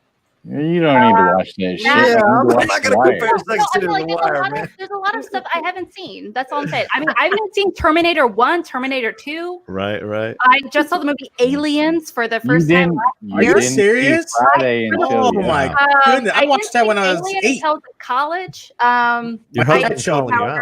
See Crouching Tiger, Hidden Dragon like 13 times in theater. I saw Silence of the Lambs. I read the books and watched the movies with my mom, being part of her book club. Yeah. Have you seen Coming to America? Yes, I've seen Coming to America. I just got to know. Coming to America. Have you seen Trading Places? No, I haven't. Oh my! But that's the thing. There's a lot of movies I haven't seen. I'm actively trying to do better. I try watching at least one new movie every day. Like I saw Friday yesterday. I saw Hotel Artemis the other day. Alex, black movies matter. Black movies matter. The fact that yesterday was the first time you've seen Friday still blows my mind. Yeah, it's something I am trying to watch 25 new movies this month. Brand new movies I have not seen at all that are actively outside my wheelhouse. So it's a work in progress. What did you see next Friday? Love it. It's Friday after next. Friday after No, next Friday. No, it's next Friday. Friday. And then Friday after next. Have you ever seen Life? Life? Yeah, Eddie Murphy and Martin Lawrence. Eddie Murphy, Martin Lawrence. A good one. I saw that one movie with Olivia Wilde and Oscar Isaac. That was on Amazon. That was really bad. It was Life itself? Ooh, that's I saw that one. That was awful. Your husband called you out. Your husband called you out again. Said we've had HBO for 7 years, hon. Oh yeah. Like actively watching new movies hasn't really been a priority until like the past year and a half or two. Since like starting getting involved in Schmoedown and everything, where I was just like, you know what, there's a bazillion different. That's why I started Cinema Bias with Drew, where we're like, hey, Cinema Biases are real. We should probably work on that. Really good show. Yeah. I really do like that. But also, Roka hasn't seen Rosemary's Baby, so you know. Don't try to drag him down because you haven't seen some shit. The one time out of the 5 million I haven't watched. Come on. Have you seen Baby Boy? Yes. All right. I have seen The Ladies' Man. I've seen. Wait, Roka, did you just? Yeah. Why would you poof Baby Boy? Baby Boy's a rough one for me sometimes. Anybody of the 6 of us, I have interviewed Tyrese. And we talked about that movie. Was he crying the whole fucking time? Tyrese is like holding on to a wild horse, man. It's one of the greatest experiences I've ever had interviewing anybody. Yeah. And his publicist was so desperate to have him not mention The Rock because of the issues they were having. This little behind the scenes stuff. Mm-hmm. So after we finished the interview, and by the way, the interview is fun. You can see it's still up there on that Collider site. We come out of the studio and like I haven't mentioned The Rock. Like they were like so desperate for me not to. I don't mention The Rock at all. And coming out, and what does he do? He starts to record Instagram stories with our stand-up of The Rock from Baywatch. So he is having a conversation with the stand-up from Rock, where he's imitating the voice of The Rock when he stands behind the stand-up, and then steps out and says what he wants to say, back and forth. I was losing my mind as I was watching this performance art happen in front of his publicists. Were like, going crazy about it. So he clearly has a lot of stuff going on. That's all I gotta say. I think Tyrese is great. I love it. Characters are always fun. Real quickly, also again, Justin Hamilton is asking. Oh, see, there you go. Jake, since you're a rapper, who is your favorite rapper? I am not a fucking rapper. How's Atlanta feel, son? Yeah, come talk your mess, Jake. It was something that happened that it was a joke that I jumped on that track. Or was it magic? That's what. I mean, apparently it is magic. It is magic. I don't know what's happening with that. It is brilliant. Yeah. Both Ben Goddard and I have said if we ever face each other in a match, we will walk out to Jake's music. We'll walk out to that rap song. Both I can't wait. I cannot wait. So who's your favorite rapper? Probably Jadakiss. Oh, okay. Yeah, we were talking rap earlier. Me and Jake and PLD were talking rap earlier. Yeah, PLD was talking rap. PLD's talking rap. We were educating him. We were educating him, Jake. We were educating him. No, it probably is Jadakiss. I interviewed him. It was a good time. Like, cool, man. He basically ripped my arm out of my shoulder socket, but he's a good dude, and that was my favorite rapper and my favorite interview that I ever. I got different like eras. Like I can't just pick like one. It depends on how I'm feeling at the moment, kind of. Like, but like right now, my favorite rapper to listen to right now is Royce of 5'9". That's my favorite one at the moment. But that's not a bad choice. I'm Bun B all the way. Oh, actually, Jadine, not to change subjects, but since you're here, because I know I'm about to get a lot of shit, so I got a hot take for you. Okay. All right. Oh shit. I love them hot takes. Love and Basketball. Do you like that movie? I love and Basketball. Okay, what if I told you I hate that movie? Here we go. Why would you hate about it? Wow. Man, listen, I got 7 sisters, and they like all hate it. I hate that movie, man. You hate it just because you're fed up of it, or you hate it Just- because there's something in it That might be it. Or it's just overhyped to you, so you're just kind of being stubborn. Like that's what it is. That's exactly what it is. Everyone's saying how great this movie can't is. It's not that great, do so it. I'm just gonna say I hate it because I just want to be can't stubborn. do it. I love that movie. I know a lot of people do. Movie. A lot of people like that movie. I hate Bobby Gucci with the $50 donation. Well, you know, romance are my movies, rom-coms. Those are my things. So yes, I love the Basketball. We are going to go back into a little bit. Alex watched Harlem Nights. Is that the one by Harlem Nights is good. Spike Lee? Is that the one? No, that's Eddie Murphy. Richard Pryor. Who's the other gentleman? Mo Better Blues. I'm definitely mixing it up. Here's a 5-pointer. Who is the famous female black performer in that film who gets her toe shot off? Oh yeah. Oh, that's a 5-pointer. So that's a 10. Wait, isn't it? No, I think I'm wrong, but I think it's Aretha Franklin. But I'm wrong. It is not Aretha Franklin. Yeah, I'm wrong. Is it Whitney? Was it Etta James? It is Della Reese. Y'all need to get educated. Black Lives Matter. Okay, you can't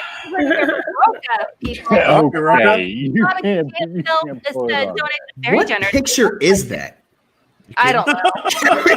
That's our fearless leader. You ever show some respect, man? Oh my gosh. You're a fearless leader. Interesting choice of words. I don't pride myself on always telling the truth, but I do pride myself on being able to handle it.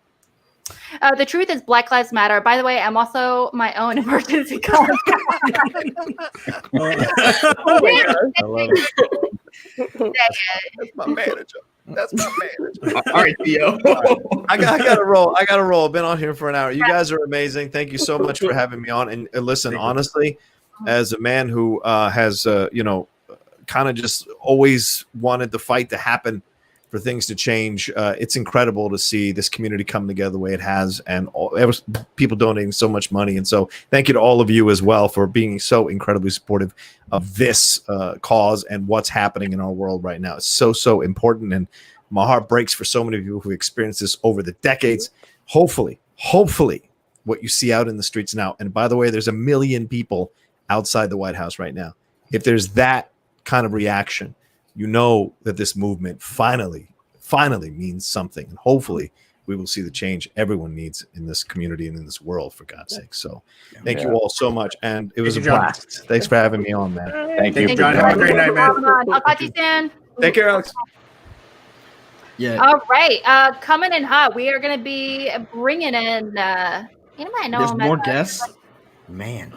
Well, I was going to say. Larry, you tired, bro? Yes. I mean, but he's part of you guys. He is Danny. You know. Oh, beautiful. This guy is like a super villain, dude. Like, every time, it freaks me out. Absolutely. But before we talk about Danny, I just want to say, Janine, I love you. Do you though? Salute. I love you too, Janine. Do you even know who I am, Jake? Yeah. I'm not gonna lie. I remember being there when that happened at the Action House, and that was so awesome. Just like, everyone turned towards me. It was so bad. Stopped talking. On one hand, I'm like, I know you were drinking, so it's like, it was so bad. It just. Speaking of drinking, do you mind if I go grab a drink real quick? Of course not. Okay. How dare you? How dare you, Larry? Drink right now. Danny fucking terrifies me sometimes. Like he works with me. Yeah, I love working with you, man. You know, Janine, salute. You know I love you.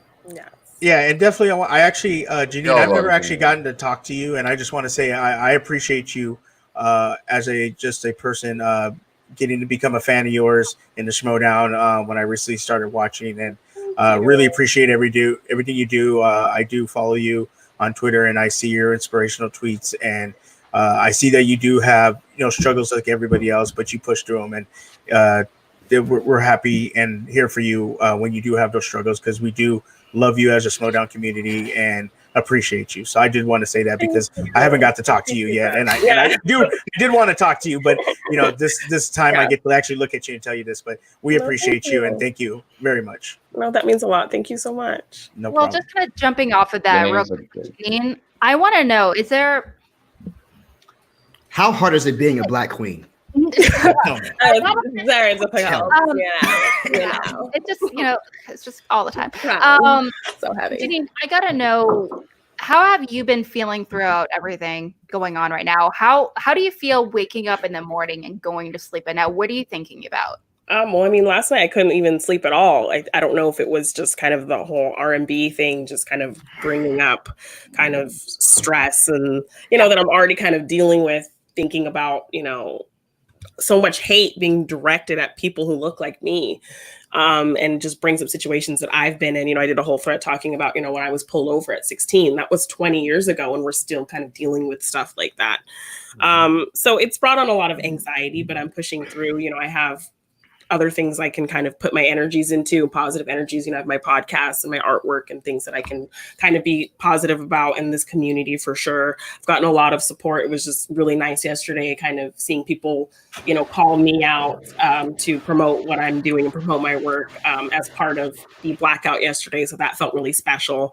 And then kind of just ending the day with all the kind of drama just was a little hurtful to that momentum that I could kind of finally feeling positive in the day. But just seeing the community still kind of stay together and stay strong. Yeah. And then you guys doing stuff like this definitely brings levity to the rougher moments that we're dealing with right now. So it's been a little rough, but I'm trying to stay positive and put my energies into things that can make other people happy and that can keep me kind of sane. So absolutely. Yeah. Of course. Yeah, I mean, these are hard, difficult times for everyone, but I know obviously not only you, but like a lot of people within the Schmoedown community that live within, the greater LA area. I swear, it's just going through a lot of, in particular, is going through a lot right now. So, my heart kind of goes out to you with everything you're feeling. I can't imagine, how you're experiencing, how you're kind of feeling on a day-to-day basis. I mean, I feel like there's changes. It's stuff being announced every day, something new. Yeah, something different. It's always changing. I like seeing more kind of positivity happening, but I think it's also important to kind of see the harder things and see, people kind of learning from these things and taking the hard opportunities to learn from. I like that there's discussions being had and people really communicating and trying to communicate in a positive way. Like even with the whole R&B situation, like I like that, Christian and R&B at least had a dialogue and talked about it, in an amicable way and came to a decision. Just that kind of level of respect. I want to see that more with this whole movement and people just being able to hear each other out and talk and listen. That's a big part of it too. So it's stressful to kind of be there with bated breath, hoping that people will take the time to communicate better in these situations. But I'm hopeful that, we'll be heard, and it will be heard this time, Yeah, definitely. That's And just awesome, to and just to kind of piggyback off that, I wanted to bring something up. A lot right now, you see Larry here, and he's we're having a good time, we're talking and everything, but we know he's hurting. Janine's here, Winston was here, and they're really hurting. And something that Emmanuel Echo said the other day, he is a football player. He said, he talked about his mom's sister dying, and his mom being upset and throwing herself into a wall, and he couldn't understand why. And he said that, sometimes pain and hurt, it doesn't know how to express itself. So right now you got a lot of hurt and people that are in pain.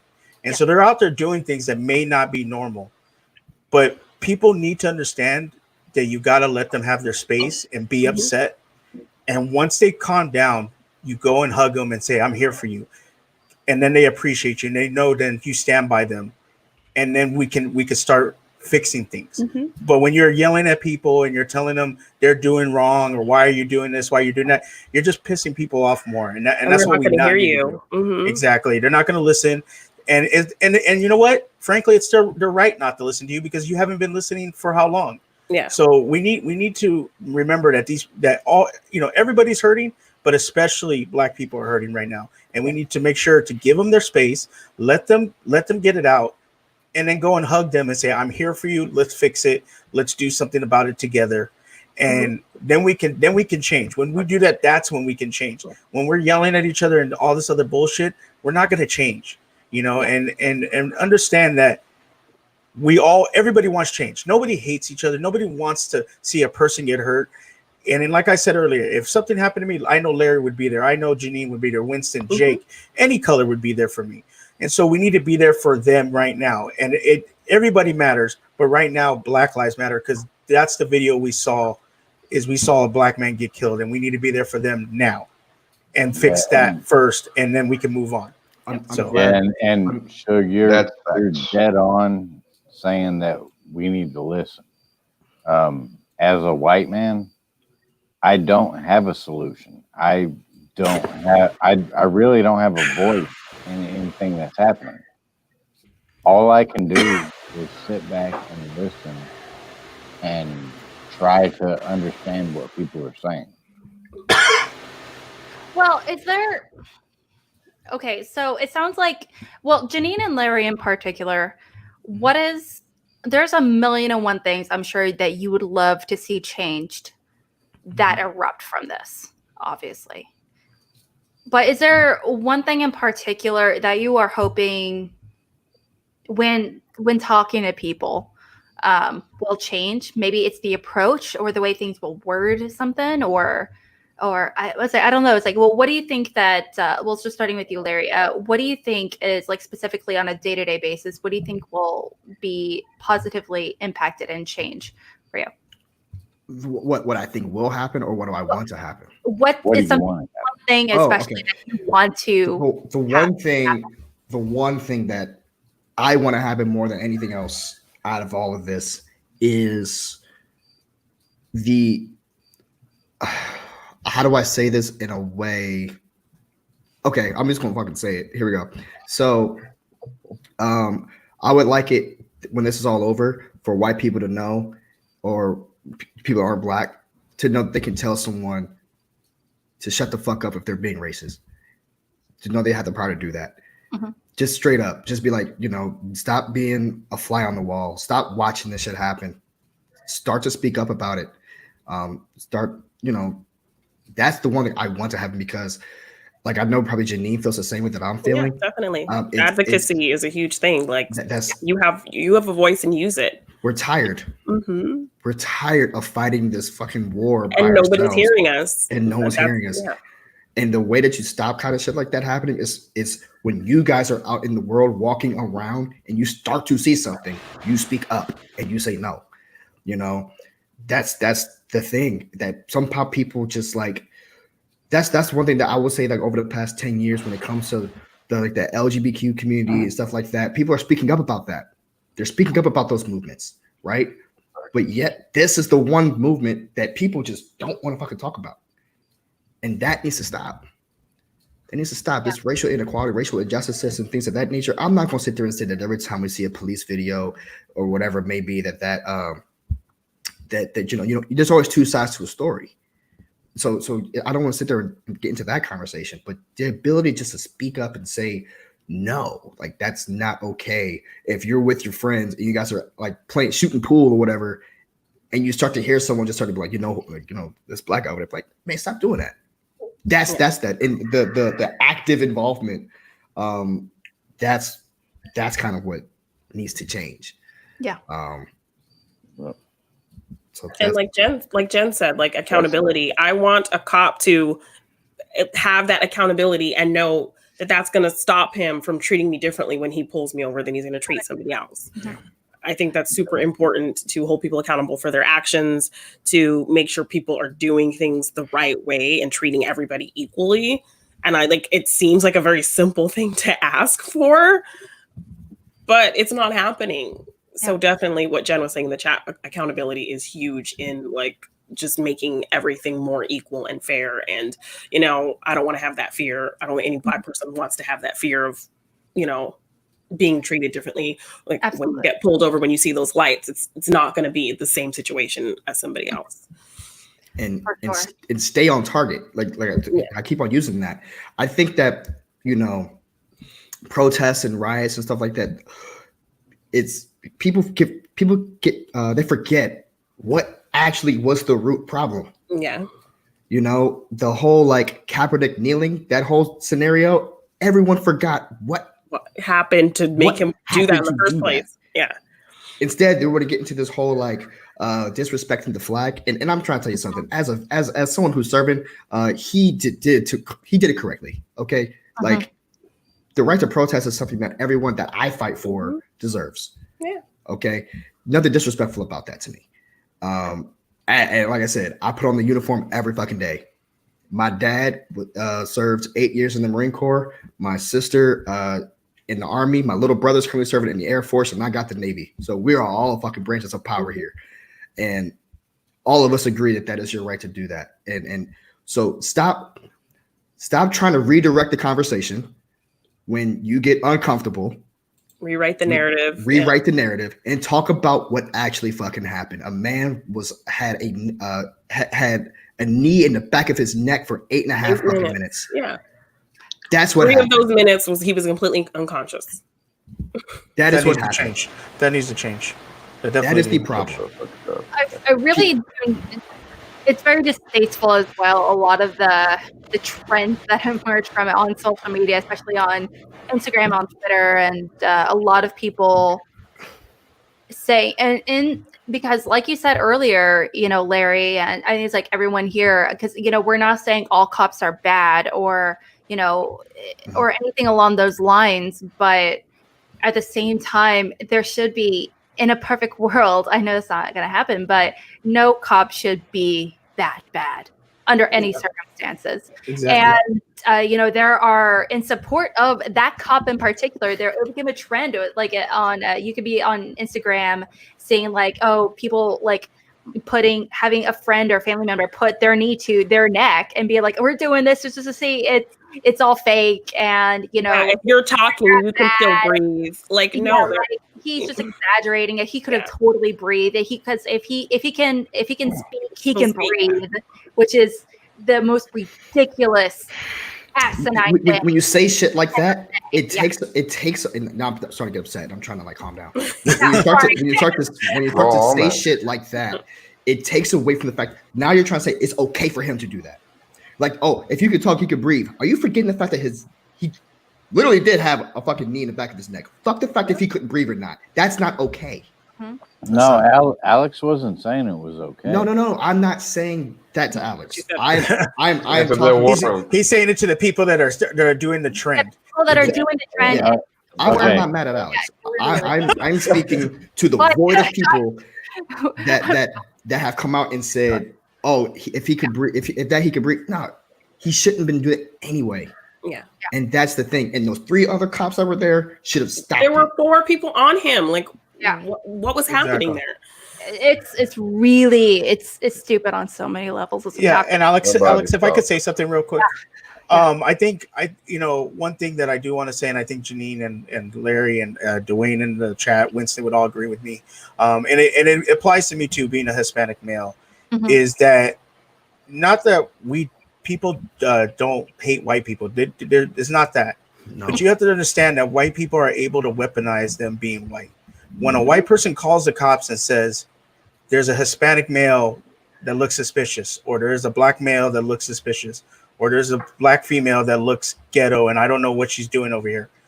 You now put us in danger of getting hurt. Janine talked about being pulled over. Me and Larry talked about getting pulled over, talked about how I have to have my hands on the steering wheel and not move and ask permission to check to get my wallet or to get my insurance card. That should not be happening. And so we don't hate white people, or black people don't hate white people, and it's not about hating anybody. It's the fact that sometimes you consciously don't know that you're putting somebody in danger when you pick up the phone and say, hey, there is a black man next to me and I'm fearing for my life. That's what needs to stop. It's people using police as like private security. Like that's Exactly. And so I see Jen Sturgeon there saying that police reform needs to happen. It definitely needs to happen because police are here to protect and serve. They're supposed to be serving us. We pay taxes. That's what they're supposed to do. They work for us. Yeah. They're not supposed to pull over Janine because she looks black and think she's not supposed to be there. They're not supposed to pull over Larry because they want to make up some bullshit and say he was evading the police. They're not supposed to pull me over and say, oh, you look like a robbery that just happened 10 minutes ago. Really? A robbery that happened 10 minutes ago? Come on, let's be real. That needs to stop.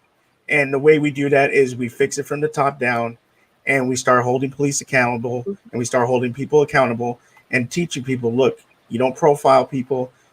You pull them over. If you pull them over and you have a suspicion, which they have that right, but you don't treat them like they're trash. You treat them like a human being and make sure they go home safely. And that's what this is all about. Making sure that a person that Larry looks like goes home safely. A person that Janine looks like, she gets to go home safely. That she's not in fear of being killed because she got pulled over by a police officer that's supposed to protect and serve her. So that's what needs to change. Like, I give my military ID to the police when I get pulled over as a way to hopefully, like, for them to be like, oh, okay, he's in the military. Let me not give him a shitty day. Yeah. Right. Let me not try to, he might be one of us. Right. And the fact that I have to do that is sickening to me because I have to kind of con myself a little bit. Like, oh no, man, don't fucking hurt me. I'm in the military. To give yourself some kind of advantage or privilege. I gotta give myself an advantage. And that's what people. And you shouldn't have to do that, but exactly that's how it is. It's amazing. I don't want to say it's amazing. I feel like that's the wrong word to use, but it's ridiculous that you go through that conscious effort. Be like, I am consciously doing this because I don't want this to happen. You don't want the series of chain of events. Larry, I mean, you yourself did donate not too long ago, very generously without the message. There you go. Thank you so much for your generous donation, being pretty awesome, and also being here. You're a pretty cool fella, so I'm excited. Oh, thanks, appreciate it. I can't have everyone else donate and then I don't put something in. I put my money where my mouth is, like everybody else. Larry's the man. That's true. Larry's the man, indeed. I also think it's important, just like you said, guys, earlier, that to call people out. Like me being with my family, if I'm gonna be going to a birthday, my own birthday dinner this weekend, and I know for a fact this conversation is gonna be up, and if something along these lines, this comes up, at the same, on one hand, I don't want to acknowledge it because I'm like, that is really stupid thing to say, or stupid behavior on the other hand, and I know for a fact I can't change their minds, obviously, especially if someone's older or whatever it may be. A lot of people are just stubborn. That's the way it is. You can't change their mind no matter what you say. But also at the same time, I feel like I really need to say something, so that kind of inner conflict as well. So having those conversations, whether you like it or not is very necessary. Yes. Like you said earlier, got to call people out on their shit sometimes. So yes, you do. It just when you do it, like what we were talking about with Dwayne earlier about coming correct, right? In case you don't know what that means know what the hell you're talking about before you start to say something, or take a moment to think about it. And if you're backed into a corner because you have no fucking argument, accept the fact that you have no argument.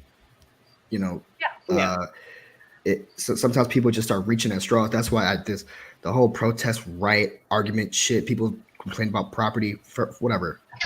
Remember the knee to the back of the neck. People died.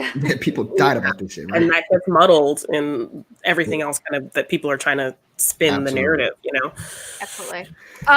Real quickly as well, I mean, I know, Jake, obviously you live in the South in particular, you know, you're a white man and everything. Is there anything in particular you've kind of learned from this whole situation as well, living in the South as a white man? You know, I mean, is there anything that you feel like you have to change, or is there anything you going through this process where you're like, you know what, I'm acknowledging that I need to improve in this area or whatever? Well, I haven't lived in the South my whole life, but I have lived in the South my whole adult life. Okay. That's fair. Last night, I did have a conversation with Jay Washington and Winston Marshall, and I admitted that I used the N-word casually as I was talking to my friends. Mm-hmm. It was never, I never said it in a way that it was hateful, but at the same time, that's not a fucking excuse. So I told them about that. They both said that, okay, the thing is that now you're moving on and moving forward and making things better now. But after everything that happened last night, I didn't want to be someone where that came up later, where someone brought up something that I used to say. And I wanted to be 100% real about it. And I appreciate I told him that it was something that I used to say. I didn't understand the hurt that caused. And obviously I don't do it anymore, but it was a part of my life, and I'm sorry for that. I want to echo kind of what they kind of told you. It's you're making progress, right? And that's the whole thing. It's if you do more good tomorrow, that's all that matters. Mm-hmm. Every single day, like, and this is with anything, with any facet of your life, you're always given choices.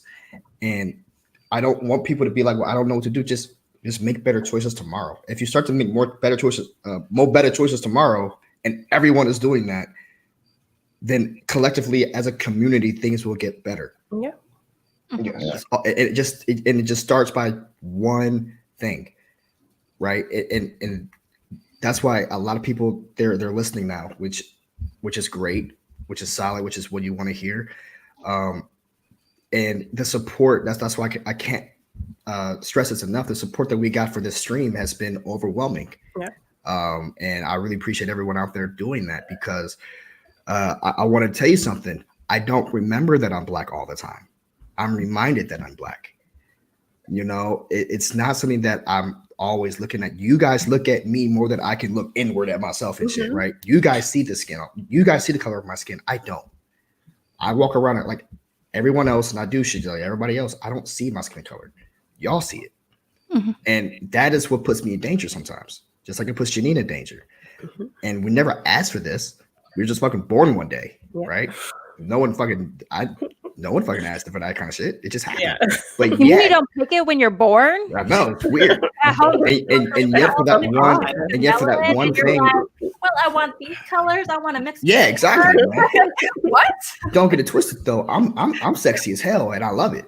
But you know, I haven't been worried about. I haven't worried about being sunburned. Sorry, some of y'all had to deal with that. Right? I'm good. It's rough. It's rough. You know, it's got the perks, but the fact that you know, I have to do certain things because of that. Like I said, I keep my military uniform in the back of my car, just ready, because if I get pulled over by the police, I'm throwing on my military jacket real quick. Yeah. And it's like you gotta hide. It's like you gotta camouflage yourself a little bit.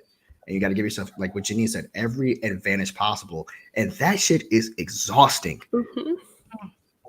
It's exhausting. You know, seeing my wife cry because I got put over because she thought, and by the way, my wife is white, so I don't hate white people. So don't say this. To see her cry because I got pulled over broke my fucking heart. You know, and I couldn't fix that pain. As a husband, I always want to try to fix everything, and that is not something that I could do.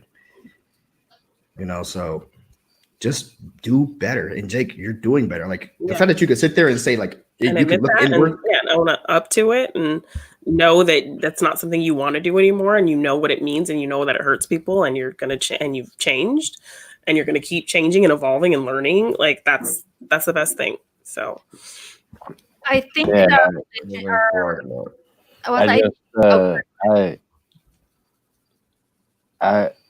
it really was hard for me to actually put that into words. Mm-hmm. I think probably even before this last week, like I didn't take it as seriously, but seeing what's happening right now, like I had to own up to it. I really did. With everything that's going on, it wasn't enough for me to retweet anything or to post anything about, you know, what was going on. I had to own up to the shit that I had done previously in my life. And I bet that's hard, right? And it was hard. I'm not saying it was like on any level of anything that y'all had to deal with, but for me to own up to me being like, I can't say a piece of shit, but being intolerant, being insensitive. It was what it was, and I had to let it be known. You're doing great, man. And what you did is tough, and it is hard. I'm not like, and that's for anyone out there that's battling with this right now. Like, if you had that little thing in your head that's trying to be like, maybe I should be better, then listen to that. It's tough and it's hard, and I want you to know I appreciate that. I personally appreciate the fact that you took that time out and to kind of do a self-transformation in that one thing. You know, that is what the difference. That's the difference. That needs to happen. And like I said, dog, you know, Jake, you know my boy, you know I love you, bro. So so respect on that one. But I'm curious, Danny, you're across the country right now. Like, I'm not, you're across the globe in Brazil. Yeah. Well, that's what I'm curious about as well. I mean, how is it for you? Yeah, down there, over in Brazil. Yeah, look, racism for me, it's one of the main problems here in my country because 50% of all Brazilians are black. Fortunately enough, I had the chance to be raised on black culture because of my mother. In Brazil, there are two main African religions. I'm a part of one of them. And throughout my life, I wasn't allowed, even in my family, to be proud of being part of this religion. Things that I'm wearing right now, you see this, is from my religion. These little bamboo things.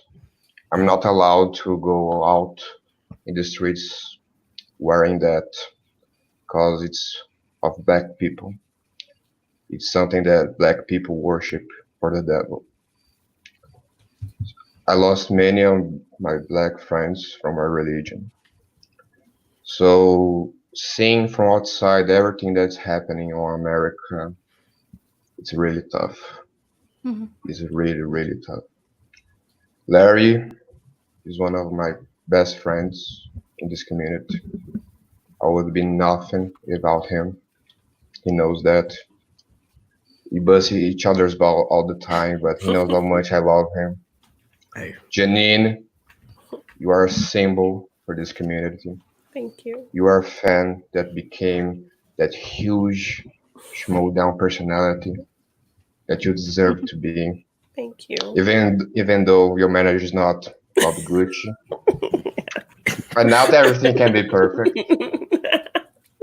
And the only thing that I really wanted to say in this stream is that I've been a fan of this show, of this space, of this community for more than 4 years.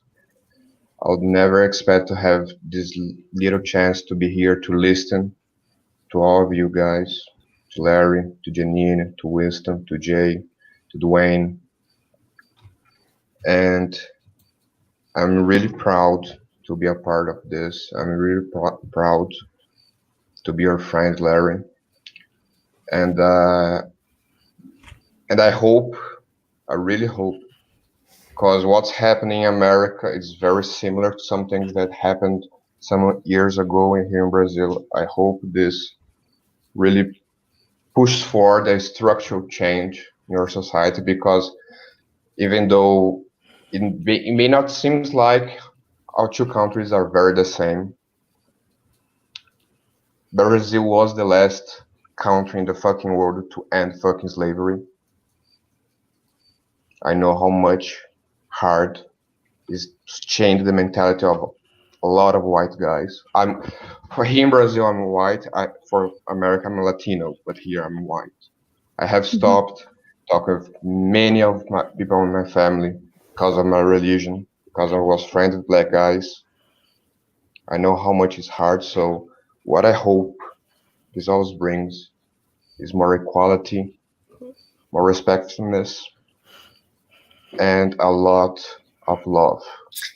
And I really hope that what you are doing here becomes a symbol for the rest of this community, because here are 3 podcasts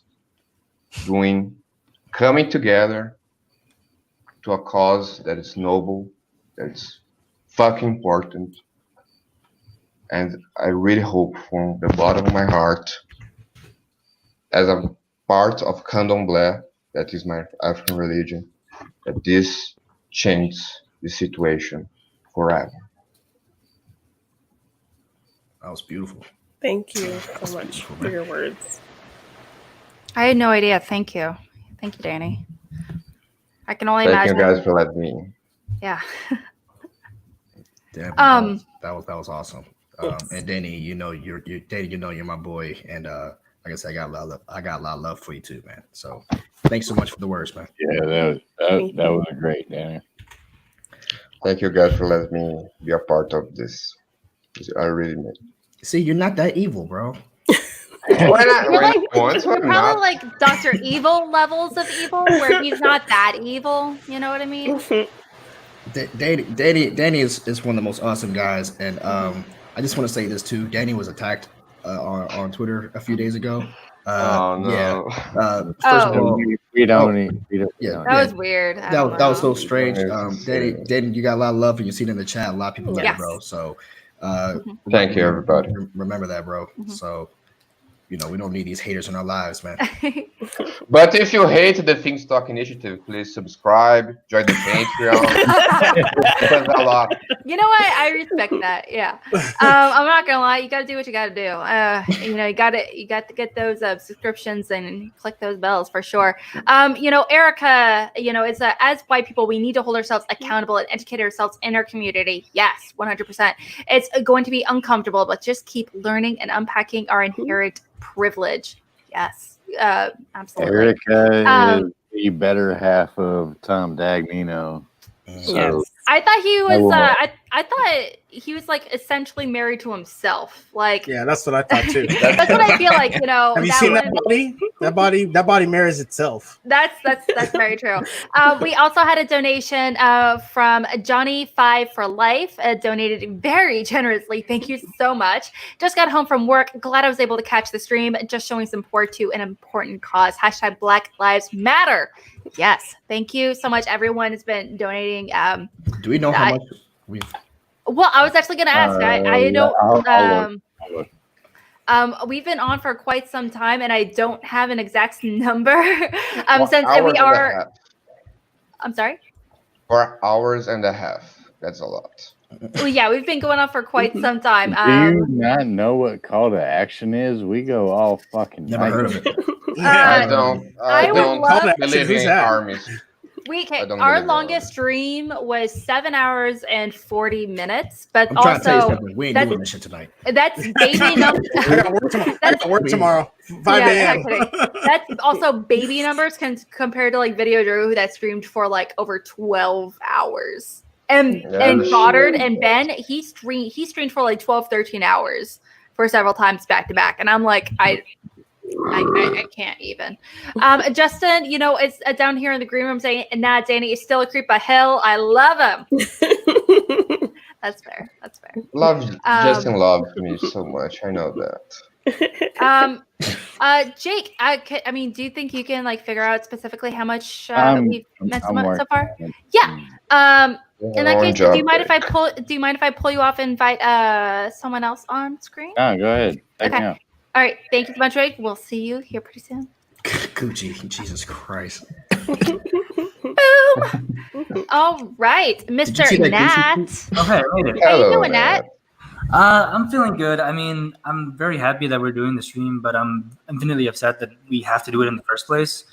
And like, this whole entire week has been just so much emotion for me because I'm sad. I am tired, but most of all, I'm angry. I'm angry that our Black brothers and sisters don't feel safe living in their lives. I am angry that we live in a country that systematically oppresses people and doesn't give them a chance. And I'm angry that people are more upset about property damage and the loss of human life. So yes, I really hope that this week changes people's perspective on things and opens their eyes to like the struggle that people of color are going through. Like this is life for them. Like this is not a 1 week thing. This is happening. This has been happening for years and years, and it's not going to stop anytime soon unless something changes. So I'm very happy that we're all coming together to do something because this thing is so important. Yeah, absolutely. We're getting a bunch of people in the chat real quick to say, you know, one of the coolest dudes. But also, Jake, I know he's not on screen, but, you know, at the same time, go shave Jake, you hippie.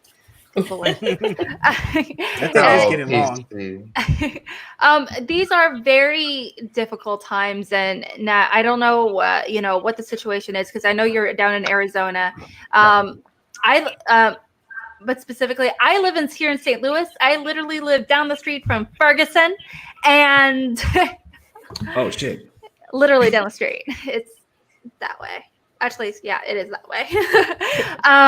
But you know, that being said, I know it's different, you know, across the world, different cities around the U.S. I think that's something very, very interesting. You know, protests going on right now more than ever is that everyone is agreeing. Well, a heavy majority of people are saying that this is wrong. Black Lives Matter across the board. Black Lives Matter, and there's not as much people vocally saying all lives matter. Sure, there's some weenies and assholes out there, but they're quick to be corrected, and we will let them know nowadays. You know, very thankful to say. But also, I mean, like, companies are getting behind it. I know, you know, like Netflix, Twitch, Comedy Central, Nickelodeon, great, Cartoon Network. A lot of these companies are very vocally, you know, they're putting out, you know, things like that, you know, memos, they're doing moments of silence, the 8 minutes and 46 seconds of silence kind of thing on TV, on radio and everything, which is, really wonderful, having that kind of symbolic gesture. But it's happening around the world. I know New Zealand, France, the UK, Brazil, a lot of countries are coming together to really unite and say, this is wrong. Yeah, and a lot of people are calling out, companies for being fake. I know 49ers got called out. The NFL got called out. WWE got called out. They posted a clip with an old clip with Booker T, where Vince McMahon says the N-word, and they posted, and someone said, "Hey, you're saying all this good stuff now, but what about this?" So we're bringing a lot of light to being fake, and I know like RB3 said something about if you're going to be fake and you're going to be quiet, then just he doesn't even want to deal with you, and I think that's needs to be true. It's if you just use your platform to say something, and just to say something's wrong. This is not a black versus white thing or black. This is somebody was killed on camera and it's wrong. That's what people need to understand.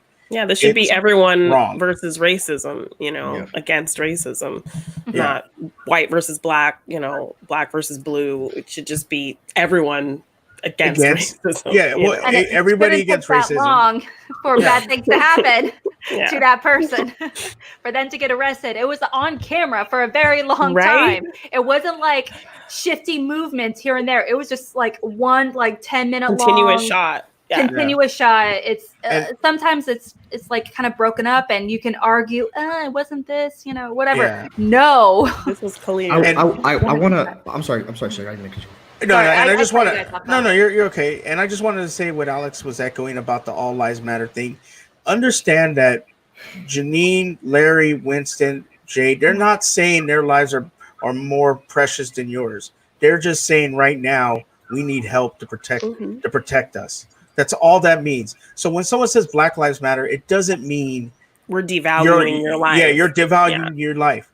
Because I guarantee you, if next week I'm on video getting hurt or killed, Janine and Larry and Alex and Nate and Danny and everybody are going to be there and saying, Hispanic lives matter. They're going to say Mexican lives matter because they believe that, because they know we were there standing with them. Everybody matters. Facts. It's just right now we need to protect them, and that's what we need to do. Yes, absolutely. Like there's an analogy that someone said that I can't echo enough. It's like, if you're outside and you fall and you scrape your knee and you need a band-aid, and someone comes up with a band-aid, they're not going to go to every fucking person in the neighborhood and hand out band-aids to them.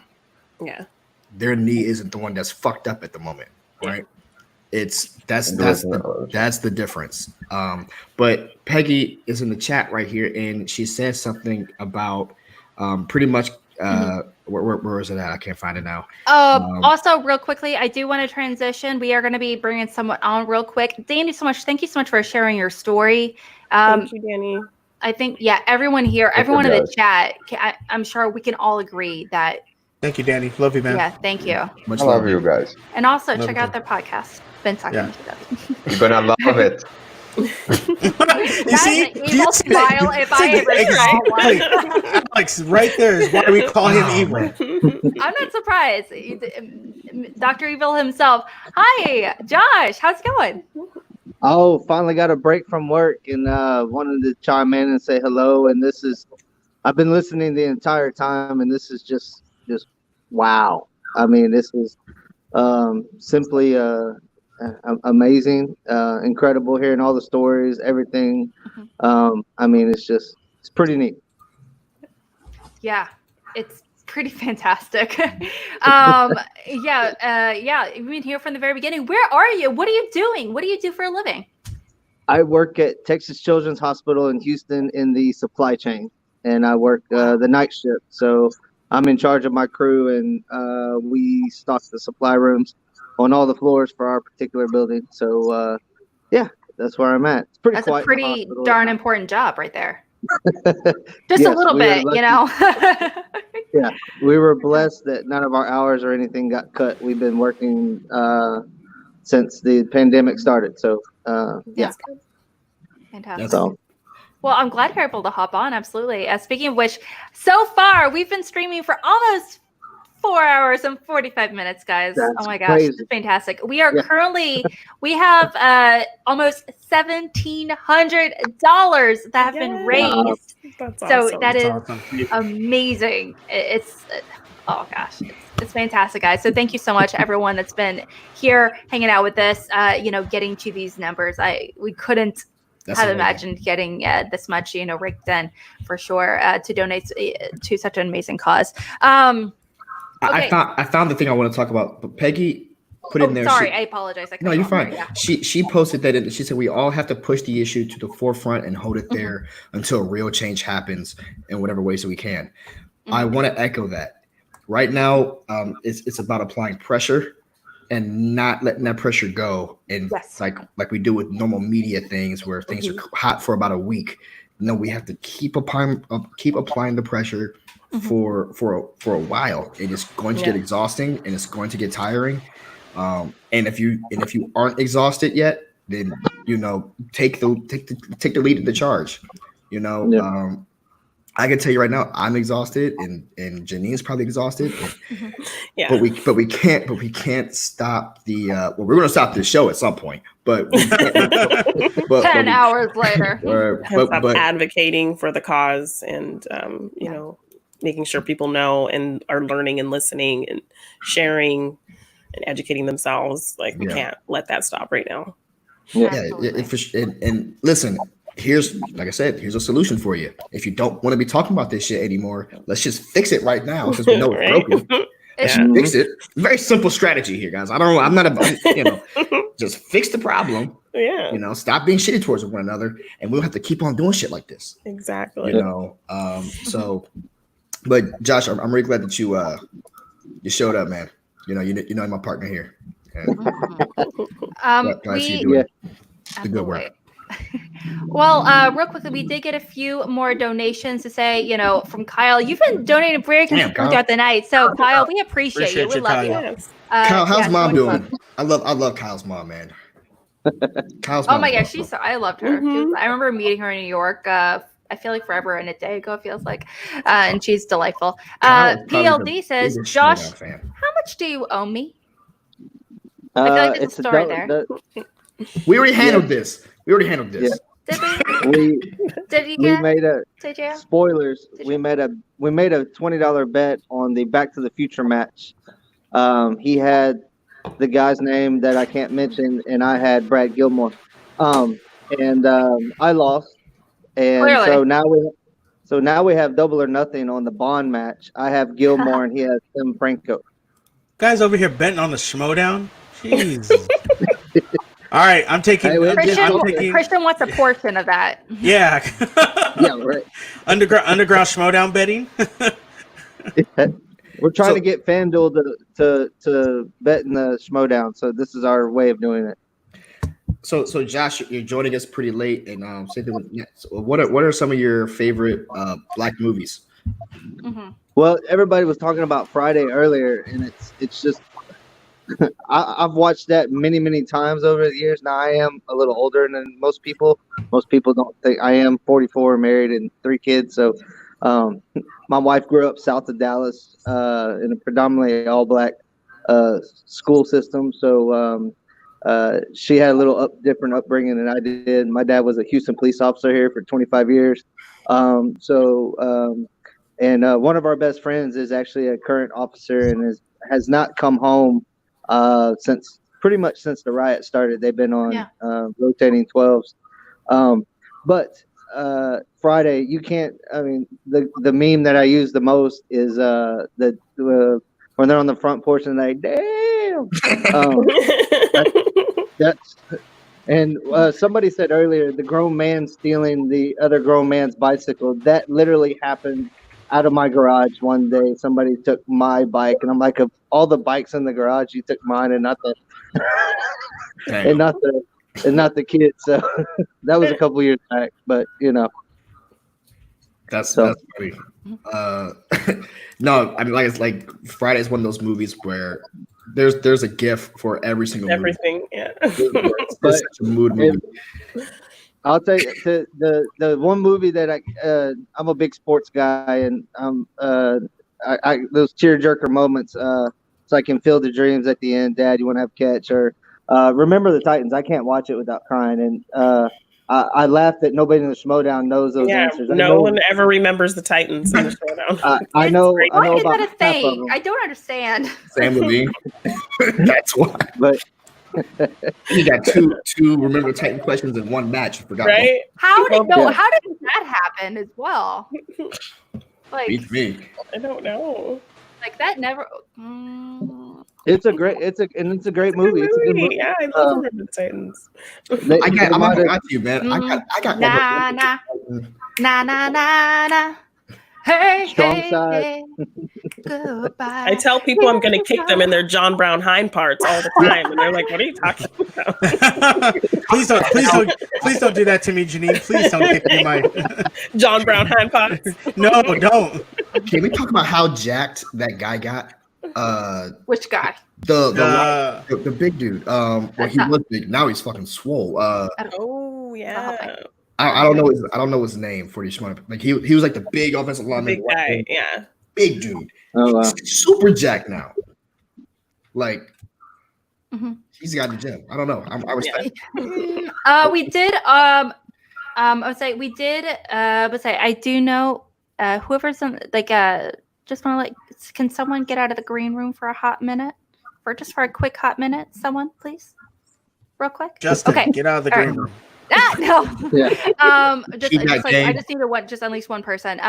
But Drew's gonna come back. She was on stream earlier with Eric, but she wanted to hop back. She had a few questions and she kind of wanted to chat about.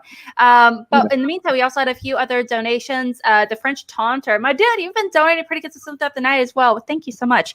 Last one, Fave Black movie, Black Dynamite. Stay safe, love each other, support the Finstock Initiative. #Black Lives Matters. Yes, absolutely. But Ferris, says, he got game. That's a good one. Yeah, Gabe. That's a good one. Larry, do you remember this basketball movie? It was one of my favorite movies growing up as a kid. But do you remember The Sixth Man with Marlon Wayans and the guy from? It wasn't Marlon, but it was one of the brothers, and then the guy from. Yeah, I know. And then it was the spinoff. It was a guy from the spinoff. Let me look it up. It was about two black brothers that go to Washington State, and then the older brother dies, and he comes back as a ghost, and they make it all the way. It was one of my favorite movies of growing up. I don't know if you remember that. Marlon Wayans. Oh, yeah. That movie, I've never seen it. How High? Oh, How High is dope. No, How High is that's a completely different movie from this movie. I don't know. That's Drew posted in the video chat. That was her guess. No. Speaking of which, real quickly, do you mind if I kick someone out of the screen for a minute? Possibly. Yeah, I can. I got to get back to work anyway. So I was just popping in to say hello. So thank you so much for coming on, Josh. We appreciate it. No problem. Y'all keep going. Okay, yeah, Danny Coast and Nerd Chronic remember that movie. Like, I wasn't tripping. It's one of my favorite movies. You got to watch it. It's really good. Hey, lady. Hey. Wow, right before I got on, you guys had to bring up Remember the Titans and remind me of my my Denzel bias that I need to fix. That me and New Tom had some issues with Remember the Titans and like every single one of those Denzel questions. So we might need to watch some more. We might need to watch some more Denzel. That's a category I feel like not a lot of people ace for some reason. Yes. It's also a category that can be very hard to study because I know James White, he like posted on Twitter. He's like, it's very difficult to find James White's movies. I can only find like 5 on streaming. And that sucks unless I have to like buy them. Oh, because like James White is like always watching weird Korean movies that like I'm like, what is this? He's like, it's a Bollywood horror comedy that's also a musical, and I'm like, where? And he's like, what Bollywood movie isn't a musical? That's the real question. It was about a fly, a guy who dies and comes out back as a fly, and him and his former wife like take someone down, and I was like, what is it? And he's like, it's a horror musical. I was like, well, okay, sounds great. I do have a question, for the room. for you guys, because this is the kind of thing, like Larry, you mentioned, like if we have questions, we should ask. And like, for sure. So I don't want to go back to the idea, like, I want to get back to streaming. We want to go back to doing these quizzes, to making stuff for you guys. But the idea of like going back to like being like, this is a regularly scheduled programming, that just feels like saying that things are returning to normal and like we're going to just return to like whatever. And that's not like what, I don't know. Inherently, I feel like that's the wrong direction. But I don't know like what else to do or how to be like, okay, we want to start streaming again. We want to hold these quizzes. Is it something like we, not beyond just donating what we get to charity? Is there something like focusing on Black films, like Friday, stuff like that? Is there something we can do to show that it's not business as usual, but like we do want to provide for the entertainment and do our thing and provide a little levity from the situations? That's definitely something that me and my co-host Morgan talked about, because he's white, and like we release our show every Wednesday. So when we had to release our show today, and after kind of everything that happened last night, he was kind of concerned, like, should we promote the episode? Does it seem like we're being insensitive, or we're just kind of like promoting our stuff as usual? And I feel like what we do is something that can bring some levity, bring some joy to people. So if you kind of come at it from that aspect, I don't think there's anything wrong with kind of going forward. As long as if you feel like you want to maybe acknowledge something or like donate or, still talk about it in a sense. But I don't think there's anything wrong with continuing on doing something that you enjoy that will bring enjoyment to other people, because I think that's also something that we do need right now. Okay. I totally agree. I think that if you wanted to do something tomorrow, that's A-okay. We do have a responsibility to the viewers out there, and I think that some of them they need the content, like what you're saying. I mean, I was talking with Dagnino about if we should do Ask Gucci and stuff like that. Right. If it would make people upset, like even we're trying to answer those questions. And I think that we're at a point where, look, we're not going to change the world tomorrow. Like the world instantly isn't going to fix itself tomorrow. It's going to be a continuous thing, and I think that we're raising awareness to a problem. And I think as long as we keep on doing that, that's good. So it's you doing what you enjoy doing, and you doing your trivia shows and stuff like that. If I know that if I had been out at work for 12 hours that day, and I came home and that movie trivia, your trivia thing helped me out at the end of the day, then do it. You're helping people. So, no, I think that it's not business as usual. Like you think we're like all you have to do is remember that the mentality is different going forward. Okay. The mentality and the spirit of what all of this means. As long as you have changed that part, or not necessarily you, but it's for anybody, go back to doing what you guys are doing. No one's saying don't go to work. No one's saying don't make your content. Don't draw if you're a drawer. Don't paint if you're a painter. Don't make YouTube content if you're a content creator. We want you to do all those things. We're just raising awareness, and shit, if you want to hop on Twitch right now and do something, I don't see an issue with that. Well, I mean, I asked Sean Berto, who's my producer, earlier today, I was like, if I want to watch a movie and I want to like have everyone involved, but I'm not asking for money, and just to get the sense of community, I asked Sean and I asked Danny, and they both were like, maybe today just do it on Discord, and I understand the idea of the Tuesday, the Blackout Tuesday, because the idea is it's not about like my content today, but I also don't want it to feel like this is your guys' special day, and then tomorrow we're gonna like stop asking you questions about like how we should proceed, or like we're gonna stop paying the deference and we're just gonna go back to like only covering certain kinds of movies and only writing certain kinds of things, or I don't know. It's like kind of like taking like the Matrix fucking pill. Like I'm like, okay, well now I'm fucking. It feels different, and like there's nothing that's gonna make it go back, like make me go back to till like even last week in my knowledge of lack of knowledge. I think Drew, that if going into the next day, you make a subconscious effort to say, okay, I'm gonna change this. If I be more educated, or be more vocal. If Janine tweets out something about something, that you retweet it.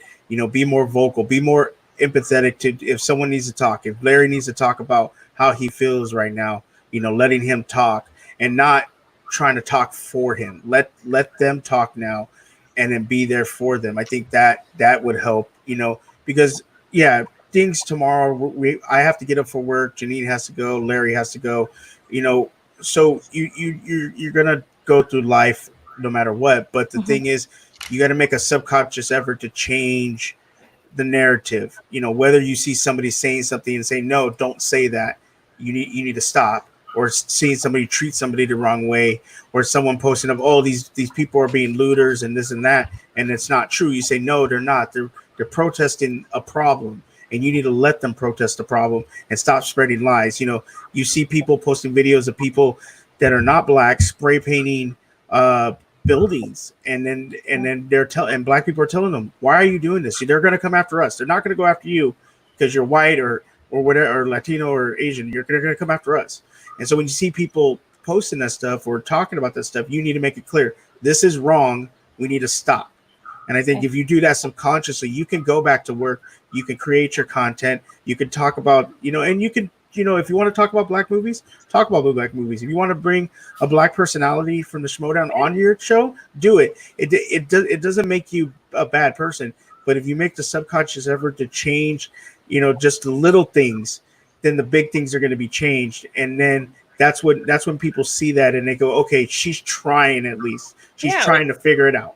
Even if you want to put like a post, like, we're doing a quiz tonight, Video Chronic also wants to let you know these are different places that you can donate to help support the cause, because we support the cause. Like, even if you just share a link while you're talking about, your upcoming episode of your, quiz, and then you can share links that people can go to that can help support the cause.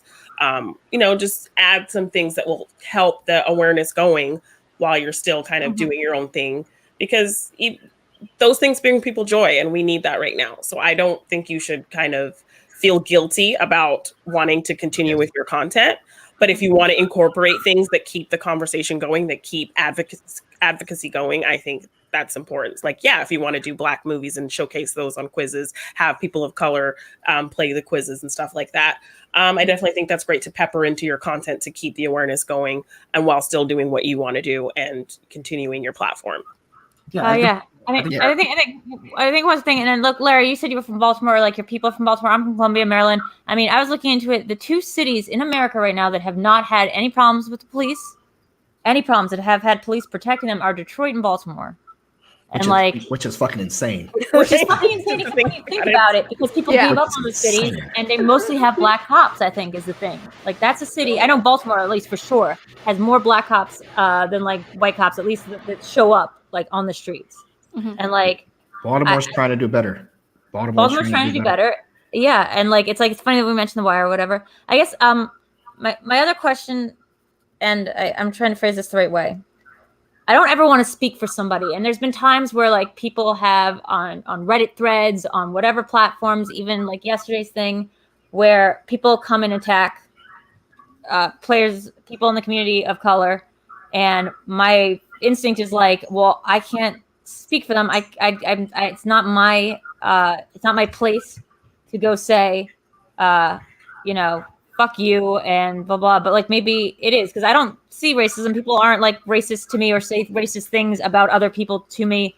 It's all on like the internet forum stuff, and like, is it my place to like jump into the fracas But if it's something that gives you an emotional reaction that makes you upset, then that's where you kind of use your privilege to advocate for those people if you feel passionate about it. Like, I mean, if it's not something that bothers you, then I guess don't say anything. But if you see it's always bothered me that you don't agree with, then I think it's fair for you to step up and say something and advocate for those people, because you're an ally and you want, if that's something that affects you, then I think you can share your side of it, your opinion of how you feel like somebody's being treated. And I think that's definitely part of the whole being an ally and using your privilege to give those who don't really have a strong voice that voice. So, I mean, I don't think you should, just go off on people. But if you feel the need to kind of speak for somebody who is not being heard, and it's something that you feel passionate about, like, stepping up for them, then I think you should do it. Yeah, I think that one, thank you for coming with those questions because I think those are two very solid things. And the fact that you're asking for guidance in that matter already shows that you care. And that's ultimately what we're talking about. And the idea that I don't want you to feel like some people are introverts in nature, right? And they're not going to be the ones to stand up for people. And that's not, I want there to be understanding about what I'm saying. If you're naturally just quiet and you're silent, that's, I'm not asking you to step out of your comfort zone in that way. I'm not asking you to all of a sudden pick up pitchforks and start to be who you aren't. Be who you are, right? Be who you are, but be aware that your actions and your thoughts. If you're sitting there internally and you're trying to say like, I want to change this about myself, then this whole podcast thing did the trick. Yeah. It did the trick. As of like last week, this is shameful to admit. Like I hate this, and I hope I'm not putting you on the spot like this. But as of like last week, up until this weekend, I didn't realize that I'm staying with like 4 people of color. Like everyone else in the house is a person of color except for me. And I was wondering why, like starting on Thursday, like last Thursday, everyone was starting to like get really upset, and I was like, I was like, okay, well, yeah, this and that, and yeah, things. But I was like wondering why everyone was suddenly yelling, And it took, I think, until Saturday, and like when shit started to pop, that I was like, oh, and it feels really bad to be like, I am this many years old.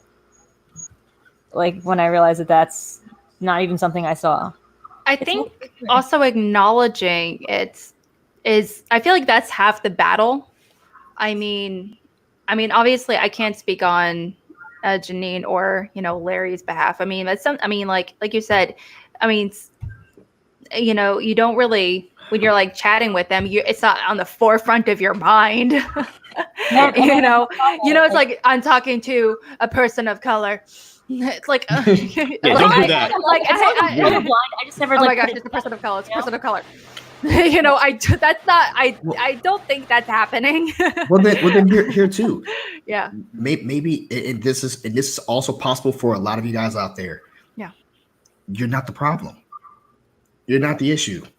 Yeah. And it's okay to sit there and also tell yourself, hey, you know what? I don't act that way, and I don't fucking spew hatred, and I'm doing it right. That's fine. And you're wanting to learn, and you're wanting to understand what's going on, and you're wanting to know the best approach to help, and I have a loud voice. I'm not scared of using my voice. What I'm scared of is like using my voice to speak for somebody else, because like I'm now suddenly engaged in an issue that I wasn't engaged with before, and I don't have like all the numbers or facts or whatever, and I'm now like fucking speaking for somebody else's thing. I think what example to use, Drew, is don't be those people that go out to the protest and are spray painting and breaking shit.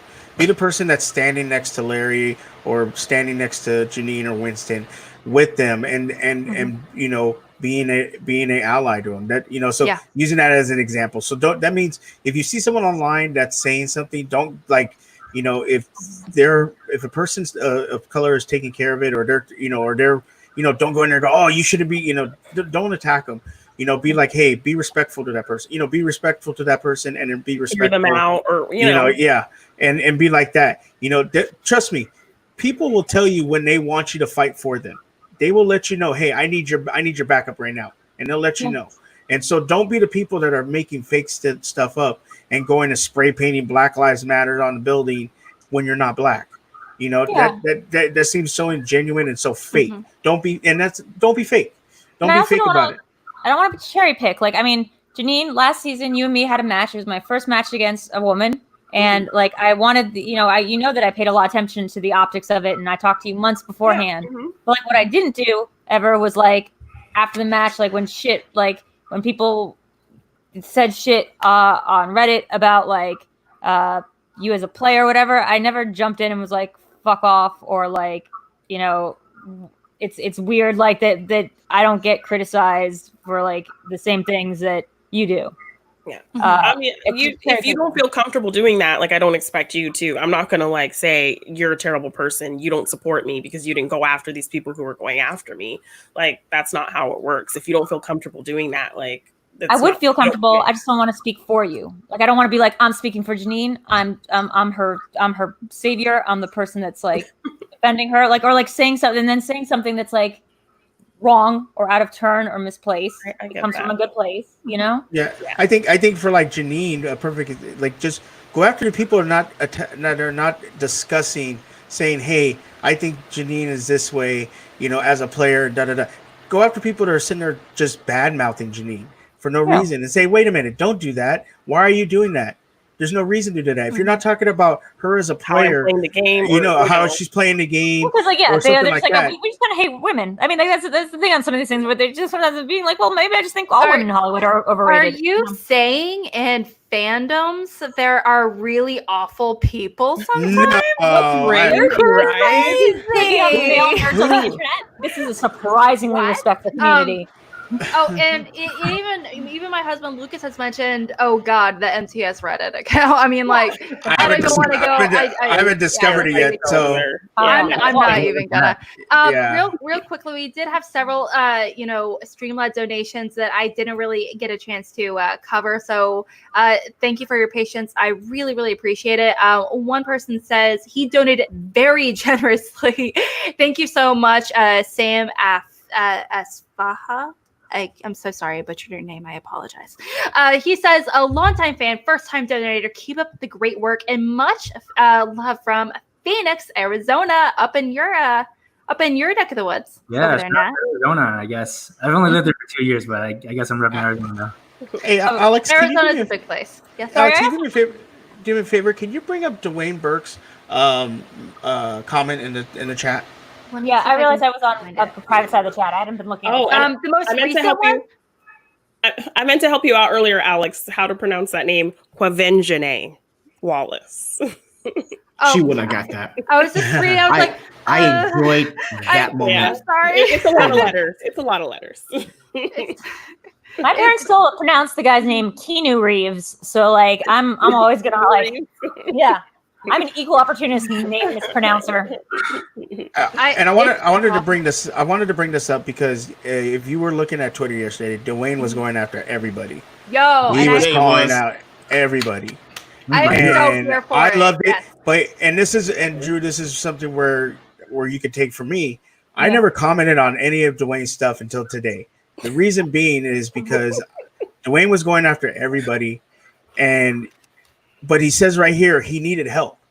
If Dwayne texted me, I would have jumped in, but I didn't because I wanted to wait. And I waited till today, and then I posted on this thing, and I said, look, as a Hispanic man and you as being a black man, I understand where you're coming from, dealing with the police and how and I respect you and I love you, and if you need anything, I'm here for you. Because I wanted to give him a chance to do it himself and let his voice be heard. But he said, I messaged people saying, can you help me? So if Dwayne would have messaged me, I would have been right there for him. Dwayne would have messaged Larry, Janine, Alex, anybody. That's when when they message you and say, hey, I need you, you go and you do what you got to do. But you let them speak their mind and let them get it out, and you back them up and say, you know what, I got your back. You didn't do anything wrong. You don't have to apologize for anything. You know what? Don't worry about these people coming after you. They're a bunch of idiots. They're a bunch of trolls. Don't worry about it. That's being real, because then they see that and they say, okay, this person's got my back. She's not fake. She's not doing this to get views. She's not doing this to get likes. She's not getting it to get Twitter followers. She's doing this because she genuinely cares about me. I've lost like 200 Twitter followers this week because I've started like posting political shit. It's weird. Like I'm just like, oh wow, I guess I had a bunch of racists on here. The visual metaphor that I'm thinking though is like, it's gonna be a hard line. I think it's gonna be a hard line for a lot of us to see for a while, like the difference between standing between somebody and like the authority or like the oppression, and standing in front of somebody and like going up in front of somebody and going, no, I got this for you, and speaking for them. Temporary. Like, it's temporary, guys. You say that. Also, real quickly, I do want to let you guys know we've received so many donations, and my heart is so full right now. I am so thankful for everyone's donated. We also received another donation from Ferris. My dude has been donated so consistently throughout the night. We appreciate you. We love you. We really do. Being part of the Action Army, part of the initiative, you're so awesome. We love it. And he just says, all he says is in his Streamlabs was sweetness. I don't know what specifically he's referring to, but I assume it's a conversation that everything we're saying. But also he said another one, sweetness. You guys are amazing. You know, a lot of comments like that. And I feel bad. I feel like I'm not getting my numbers right, but so far we've received over $2,000 in donations. Wow. Oh my gosh, Wow. that's awesome. And fucking amazing. And it's again, my heart is full. You guys, thank you. We're sending it over. Every single penny is going directly over to the George Floyd Memorial Fund. It's going to be going to an amazing cause, a great cause, a worthwhile cause. And so thank you so much. But also, while we say these words, always remember that Brandon Hanna is always lurking the entire time, always watching from the shadows. It's always creepy, Brandon. It is. Yeah, but thank you guys so much. I mean, I think that's the real purpose for times like these, to have these conversations and because these are important questions that have needed to be had for years, decades.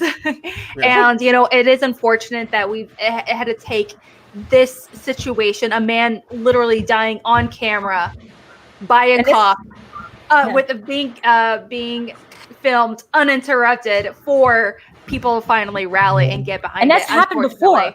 And it's happened before. Bad. Unfortunately, it's finally coming to fruition. Now it should have happened so much before, but people are coming forward now more than ever, much more aggressively, and it's really wonderful. Ferris, much more love. Larry, I love you, man. Wow, thank you, everyone. He can't even say he loves me, and I'm his host of his show. Thanks, Ferris. Love you too, bro. Thanks, Eric. Wow. Thanks, Eric. But also, Eric, that's Wings money. Just kidding. Yeah, thank you so much for donating. Love this community so much. Great job to everyone tonight. And I know Eric is probably like on the other side of that room. Oh no, he's actually in that room. I was like, I have a question. I don't know. Well, I mean, like on the other side, because I know you live in the same house, with the other roommates garage. and everything. He's I'm in the garage. I'm the detached garage, and he's in the bedroom of his place, and his roommates are in the living room. So pretty spread out. He can't hear me or anything, so we can say whatever we want about him. I know. He's always like in the background at some point. I feel like whenever I see you. I know Star Drew made a $10 donation. We made a bet on the Laura Kelly Sean Sullivan match, and so I told him to go ahead and donate it. And he was bringing up Meteor Man and The Wiz. I haven't seen The Wiz in God knows how long, but I remember Meteor Man. I've never seen The Wiz. That's one of those big fucking blind spots for someone who loves music. So, you need to watch it. Yeah. The Wiz? Never seen it. Now you gotta watch it. Never seen it either. Never seen the one with MJ. MJ, he plays the Scarecrow. Yes. Diana Ross is Dorothy. Diana Ross. I know the song. Leave on down. Richard Pryor's the Wizard. Like, come on, gotta watch it. Guys, I mean, I remember Meteor Man though. Meteor Man was one of my favorite movies growing up. I remember they had the flat tops with the half black, half blonde. That gang, that was hilarious. And that bounces off from Hollywood Shuffle because that was Robert Townsend, like he wanting to create a superhero that a black person could play because black people weren't getting roles like that. So Robert Townsend he created his own superhero with Meteor Man. So I remember watching that movie as a kid and like being so inspired by that. One last question, and then I'll stop asking questions for right now. I'll continue asking questions, and Janine, I'll bug you for like whatever, whenever. I mean, like I welcome it. I know you may have had very open dialogues in the past, so I look forward to continuing that. But Hollywood's done this thing where they've been kind of like quiet about shit. It's the same way that like congressmen and senators have been like weirdly quiet when they're the ones that could like invoke the 25th Amendment and like get this shit done. Hollywood's been like weirdly silent, except for the occasional wrong person on the totally wrong side of history with this. So like, is there a way that again, not trying to get back to normal, that going forward when we're dealing with a pandemic, we're dealing with all this stuff, that we can focus on different priorities because it's almost like a reset? That's a huge question. Like, I don't know how life continues when and if this kind of calms down, if we get the results that we're looking for. Like, I don't know how to kind of turn back the clock and not remember all of this and not focus on all of this. You know, it's going to be, I think, even when hopefully we get what we want out of all of this, it's going to be something we think about all the time, and it's going to be ingrained in everything we do in a positive way. So yeah, that's kind of a huge question to even kind of think about where we're going to be at the end of all this. I mean, yeah. The and it's not necessarily to be answered. I mean, like, look, COVID shut everything down, but there's no way that like anyone can now make a TV show or movie that doesn't, that doesn't have this happening in the reality, like in the Avengers universe, that doesn't address this happening. So it's almost like when we get back to things, when the studios get back, whenever. Want to see that thing? I'm sorry. Oh, there she is. Okay. Now she's good. Okay. Yeah, you were frozen there for a minute. Yeah, you're good back. Sorry. Sorry. So like, yeah, when we get back to things, because we're taking this weird break because of COVID, like maybe when we get back to things, we have a chance to be like, we don't make our voices start and be like, we don't want to have the same shows and the same movies. We don't want to focus on the things. It's like a hard reset. And like what we focus our coverage on as reporters and critics and journalists, what we talk about on our podcasts, what we focus on, the kind of filmmakers we focus on, the kind of actors. I mean, I don't want it to seem like tokenism, but I also don't think there's like a way to be like, yeah, let's just go back and like pretend like The Office is relevant. Yeah, I get that. I mean, there's a place for it, but like watching comedies feels weird now because they all feel so antiquated and weird. And you maybe kind of notice more the lack of like maybe diversity and things like that you maybe didn't think about that much. I have to look up what antiquated means real fast. I mean, like it seems irrelevant. Like I tried to watch 30 Rock, and I was like, this might as well be a show about like a utopian planet from like another thing. Like that's not our world. We don't have Barack Obama presidency. We haven't had that world. So like, yeah, people don't want to see real. Like people don't want to see the real. Yeah, but like now we can't not. Like I think a lot of people woke up over this past week. Like I think a lot of people just fucking woke up. And so because of COVID and because of this weird confluence of history, I think we do kind of have an opportunity to reset and like tell and have voices heard saying we don't want to watch certain kinds of show. We don't need any more Chuck Lorre shows. We maybe don't need any more Ryan Murphy shows for a while. Like Chuck Lorre. I don't know. I don't. If it's all about, like I said, and I'm weird on this kind of side of the coin. I don't want to just start to force. No, not force. Like, I don't want to just start forcing like black people into shit because like, oh man, we're missing the black guy. We're missing the black girl. Let's show him no, but like, what kind of shows we even put out? Like, maybe it should just be like more shows that are not by the same people. We're just putting like a black character in, but like focusing on like let's get different fucking voices. I mean, it's kind of what Jordan Peele's whole thing is, right? I mean, his whole thing about like Get Out and Us and stuff like that. He's kind of taking that charge in that way, which I mean I respect for sure. And of course, he got a lot of shit when he said like, no, I'm not going to put a white guy in this movie because I've seen that movie before, right? Yeah. So he's doing what he needs to be doing, using his platform to create the things that he wants to see. But I mean, all in all, like I don't know what the corporation's responses are going to be in the long run. I of course have my feelings right now that certain companies are only saying certain things because it sounds good. Like NBC already had a quota program where they got a tax break for putting like a single black writer in an all-white writer's room, and like that writer wasn't even getting paid out of the budget of the show. He was getting paid out of a separate fund that was like, so it created this huge rift in a lot of people's shows that I know about where that person felt separate and was apart for the rest of the writer's room because they weren't getting paid from the same paycheck at all, and they were very clearly there for different reasons. And like, so it's not just like being like, oh, let's put somebody in the show or let's up the number by one. It's like the whole system has to change. The whole fucking paradigm. It needs to be genuine. Yeah. Like you said, that kind of whole tokenism thing seems to come into play with stuff like that. Yeah. Which is what they do. I mean, a lot of those people making those shows, let's be real, they most likely probably didn't grow up in areas where it was diverse and stuff like that. But Lena Dunham. What? Yeah. Who I went to college with, and for a while I was, for a very long time I was like, that show speaks to me. It doesn't speak to like very many other people, but it speaks to me. I went to, she talks like me. We went to college together. I know her and I didn't realize that the problem wasn't like that she speaks to me and like now the people. It's just like that she speaks to a lot of white people like me, and she speaks to a generation. I feel like but a very specific group within a generation, I guess. Very hyper but I always specific. defended it, and like I never was like, but maybe. And here's an idea: you just fucking don't make a show about more white girls. Like all white people.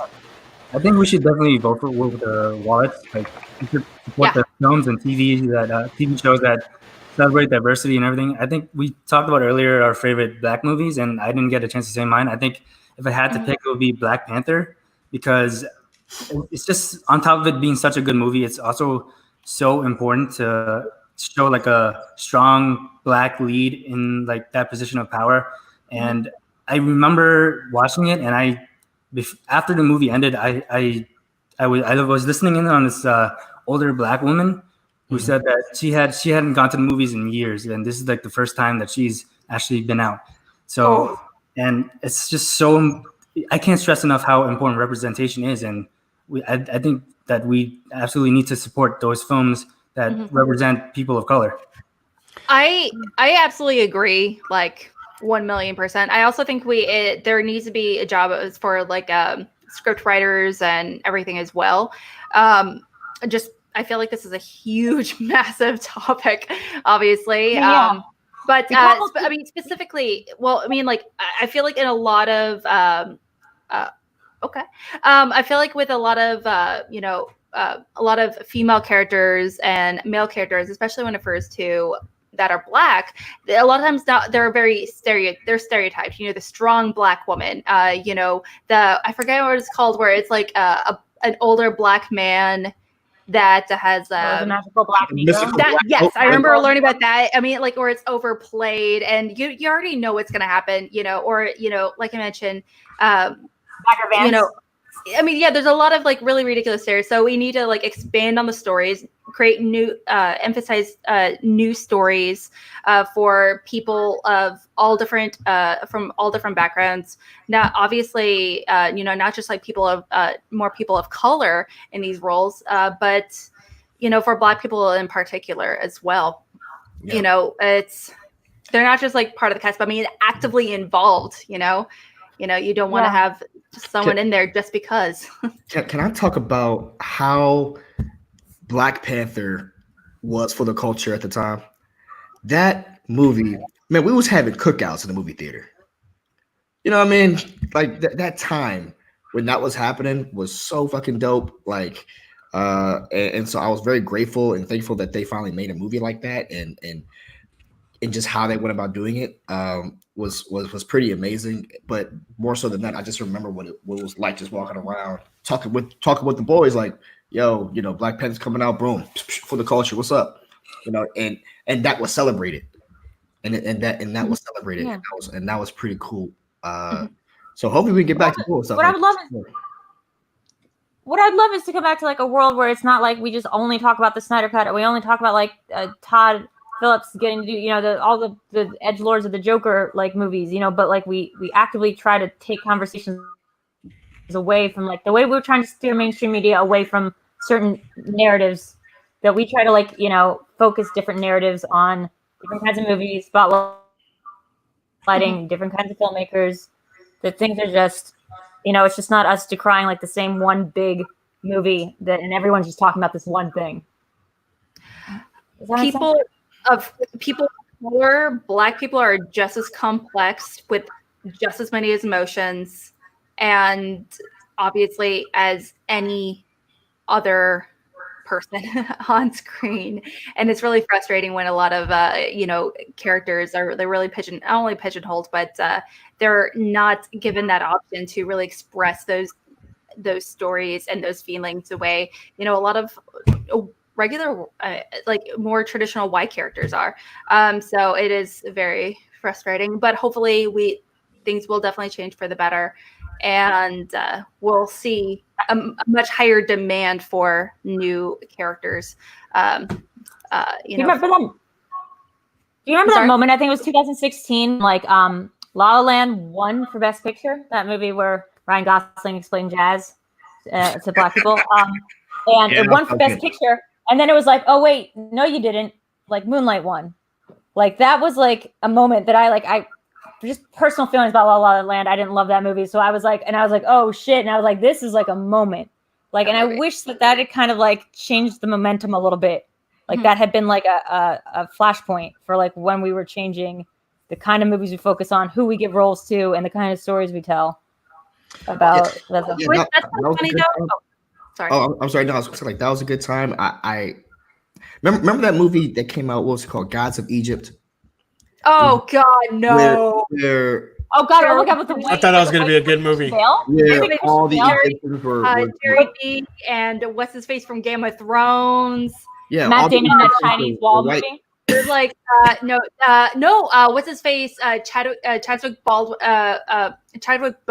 Sorry, he is in it as like Ra or something, some Egyptian god. All as like the Egyptians were white.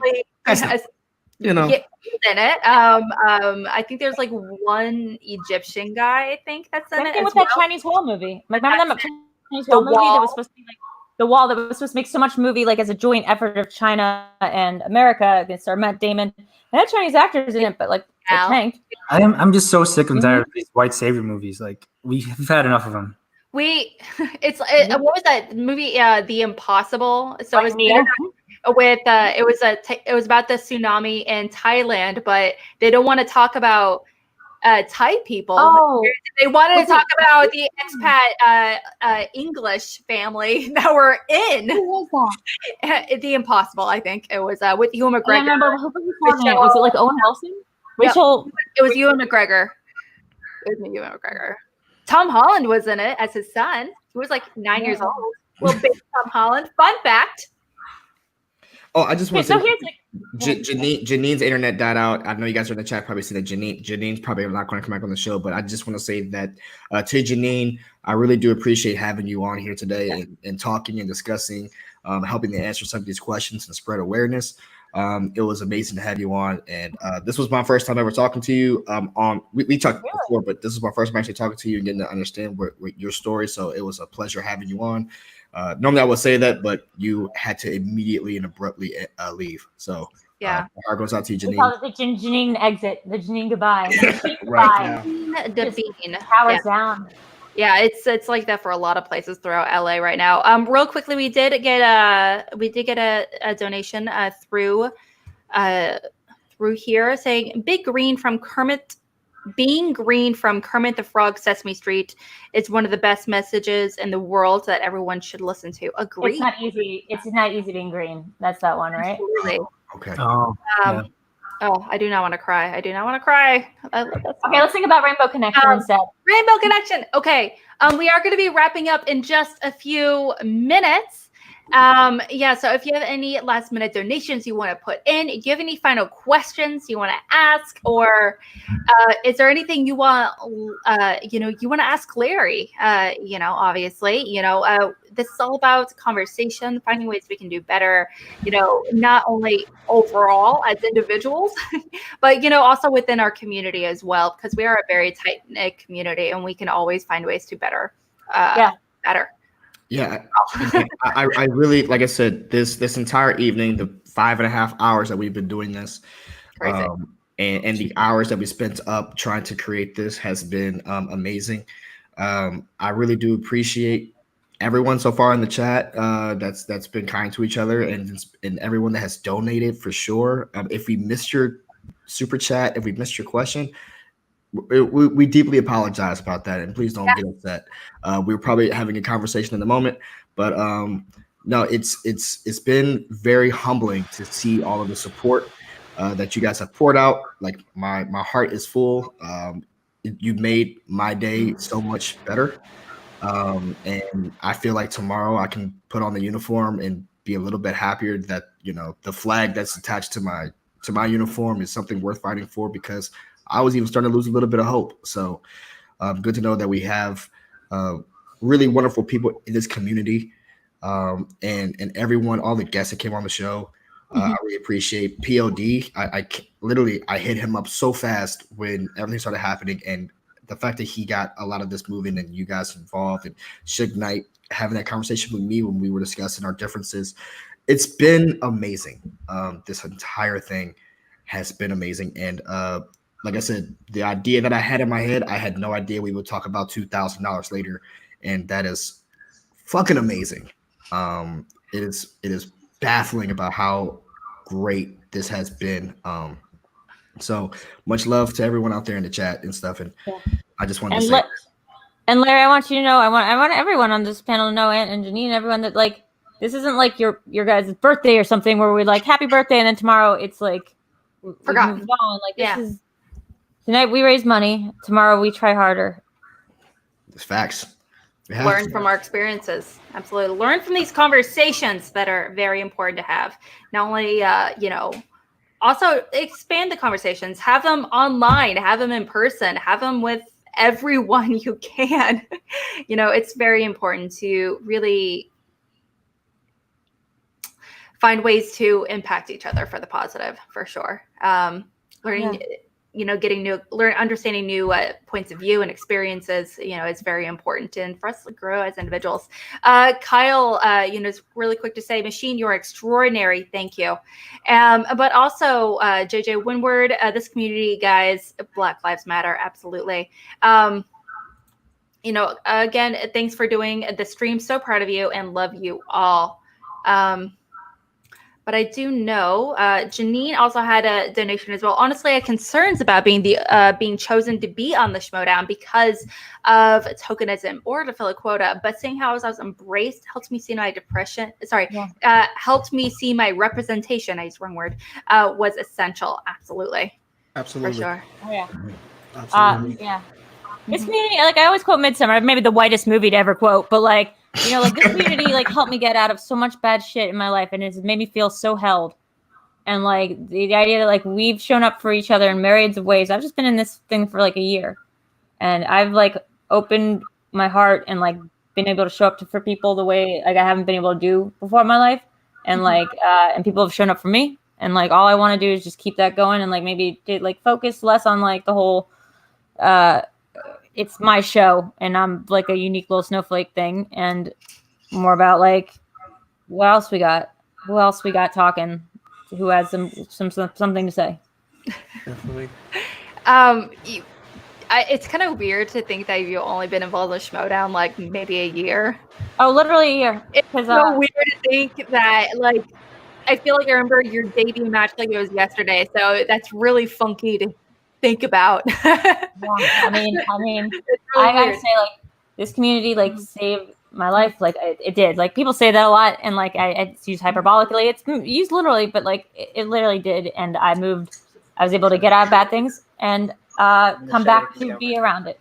So this community means the world to me. Like I would die for it. So what can we do to make it better? Definitely. We appreciate you, Video Drew. We really do. Well, we are going to be wrapping things up here real quickly. So thank you so much for the last minute donations. Real fast, any final words before we wrap it up with a nice bow? Starting with you, Nat. Do you have any final words before I disperse? Sure. I feel like I'm so thankful for this community, like that we've all can come together and have this discussion. And there's no one in the chat going like Blue Lives Matter, pew pew pew, or whatever. Is that how they go? That's how it goes. That's what they do.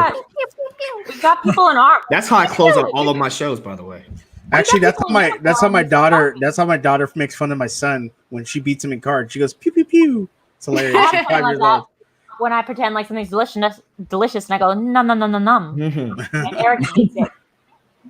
But yeah, I mean, like I'm so happy that we can have this discussion, and it's important to like, if people don't get it, just talk to them about why they're wrong. Like I've seen so many of my more conservative friends like years ago being like all lives matter and whatever, but I don't see that now because I think they're finally starting to get it. I think we just need to have that discussion and have that conversation and really put things to perspective. So I think discussion is very important, and I think we need to keep doing this. Facts. Keep it going. Keep it going. Absolutely. And keep letting us know, like Dwayne said, like keep letting us know if there's something we can do. Like let us know, because we don't always know where our place is on this. Also, Drew, any final words before? Speaking of birthdays, happy early birthday, Alex. Oh, thank you. Your birthday on Monday. I don't want your birthday to get lost in here. Are we doing anything for it? I don't know. Are we? Do you want to do a birthday stream, like a birthday quiz? Sure. We could do Crouching Tiger, maybe. Well, we'll discuss. But We'll figure it out. We'll get you a cake. I have no plans. I am an old lady. And just know that when we were talking last night about emotionally, spiritually, who could be who could be a great manager? Now looking forward and stuff. Me and Eric both simultaneously were like, well, Alex, right? Like Alex, it would be great to get a let fan, me dream, manager. Drew. Don't make me cry. I mean, we don't get to control the show. We don't control the show. Do not make me cry. When I moved back to New York, I asked Christian if I could be manager, and he's like, "Sure, move to LA." So I don't know that, but we just think that it'd be really great to see a fan league manager. Do not make me cry. I would on screen, and I do not want that to happen because I'm not a cute crier. But we've seen a lot of great players from fan leagues. Let's see what next manager. Yeah. Gosh, thank you. I appreciate that. And Sugar. I love when you do that. It just makes me feel much better about myself. It reminds me of business time. Do you remember, Drew? Do you remember that? Business. It's business. Oh, do you remember when I called Flight of the Conchords Peanut Butter Falcon the other day? That was close enough with the bird. Yeah, way off. Guys. First and foremost, I want to thank Call to Action for letting us host this on their channel. I want to thank PLD, Jake Alcavetta, Nate, Danny, Danielle, Kelsey. I know she went to bed already, and Lucas, Alex. Even though Lucas says things about you, you are an amazing person. Love you, Lucas. You have become one of my favorite people. I got to meet you at Spectacular for the first time, and I am a big fan of yours, and you are a great person. Larry, you are my brother. I love you, dude. This has been getting to know you, man. It's been awesome. You're a good dude, and that talk we had the other day, was amazing. And then the other talk we had with Josh, where we talked about sports for about an hour and a half, was amazing. I can't wait to do more work with you. I can't wait to just meet up at a Schmoedown event and have a drink and just bullshit and talk. I appreciate you, Video Drew, just being you, and you wanted to make changes. I appreciate you, and I appreciate the whole Schmoedown community. I was really accepted by you guys, and nobody's ever looked at me by the way I looked and said anything about that. They accepted me for who I am, and I appreciate that. Everybody in Schmoedown, Christian, Mark, all the guests, Janine, who I have now become a bigger fan of, Winston. The Bandit has a chat section for you where we just talk about your homework. So I have my own section there. Shannon, KO that came in, Kevin Smets, all you guys, all the people from the Schmoedown, Frank Janis, Kaiser, Bobby Gucci, I appreciate all you guys. You guys are great people, all the Schmoedown, and RB3, Winston, I know, and Jay Washington. I know this is hard times and people are saying things. People just let people get their frustration out. When they're done, hug them. Tell them you're there for them and be there for them. Be genuine with them. Don't bullshit them. Don't tell them what you think they should hear. Tell them what they need to hear. Tell them what they want to hear. Yeah. And be a person that stands by their side, not a person standing behind them and not being genuine. Christian has created a great community. Yeah. Yes, we saw some people act out. Yes, we saw people say some things. But for the most part, this community is great. And that's why I love it. And that's why I continue to support this community, because it has shown me nothing but love back. And the fact that tonight we had so many people in here supporting Black Lives Matters and nobody was talking about anything but that that shows the change, the positivity that we need. And if we can do that around this country, we will be able to fix things. And like Larry says, it's not going to be overnight, but make the little changes so that way my kids, when they get older, they can be with Larry's kids, and they don't have to worry about walking down the street and being worried about being messed with by the cops and possibly being hurt. So remember that. Make sure that all the podcasts. There's another bunch of podcasts that hit us up that wanted to help. We just had kind of already made these decisions. So all the podcasts that reached out to PLD, Larry, people that reached out to me, we appreciate all you guys because everybody wanted to help. And we're not above anybody. I mean, Call to Action thinks they are, but we're all the Schmoedown community. And I love Call to Action. I could love Call to Action. And Nerd Chronic has a longer Friday quiz, by the way. He did that quiz today. He has a longer quiz. I can't wait to watch that. Oh, I can't wait to see that. So, thank you, everybody. I love all you guys. Thank you for coming. Thank you for supporting Larry, Janine, everybody in the Schmoedown, Black fans, Black competitors, Black producers, Black cameramen, Black everything. Dwayne, I got your back, man. If you need something, let me know, dude. I love you, man. You're a real fighter. So appreciate all you guys. Really love you guys. Yeah, this has been super dope, man. Shug, you've stepped in and quickly created something on your podcast, and I'm just going to take a moment real quick. If you haven't already subscribed to Shug Knight's podcast, don't say that. No, don't say that. Don't say that. Let's get ready to talk. Let's get ready to talk. Gonna kill me. How about this, Shug Knight? What movie would you like to come on and do a quiz about? Top Gun. Oh, I think that was Rokus too, actually. Yeah, I know. Go ahead, Larry.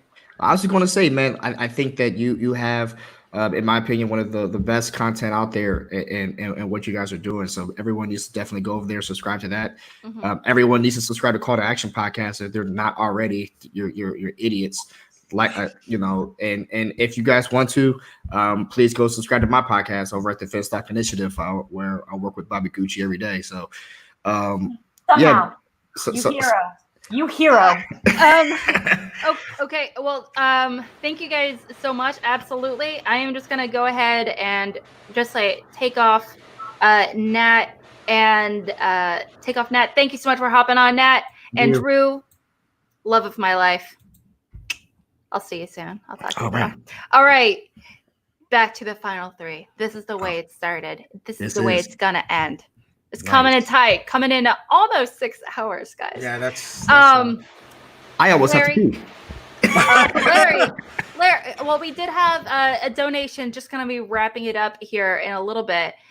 Josh says, thanks to everyone. He donated very generously, part of the crew. Says, thanks to everyone who was part of putting this wonderful stream together. We all continue to come together. Love you all in this community. Thank you so much.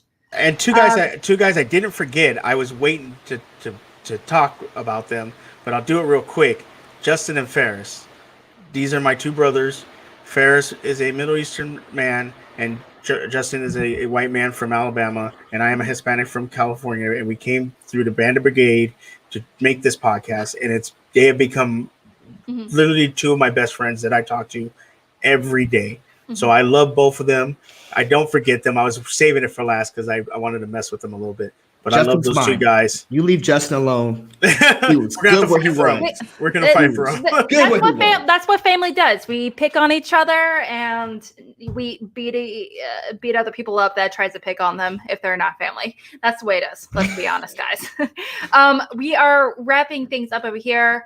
Larry, any final words? Really wrap it up. To really kind of solidify your feelings, let everyone know how you're feeling walking away from tonight's stream. Well, when I walked into it, I was nervous. I was a little scared. I thought we was going to have a very fiery chat. And seeing the overwhelming positive reception that we have had so far, it's like I said this several times already today. It's humbling and it's amazing, and my heart is full. With love and kindness. Sorry if I'm seeming a little out of it right now. It's 3:30 here, No, I appreciate every single person that was out there and every single person that was a part of this today. From it's too hard to name all the guests at the moment for me, but everyone that stopped in and everyone that's pitched in and everyone that's been out there supporting this cause. And even if, you know, they couldn't donate, you know, if you can donate, that's fine. You know, I understand. You know, look up different ways that you can help with the cause and what it's about. At the end of the day, it's not about starting a race war. We're trying to end one. You know, the Black community is all of you guys' community, right? You know, just stick up for each other, and that's all we're asking for, man. We're just asking for a fair shake, not to be racially profiled, not to be unjustly, you know, murdered for absolutely no reason. We kind of want the same. We just want to get on the same playing field, and you know, like I said, I really appreciate all the questions that people have came in and they asked respectfully. And if you still have questions, please feel free to reach out to me. I'm not that hard to find, and I would do my best to try to help facilitate a healthy conversation. I don't do this back and forth bullshit. If you would have come at me with some dumb shit, hey, bro, I'm not going to reply to you. I'm not about that life, you know, because you're probably saying some shit over a Twitter anyway that you're not going to say to me in person. You know, so talk to me, you know, like you would talk to me in person, and we'll have a good conversation. But there's been no hostility so far today, and I'm proud to still serve this country, and I'm still proud to be a part of this community, and you guys just make things better. So that's about it. Am I plugging my stuff now, or?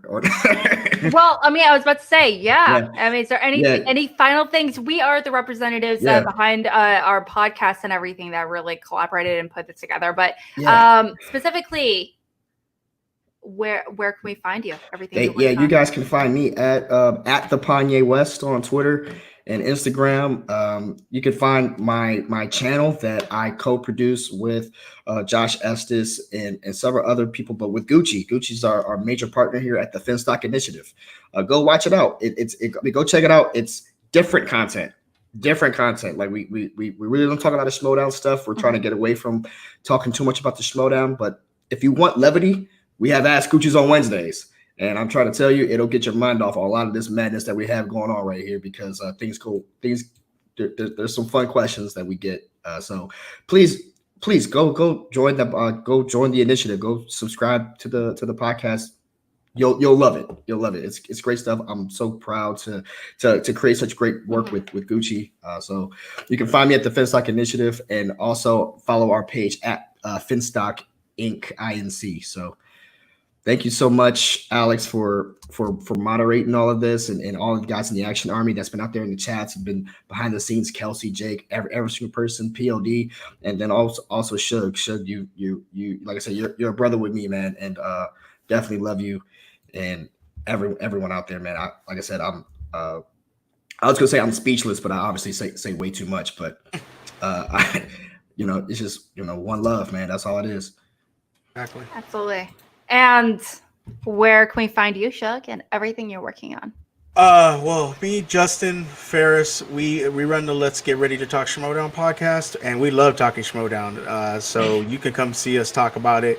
I'll talk about it all day with you. Might not be right, I might be wrong, but I'll still talk it with you. And you can find us also on Instagram and Twitter.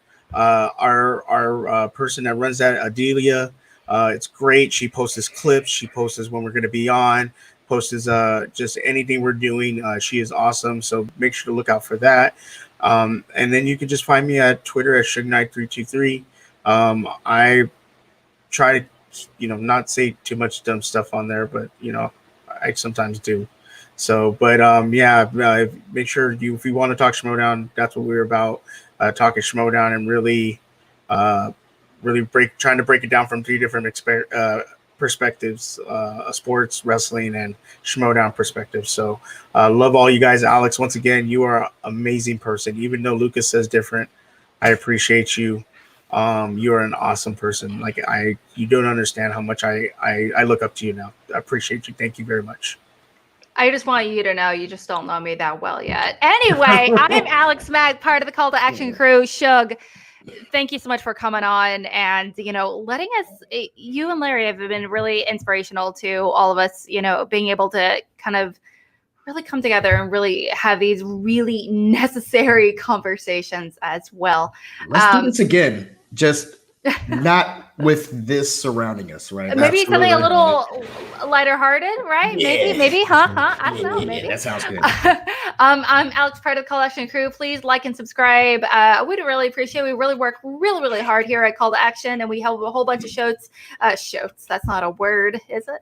I host Schmoedawn every Wednesday. There's Chill to Action. There's Call Live. There's a whole bunch of stuff coming up. So please definitely check us out. But importantly, donate whatever you can. Thank you so much for donating. And also talk to your family, talk to your friends, see how, do some looking at yourself and see what you can do to, be better part of this movement as well, because we can all find ways to improve overall, not only for ourselves, but to other people as well, especially towards people of color and Black people within our communities, because they do so much for us.